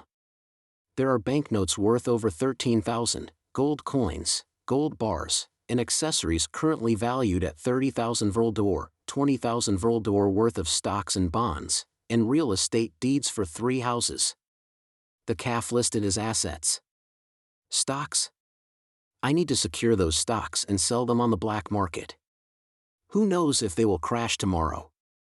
Franca keenly caught the keywords relevant to her. Real estate that can't be easily discovered by official beyonders and is difficult to liquidate with more than 60,000 Voldor. As expected of the liaison responsible for a portion of the Sinners organization's believers and corresponding businesses, Lumion immediately inquired about the whereabouts of Bouvard's residence. Finally, Lumion inquired about the other liaisons and important members of the Sinners organization, but Bouvard had limited knowledge. They mainly had one-way contact with the Sansons and handled their own specific tasks. Interaction with other members was minimal, with occasional meetings at the Sansons' residence once or twice. Lumion listened quietly but didn't immediately decide Bouvard's fate. Instead, he turned to Franca, Jenna, and Anthony Reed, who was waiting outside the door, avoiding Bouvard's sight. With Paulina's assets, we'll gain 75,000 Voldor, the Eye of Truth, 3 ritual dog skins, 2 bottles of prophetic concoction, a gold coin of misfortune, and an unlucky banknote, Lumion explained. None of you can take the last 2 items. Only I can carry them. In addition to them, I want the Eye of Truth and a ritualistic dog skin. You decide what spoils of war you want. Jenna cast her gaze at Franca, feeling that her companion's sacrifice was somewhat excessive. She had the right to choose first. Franca dispelled her invisibility and considered her options. She finally said, I want the 2 bottles of prophetic concoction and a ritual dog skin. Well, forget it, I can't get used to it yet. I'll switch to 15,000 Voldor, all in gold. Jenna then turned her gaze to the door, signaling to Anthony Reed to make his choice. Anthony's voice quickly reached their ears. I want 2 ritualistic dog skins. They'll be very useful to me. Seal, I'll need your help when the time comes. Oh, and another 20,000 Voldor. Jenna realized that she had a total of 40,000 Voldor left for her own selection. She looked at Lumion with a touch of uncertainty. I'm essentially working for you as interest payment. Lumion replied with a smile, there are spoils of war even for work. Take them all. Have you noticed that making money has become easier since advancing to Sequence 7? Jenna pondered for a moment before saying, all right, I'll return 25,000 to you and 15,000 to Franca. With this decision, Jenna's debt was significantly reduced, and she no longer owed Lumion anymore. The speed at which she was amassing wealth had surpassed her expectations. As Lumion and the others discussed the distribution of the spoils of war, Bouvard couldn't help but find the situation intriguing. Most of the items they were talking about had once belonged to him. He observed them engrossed in their discussion, and even the Demoness, who had been invisibly monitoring him, seemed to relax her vigilance. His heart stirred. He sensed that Lumion wasn't an ascetic, as he had questioned about those abilities. This indicated that the ritualistic cowhide covering him likely originated from Guillaume Binet. The fact that he hadn't been awakened by the power of inevitability while unconscious suggested that it wasn't a live ritual. Bouvard was well aware of Guillaume Binet's animal creation spell items usage and dispelling incantations. After a prolonged interrogation, Bouvard's spirituality had somewhat recovered. He began to secretly gather his focus, preparing to recite the incantation of his grace. However, just as the first word echoed within the brown cowhide, Bouvard's eyes narrowed when he realized that Lumion was looking at him with a faint smile. Humph. 2 beams of white light shot out and rendered Bouvard unconscious once more. Lumion looked at the collapsed calf and chuckled. The test is completed. There are no other secrets. He only possesses the Padre's dispelling incantation. Rather than dealing with Bouvard first, Lumion had discussed the distribution of the spoils of war, hoping to uncover any additional secrets held by the Sinners Organization's liaison, who had somewhat recovered spiritually. Franca glanced at the unconscious calf and subtly hinted, "Should we take him away?" Her suggestion implied taking Bouvard to the pillared square in the catacombs for sacrificial purposes, potentially preventing some of the boon's power from returning and forming beyond our items. Lumion considered for a moment before responding, "We might be discovered. Let's deal with him here." Lumion couldn't teleport Bouvard to a specific area in the catacombs from the outside world. Various entrances were guarded by tomb administrators, and any suspicious activity might trigger their intervention or a police report. "All right," Franca responded after a brief pause. She added with anticipation, "I happen to want to try the prophetic concoction." This experiment required a recently deceased corpse, one that had not been purified or cremated and had been dead for less than 7 days. Lumion stood up and gestured toward the door. "Call me when Bouvard is dead." He carried the flawed boxing gloves with him as he left the scene. Staying in the vicinity might disrupt the return of the boon's power. Franca acknowledged his instructions and then turned to Jenna with a mischievous smile. "Take care of this. This is your chance to act as a witch." "Can this be used to act as a witch?" Jenna had previously found the sequence name of witch to be abstract and comprehensive, and she hadn't yet thought of a specific way to act as one. Franca smiled and explained, "In mysticism, witches are often associated with negative forces that bring catastrophe. They are seen as possessing mystical, evil, and powerful traits. Imagine this: a woman using black flames to kill someone and then pumping their corpse with a strange concoction to make prophecies about the future. It's sinister and mysterious, just like a witch." Chapter 446, Prophecy. Witches are associated with negative forces that bring catastrophe. Catastrophe. Jenna, in her role as an instigator, had come to understand that instigation inevitably led to catastrophe. However, given that the outcome depended on the subjective intentions of the instigator and the uncertainty of the recipient, Jenna was quite sensitive to the term catastrophe and believed it could be a key element in portraying a witch. At the same time, she confirmed a suspicion. Negative force. Witches do indeed represent a negative force. Sequence 2 of the assassin pathway is called Demoness of Catastrophe.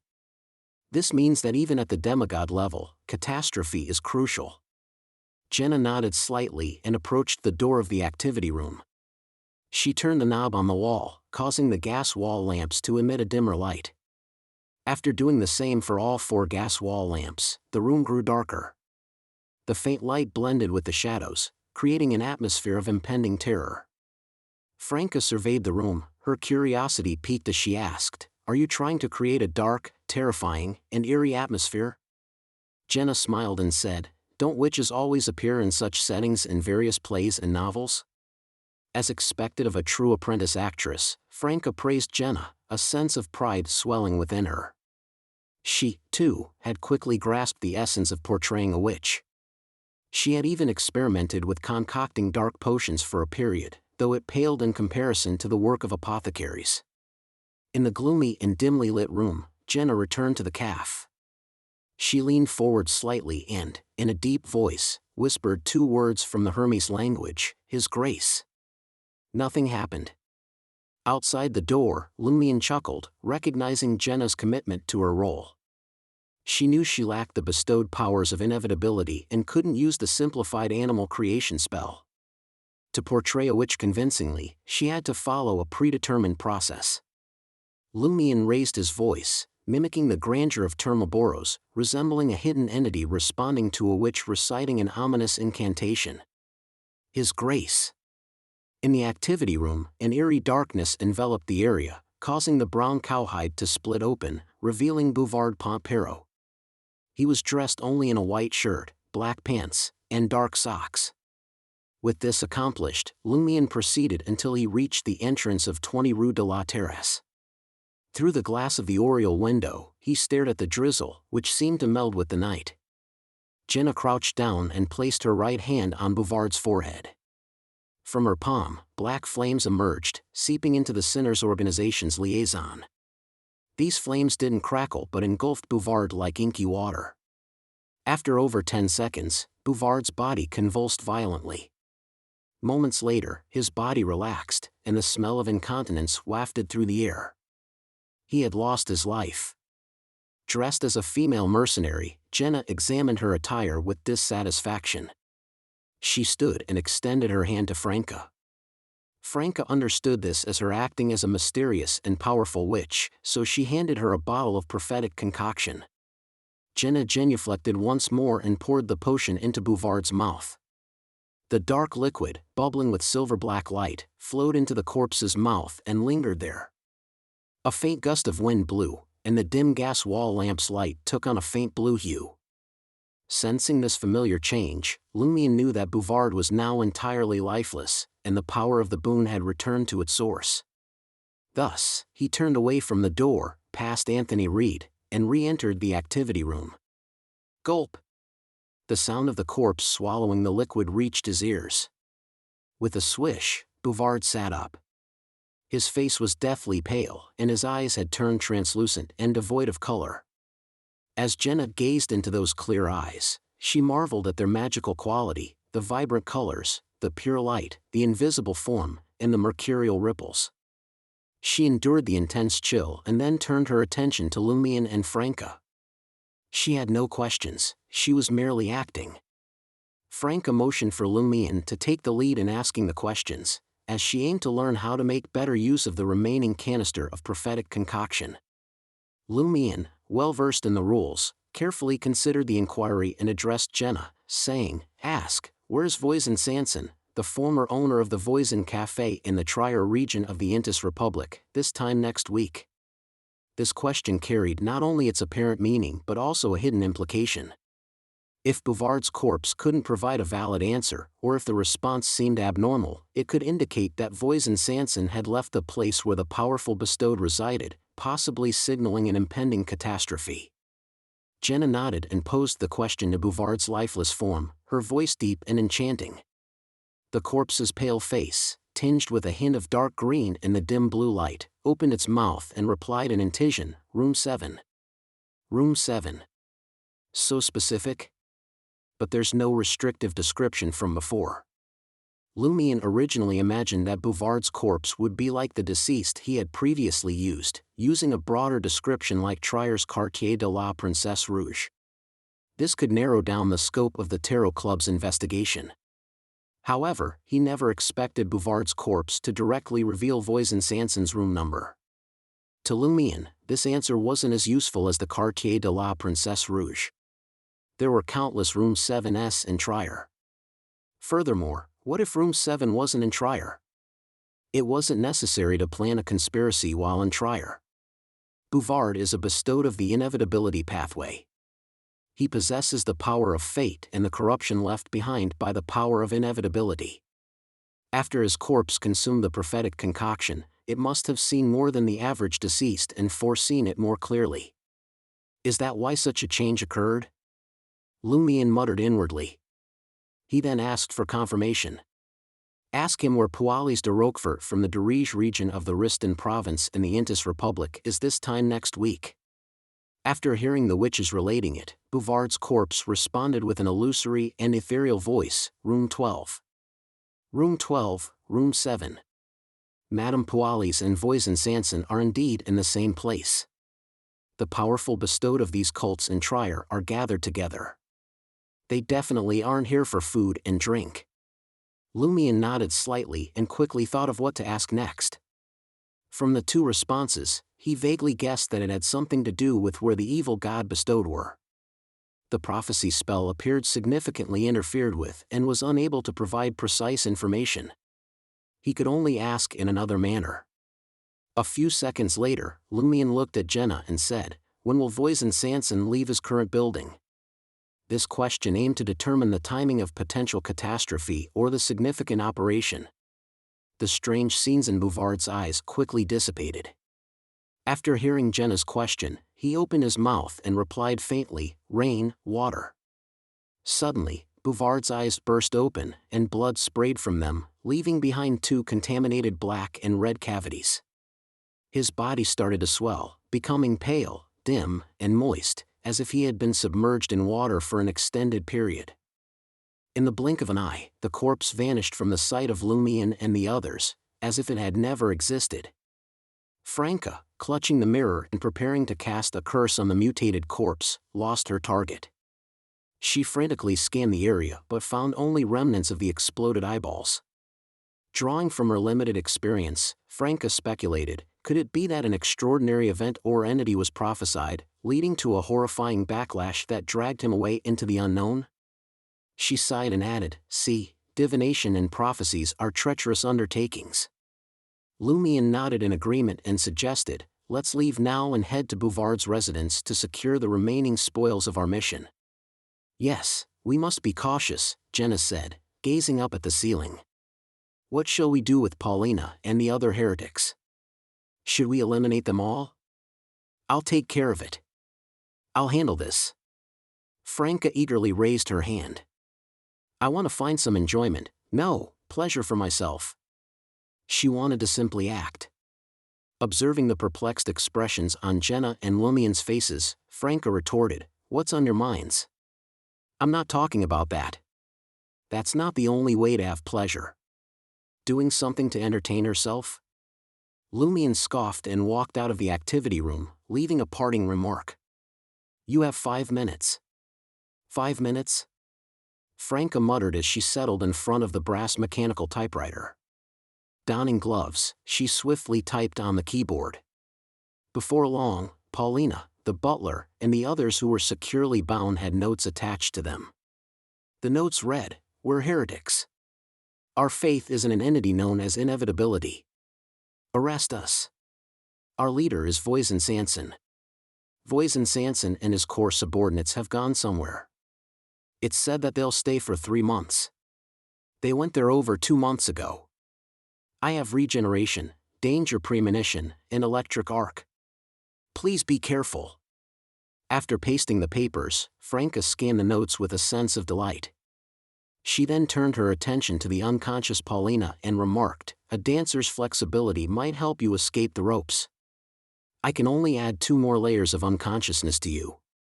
With that, she ignited Paulina's spirit body with black flames, significantly weakening her. She followed this with the Bliss Society's sedative. Clap. Clap.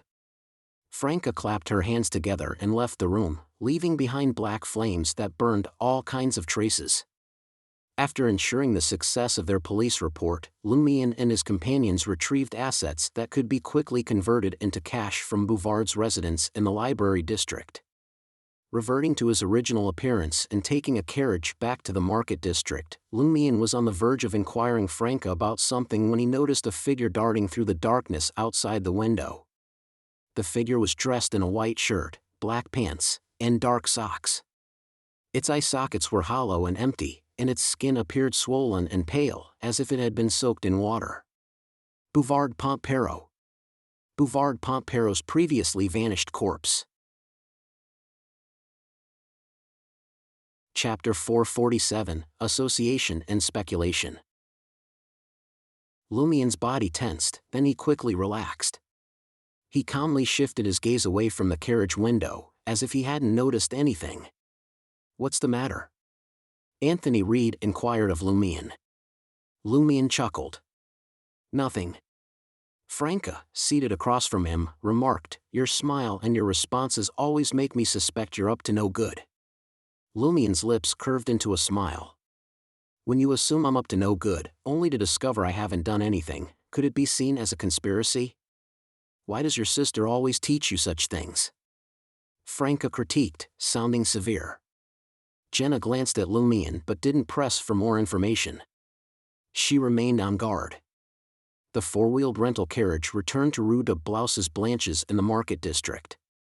The team didn't immediately go their separate ways. Following Lumion's suggestion, they gathered in Franca's apartment to discuss Bouvard's confession and prophecy. As Lumion closed the door, he suddenly spoke, "I need to use a bedroom." "Now?" Franca's smile faded. She sensed the seriousness in Lumion's tone and, considering the earlier events, realized that something had indeed occurred. "Yes," Lumion replied, heading toward Franca's bedroom and closing the door behind him. Jenna, Franca, and Anthony Reed exchanged glances but remained standing. They each took positions beneath the glow of the gas wall lamp, neither too close nor too far from one another. In just 3 to 4 minutes, Lumion re-emerged from the master bedroom. Franca peeked inside and noticed that the curtains in her bedroom were drawn. Lumion surveyed the area and smiled before Franca could voice her question. "Let me introduce you to a friend, but I need you to turn off the lamps first." "What friend? You're acting all strange.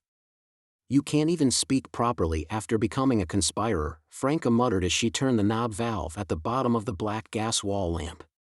Jenna murmured, "He didn't like to talk nicely before either. It always felt like a provocation." This wasn't a conspirer issue, it was a chemical reaction between his personality and the traits of the hunter pathway. Soon, the lamps were extinguished, plunging the living room into darkness. Only the crimson moonlight and dim starlight near the window provided some visibility. Lumion looked at the glass window and waited patiently. Franca, experienced, asked thoughtfully, "Do we need to activate spirit vision?" "I don't think so." Just as Lumion finished speaking, he saw a face reflected in the dark glass window. The skin on the face was puffy, pale, and moist. The eyes were empty, save for 2 black holes that were dyed red. Bouvard Pontperrot's vanished corpse reappeared. Jenna, who had little experience with such situations, took a step back in fear, and black flames ignited in her palm. Has it been following us?" Franca had already taken out a mirror. "That's right," Lumion said with a relaxed smile. "According to my observations, it only appears in a very dark environment. As for when it will attack us, I'm not sure yet. Aren't you worried or nervous? This thing is a severely corrupted mutated corpse. No one knows what terrifying abilities it possesses." Franca was affected by Lumion's relaxed attitude and didn't rush to deal with Bouvard Pontperrot's corpse, which had its face pressed against the glass window. Lumion chuckled. "Shouldn't you be happy to see an old friend again?" He paused for a moment and explained simply, "I regretted not being able to prevent Bouvard's corpse from vanishing. Although its prophecy has been interrupted, the source of the corruption and the backlash it suffered, as well as its traits, can point to many problems and some hidden entities. Isn't this also a clue?" Just as Lumion finished speaking, Bouvard Pontperrot's bloated corpse, as if drowned, suddenly fell backward. It was as if someone had grabbed his collar and yanked him out of the living room window. Behind him, the darkness intensified, as if a strange tunnel had opened, leading to an unknown destination. In the depths of the tunnel, specks of starlight flickered in the distance. Bouvard Pontperrot's eyeless corpse plummeted into the tunnel, accelerating and shrinking until it vanished entirely, swallowed by darkness. "I just found a helper." Lumion's smile persisted. Even if the 4 of them could easily deal with Bouvard's mutated corpse, Lumion didn't think anyone present could carefully investigate and determine the source of the problem while ensuring their safety. They had to seek help. In that case, it was better to seek help from someone capable from the beginning. Entering the room to write to Madame Magician, Franca came to a realization and didn't probe further. Jenna also guessed that the secret organization that used tarot cards as their code name had taken action. Their members were connected by messengers. Anthony Reed pondered for a moment and asked, "So, the next step is to await the autopsy report?" "Not necessarily. Perhaps the autopsy report isn't something we can read." Lumion smiled and settled into an armchair. He looked at Anthony Reed and gestured towards the divan, signaling him to take a seat. "Did you find anything in your investigation of the Dream Seekers charity organization?" It was a private charitable organization that had received a substantial donation from General Philip's widow. Anthony Reed shook his head. "No. In the past 2 months, they've been operating very regularly. There were no abnormalities. Perhaps, as you said, the key members of the heretics have gone somewhere. The rest have been instructed to behave themselves for the time being.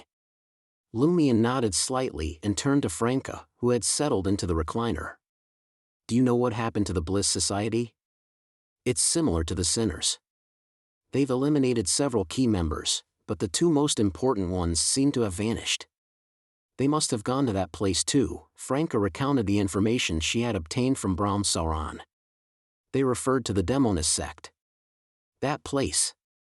Lumion leaned back on the sofa, his mind racing as he searched for any possible clues. Ultimately, his thoughts settled on the prophecy made by Bouvard Pontperrot's corpse. Room 7, Room 12. Where could it be? Anthony Reed pondered and said, if it were a private house, there wouldn't be such a numbering scheme. Sounds like an apartment. Or a hotel, Franca added. Hotel. Hotel. Lumion's eyes widened as a bolt of lightning flashed through his mind, illuminating a detail he hadn't previously found problematic. After he and Franca killed Beatrice in court, a key member of the Bliss Society, they found a note on her body. It read, "Go to the hostel and retrieve the painting within 3 days." Isn't a hostel a lower-class hotel? Isn't it normal to have room 7 and room 12? Lumion's thoughts instantly became clear. At the time, he had thought that the note belonged to Beatrice, disguised as Teresa, who had purchased the receipt for a painting. Now, it seemed that the note belonged to Beatrice, a key member of the Bliss Society. It was very likely sent by the Bliss Society's high priestess, Sibber, who resided in the hostel, for Beatrice to retrieve a painting. Hostel.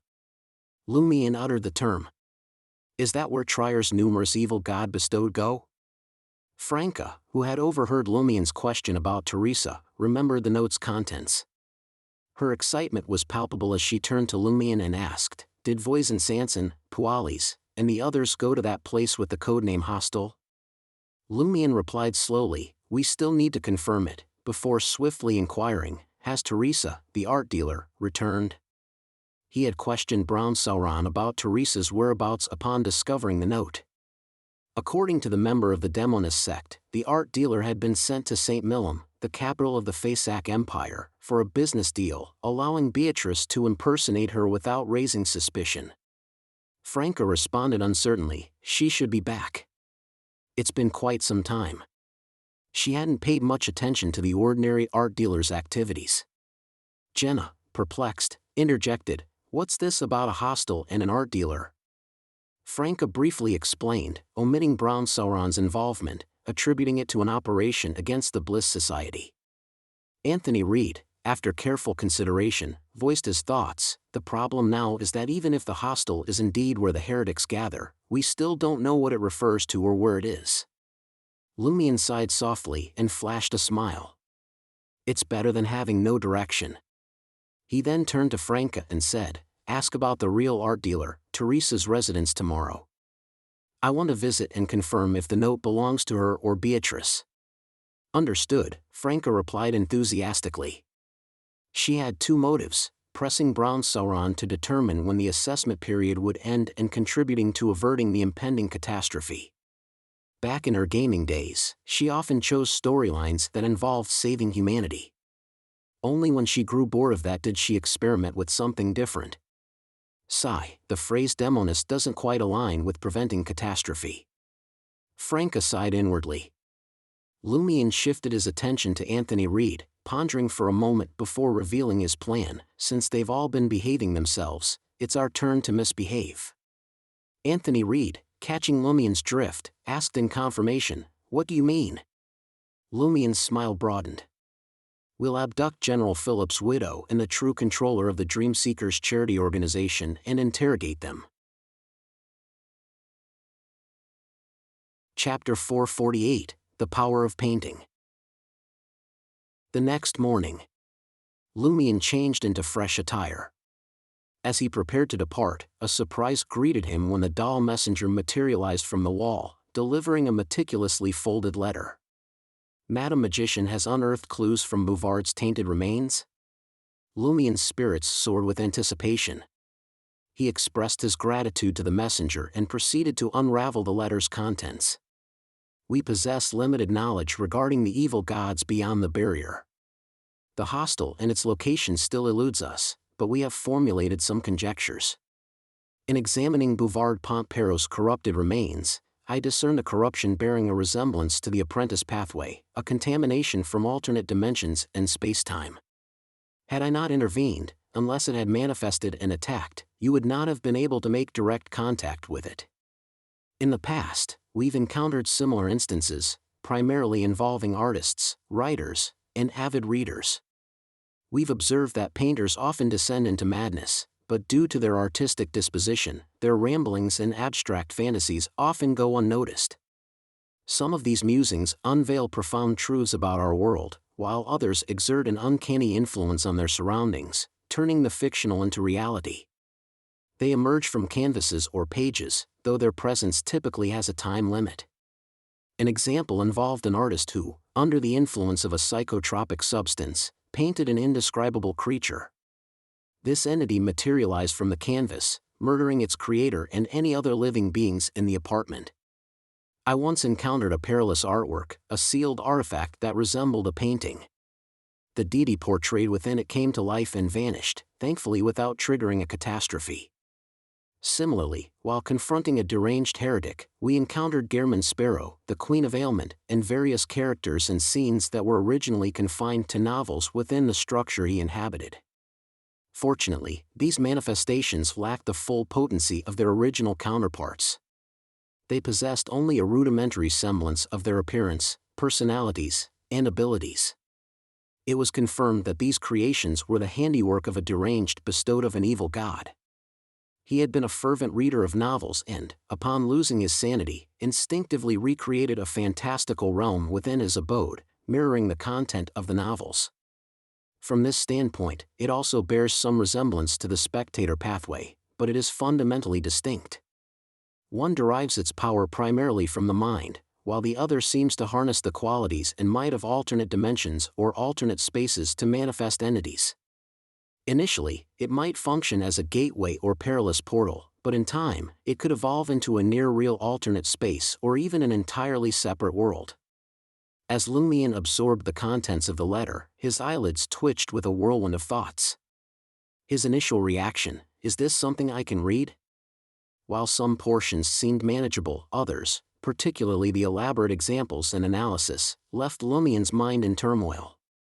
His heart raced, and he felt a peculiar tightness in his skin. A deity from a painting coming to life and stepping into reality?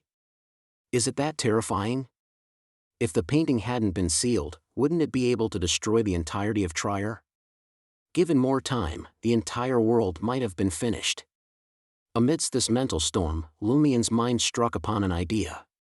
What if I captured a skilled painter with similar powers and got them to create a flawless replica of Aurora's oil painting? Could this act bring Aurora back into reality? It was akin to a resurrection. After a tense pause lasting over 10 seconds, Lumion released a long, contemplative sigh. While his heart pulsated with the desire to attempt such a feat, rationality won the battle within his mind. The Aurora resurrected through this method would likely be a perilous entity, masquerading as Aurora, rather than the genuine person. If it was merely her appearance he sought, he could achieve it at any time with Lie's abilities. If it was merely her appearance he sought, he could achieve it at any time with Lie's abilities.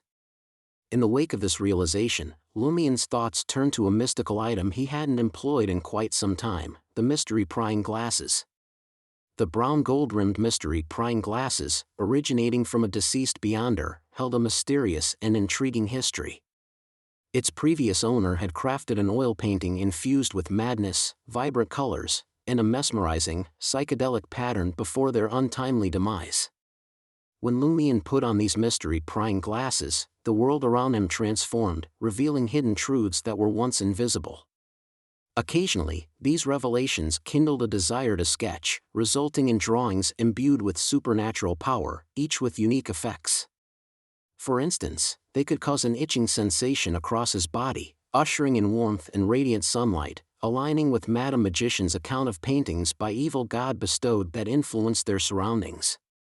With the abilities granted by the niece face and lie earring, Lumion no longer required the mystery prying glasses for disguise. However, he retrieved them from his pocket and pondered for a moment. Was its original owner bestowed of a hostile-related pathway, or did it come into contact with a corresponding item and suffer a certain level of corruption? Yes, I'll report to Mr. K later and inquire about further details. The Aurora Order is fanatical about hunting heretics. Perhaps they possess more information about evil gods than the Tarot Club. Mr. K might know something about the hostel. Lumion was part of 4 different secret organizations and could gather information from 4 unusually well-developed information systems. As a result, he didn't have an urgent need to participate in mysticism gatherings. He only visited occasionally to join in the fun and listen to rumors and stories. After stowing the mystery-prying glasses, Lumion continued reading the letter's content. Until now, the evil god bestowed following this pathway have been relatively passive, avoiding bloodshed and not frequently engaging in sacrificial rituals. Even if they did, it was usually confined to themselves and those in their immediate vicinity, minimizing the danger. However, their nature may not be as harmless as previously believed. They could pose a significant threat. You might want to consult Termoboros about the hostel. He possesses the most extensive knowledge of these evil gods and their bestowed. Although, don't be surprised if he chooses not to share.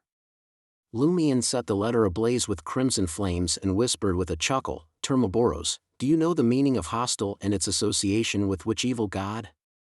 Termoboros's majestic voice resounded. Not an evil god, but a great existence. After retorting, he answered Lumion's question, I'm aware. Then, there was nothing else. This provoked Lumion. Was I hoping to hear you say you are aware or not? What I wanted to know what it represents and to which pathway it belongs. After pressing further, Termoboros asked in a deep voice, do you truly wish to know? Lumion, sensing danger, responded cautiously, there's no need for an honorific name or other details about the evil god. Just describe the situation and characteristics of the corresponding pathway of hostel. Termoboros fell silent, withholding the requested information.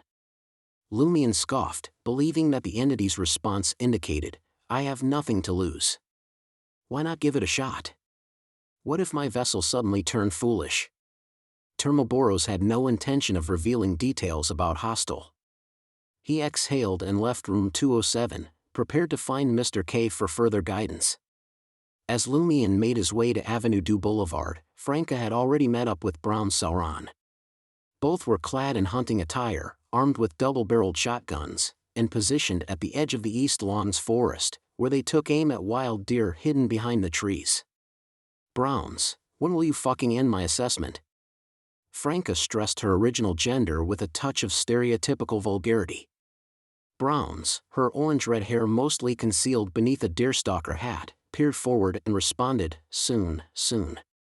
Franca, her frustration palpable, retorted, does the high-ranking Demoness in charge of Trier want to keep testing me indefinitely, or are you playing tricks? Browns, her trigger finger poised, stopped abruptly, a subtle change in her expression evident. Could it really be you? Franca exclaimed in surprise. Browns replied solemnly, I merely suggested it. The higher-ups agreed. Why on earth would she agree to such an absurd proposal? Is she your mother? Franca cursed. Chapter 449, Tracking Clues. A child of the goddess. Franca jumped in fright, almost causing the double-barreled shotgun, which wasn't aimed at the target, to discharge accidentally. She glanced at Browns and sought confirmation, a child of the primordial one? Even though her assessment period wasn't yet over, she had already passed the audit and was now considered an associate member of the Demoness sect. She knew that this secret organization worshipped the deity known as the primordial Demoness, often referring to her as the primordial one. Browns nodded slowly and replied, as far as I know. The primordial Demoness had once given birth? Franca couldn't hide her curiosity and asked, who is Crismona's father? I don't know, Browns cautioned Franca. That's not something we should be privy to. This is a scandal at the deity level. Franca thought to herself and shifted the conversation to her primary reason for coming to Trocadero today. Has Beatrice in court returned from the Faesac Empire? Do you know where she is residing? Why do you ask? Browns inquired warily. In her eyes, Franca Rowland and her lovers were powerful and dangerous beyond hers. Only Jenna, who lived with her, seemed relatively ordinary. Franca chuckled. Yesterday, I helped Seal exact revenge and apprehended a heretic who believed in inevitability. From him, I learned that many of Trier's bestowed individuals have disappeared to some mysterious and strange place. Based on the information he provided, we suspect that the hostel mentioned in the note about Beatrice is the destination for these bestowed of evil gods. We want to confirm with Teresa whether the note is intended for her or Beatrice. Browns felt uncomfortable hearing Franca mention heretics and the bestowed of evil gods. In the world of mysticism, the primordial Demoness had always been considered an evil goddess. Of course, their sect, followers of the primordial ones, believed they were devoted to an ostracized true god, an existence shrouded in secrecy. After Franca finished speaking, Browns replied, "There's no need for you to seek out the art dealer. When we discovered that the Bliss Society's high priest and another key member had vanished, we patiently waited for Teresa's return based on the contents of the note. She told us that she doesn't know what the hostel is, and she hasn't purchased any artwork from any painter staying at a motel. We've verified the authenticity." Franca felt a growing frustration and said, "It's really a message meant for Beatrice. Judging from the note, Beatrice knows the location of the hostel. Otherwise, she wouldn't have the ability to retrieve the painting within 3 days. If only we had found the note first and performed the spirit channeling afterward." A realization struck Franca, and she sensed that fate was playing a cruel game in this matter. It seemed like fate was conspiring to keep information about the hostel hidden. Is inevitability's power at play, or is it the evil god pathway that Seal previously mentioned, using death to escape its original fate? Is information about the hostel destined not to be leaked? Franca's thoughts raced as she felt an increasingly abnormal aura surrounding the situation. Seizing a rare opportunity, Browns immediately struck Franca down. "Aren't you guys quite experienced? You conducted spirit channeling without thoroughly examining the corpse. The hour after death is prime time. There's no need to rush." Franca considered explaining that fate might be at play, but she decided against it. Why should she warn Browns and give her a lesson? It was better to keep her in the dark, potentially for future exploitation. Franca looked at Browns and clicked her tongue, saying, "You're quite the talker." Before she could finish her sentence, she extended her right hand with a smile and gently grasped the other party's chin. "I don't mind skipping your orgies, but I'd like to undergo your assessment. Are you up for it?" Browns instinctively pushed Franca's right hand away, taking a step back and saying, "If you acted like a regular woman, I might consider assessing you, but right now." Her implication was that Franca's current demeanor resembled a libertine, a playboy who embraced dandyism. "You're a tough one," Franca scoffed, her words, though unusual, comprehensible to Browns. She picked up her double-barreled shotgun and strolled into the forest without further conversation with Browns. On Avenue du Boulevard, 19 Rue Scheer, at the base of the luxurious beige house, in the basement, Lumion once again met Mr. K, who was cloaked in a black robe and a wide hood. He had already reported the unusual silence of the cults to his superior, and Mr. K had verified this information after an investigative period. Today, Lumion's focus was on Bouvard's corpse's prophecy, his own thoughts, and the sinner's situation. He relayed the information he received from Madame Magician as Bouvard's confession, including having seen a painting with strange powers from Voisin Sanson. Finally, Lumion presented the mystery prying glasses. "Mr. K, has this mystical item also been affected by the hostile pathway's influence?" Mr. K stood before a red armchair and spoke in a low, raspy voice, "Wait a moment."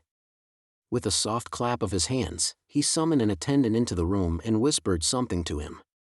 As Mr. K waited for the attendant to return, the entire basement fell into an eerie silence due to Mr. K's silence. Lumion felt somewhat awkward in this silence and thought to himself, say something. Even sharing your faith would suffice. You can't just leave me standing here like a fool. Of course, Lumion was well aware that Mr. K's silence was intentional, and he was likely communing with a deity or uncovering hidden information. Before long, the attendant returned, holding an oil painting about 1/2 meter in height and nearly 70 centimeters in width. The painting depicted a dark forest, accentuating the turquoise grass illuminated by the sun. Upon closer inspection, there was a white area on the grass that appeared to have been scratched, resembling a figure. Mr. K finally spoke. It was discovered with the mystery prying glasses. Apart from the mysterious and chaotic oil painting that can affect one's mind, there was also this artwork hanging on the wall. It was originally meant to be a portrait, but when we saw it, the person had disappeared from it. Only the scenery remained. Walked out of the painting? Lumion felt a sense of alarm as he recalled Madame Magician's example. He chose not to share this information with Mr. K, considering Bouvard didn't seem to be well informed. Did something abnormal occur that caused the portrait to vanish? Lumion inquired. Mr. K's hooded head nodded slowly. Perhaps it returned to life and left the painting. It could be the source of that Beyonders anomaly. The Aurora Order appears to be quite knowledgeable. Lumion remarked sincerely, a strange power, a horrifying phenomenon. Mr. K added in his raspy voice, we investigated fairly famous painters in Trier and found that, aside from a few who had completely lost their minds or even died long ago, most seemed relatively normal. However, there were instances of abusing psychotropic substances and alcohol-based drinks. Based on other information we acquired, we can confirm that it's not that painters easily become heretics of that pathway and gain corresponding powers. Instead, the bestowed of that pathway gain the ability to create art and naturally become painters. However, only a small number of them specialize in painting. The rest blend into society and create their own works without publicizing them. Is the sequence name Painter? Lumion asked thoughtfully. This seemed to align with the power. God says yes, Mr. K replied devoutly and zealously. Lumion immediately lowered his head. What else does the Lord instruct us? God has revealed that foreign visitors stay at the hostel. Mr. K appeared satisfied with Lumion's attitude. Foreign visitors? Visitors from outside the barrier? Lumion's senses heightened as he became increasingly focused. However, Mr. K didn't share further revelations. It appeared that this was all the divine guidance he had received. Mr. K's raspy voice carried a hint of seriousness. Our most crucial task now is to locate the hostel. Without waiting for Lumion's response, he took 2 steps forward and continued, the number of evil god incidents we handle pales in comparison to those holding official positions. Perhaps they have more information. It's inconvenient for me to directly intervene in this matter, but you can attempt to gather information from them through other means. The Aurora Order seeks collaboration with the authorities, not necessarily to prevent the catastrophe but to thwart the ambitions of these evil gods. For this purpose, they are willing to humble themselves and cooperate with the authorities. Lumion silently mused and solemnly agreed. On the roof of apartment 17 on Rue Doyle in the Market District, Jenna, disguised to conceal her allure, met with Imra and Valentine. She cast a glance at the verdant trees lining the street below and began, I've got important information. Valentine's expression turned serious. What information? He had been worried that the assassin might inquire about the primary ingredient in the witch potion, but now his attention was fully on work. Jenna spoke truthfully, I've received news that some individuals suspected of being followers of evil gods have gone to a place known as the hostel. She didn't mention the eerie silence of the evil god's followers. With the help of 007, this had become a consensus among Trier's official Beyonders. Jenna had already been given hints regarding what to focus on. Hostel. Imra, who hailed from the southern continent, furrowed his brow slightly. Such a reaction. Jenna keenly sensed their reaction and posed a question, do you know what hostel means? Imra and Valentine exchanged troubled glances. They didn't want Celia Bello to be fully informed, but if they kept her completely in the dark, she wouldn't be able to assist in gathering the necessary clues.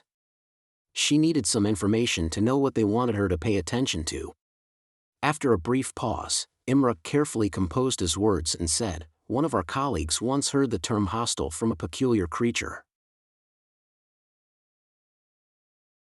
Chapter 450, Infiltrating Openly. They really know about the hostile. Jenna couldn't hide her curiosity and concern. What kind of peculiar creature was it? What did it say?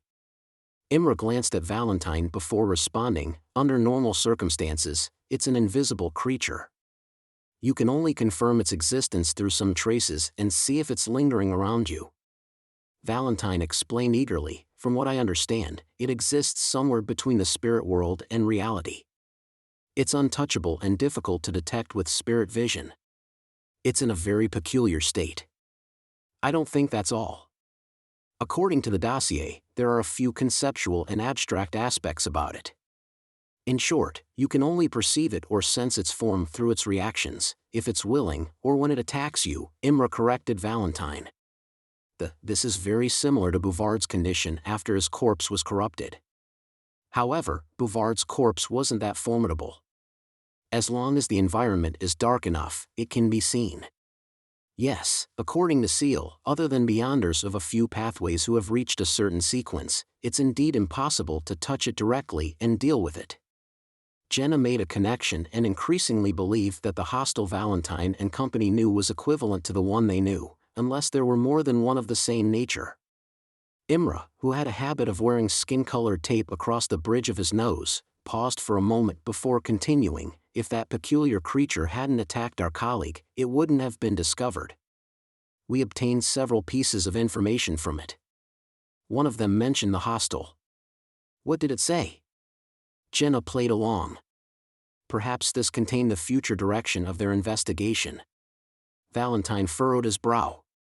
It only said that it comes from the hostile, their home in this world. Jenna didn't use her instigation ability, but it was akin to instigation. Is there any other information? Otherwise, I wouldn't know how to help you gather information and who to watch out for. Imra hesitated for a few seconds. The rest of what it said isn't suitable for you to know.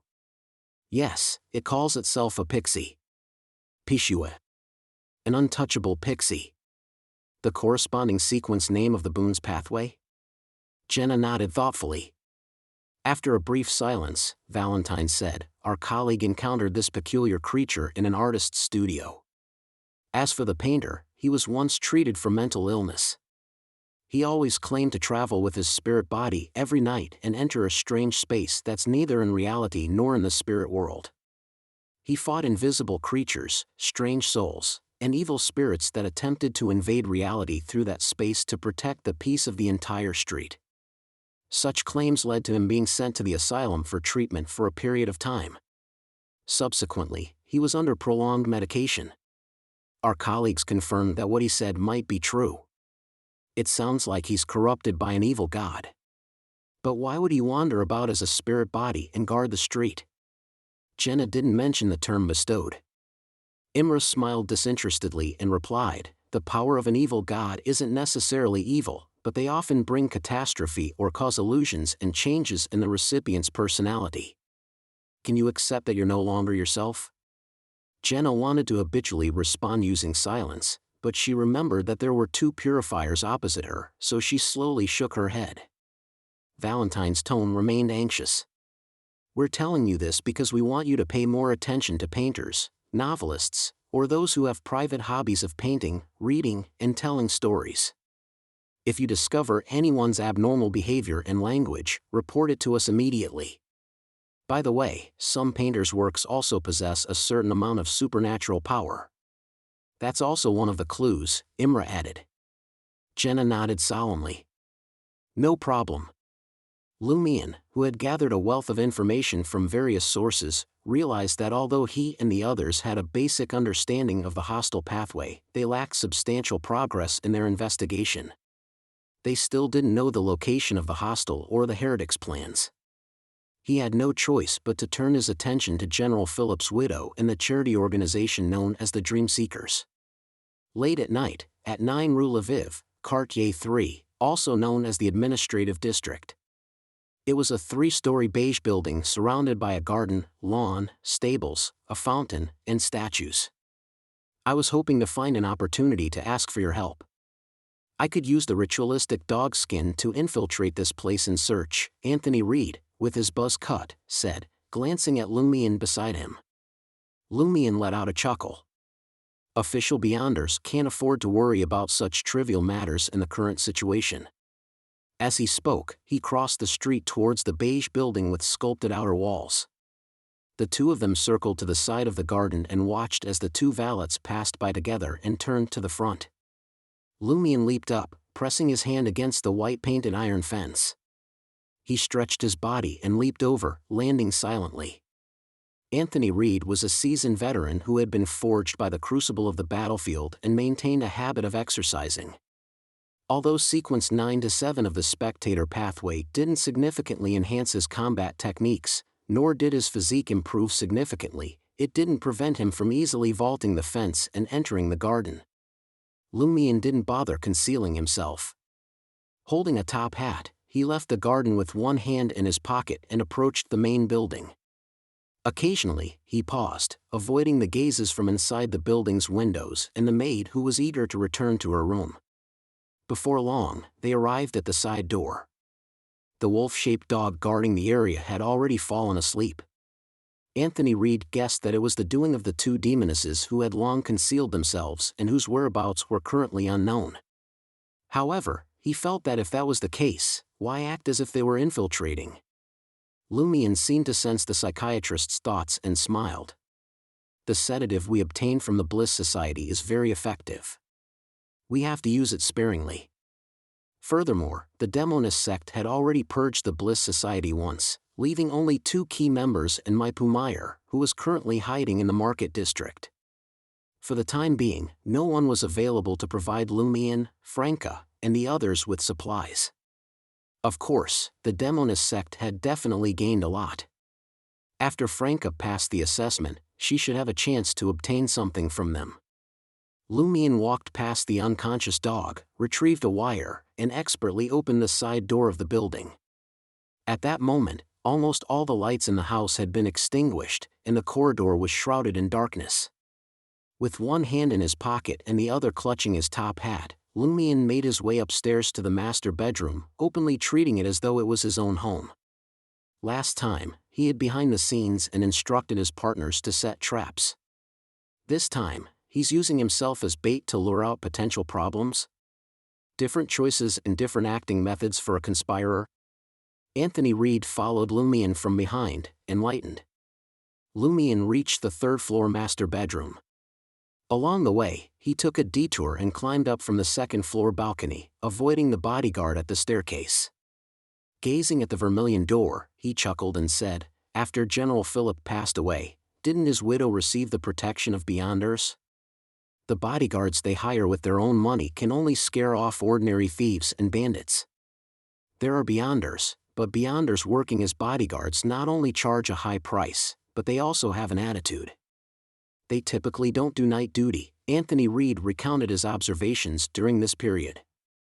Let's pay attention to our volume later. At a time like this, the benefits of being a sleepless will be revealed, Lumion responded in a deep voice as he used the wire to open the master bedroom's door. Sleepless was a sequence 9 of the Evernight pathway, renowned for not needing much sleep while staying vigorous.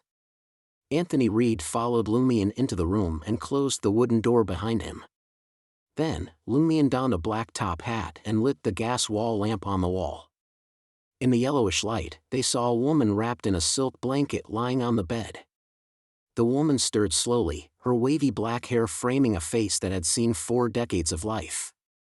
Though traces of age marked her features, her skin remained remarkably smooth. Her amber eyes gradually blinked open, revealing a faint yellowish glow. They fixed on Lumion's transformed face, courtesy of the niece's face, and the black top hat. Just as she prepared to speak, a cold muzzle pressed against her crimson lips. Relax. We're here for a small fortune and a few answers. If you cooperate, you won't get hurt, Lumion assured her with a smile. Despite having her house broken into in the dead of night and held at gunpoint, General Philip's widow, Annis, didn't dare to resist. She nodded quickly, signifying her willingness to comply. Look me in the eye. I want to be sure you're telling the truth. Anthony Reed lit a cigarette and brought it to his lips. Annis subconsciously met the gaze of the intruder, doing her best to convey her sincerity through her eyes. She couldn't help but notice the robber's unusually clear, dark brown eyes, as if they held the key to his soul. The cigarette between his lips burned with a fiery red glow. The red dot flickered. After a while, Anthony Reed, who had used his actions, words, and demeanor to lull Annis into a semi-hypnotic state, delved into the depths of her body of heart and mind. Why did you donate so much of your wealth to the Dream Seekers charity organization? Annis's body of heart and mind replied without reservation, it was in Philip's will. If I didn't donate 2/3 of my assets to that charity, my child and I wouldn't inherit the remaining third. There is something suspicious about the Dream Seekers, and perhaps even General Philip too. Lumion found it difficult to believe the general to be that generous. Noting that Annis continued her life without any disruptions and seemed oblivious to any potential issues with General Philip, Anthony Reed changed his line of questioning. Was Philip still a devoted follower of the eternal blazing sun?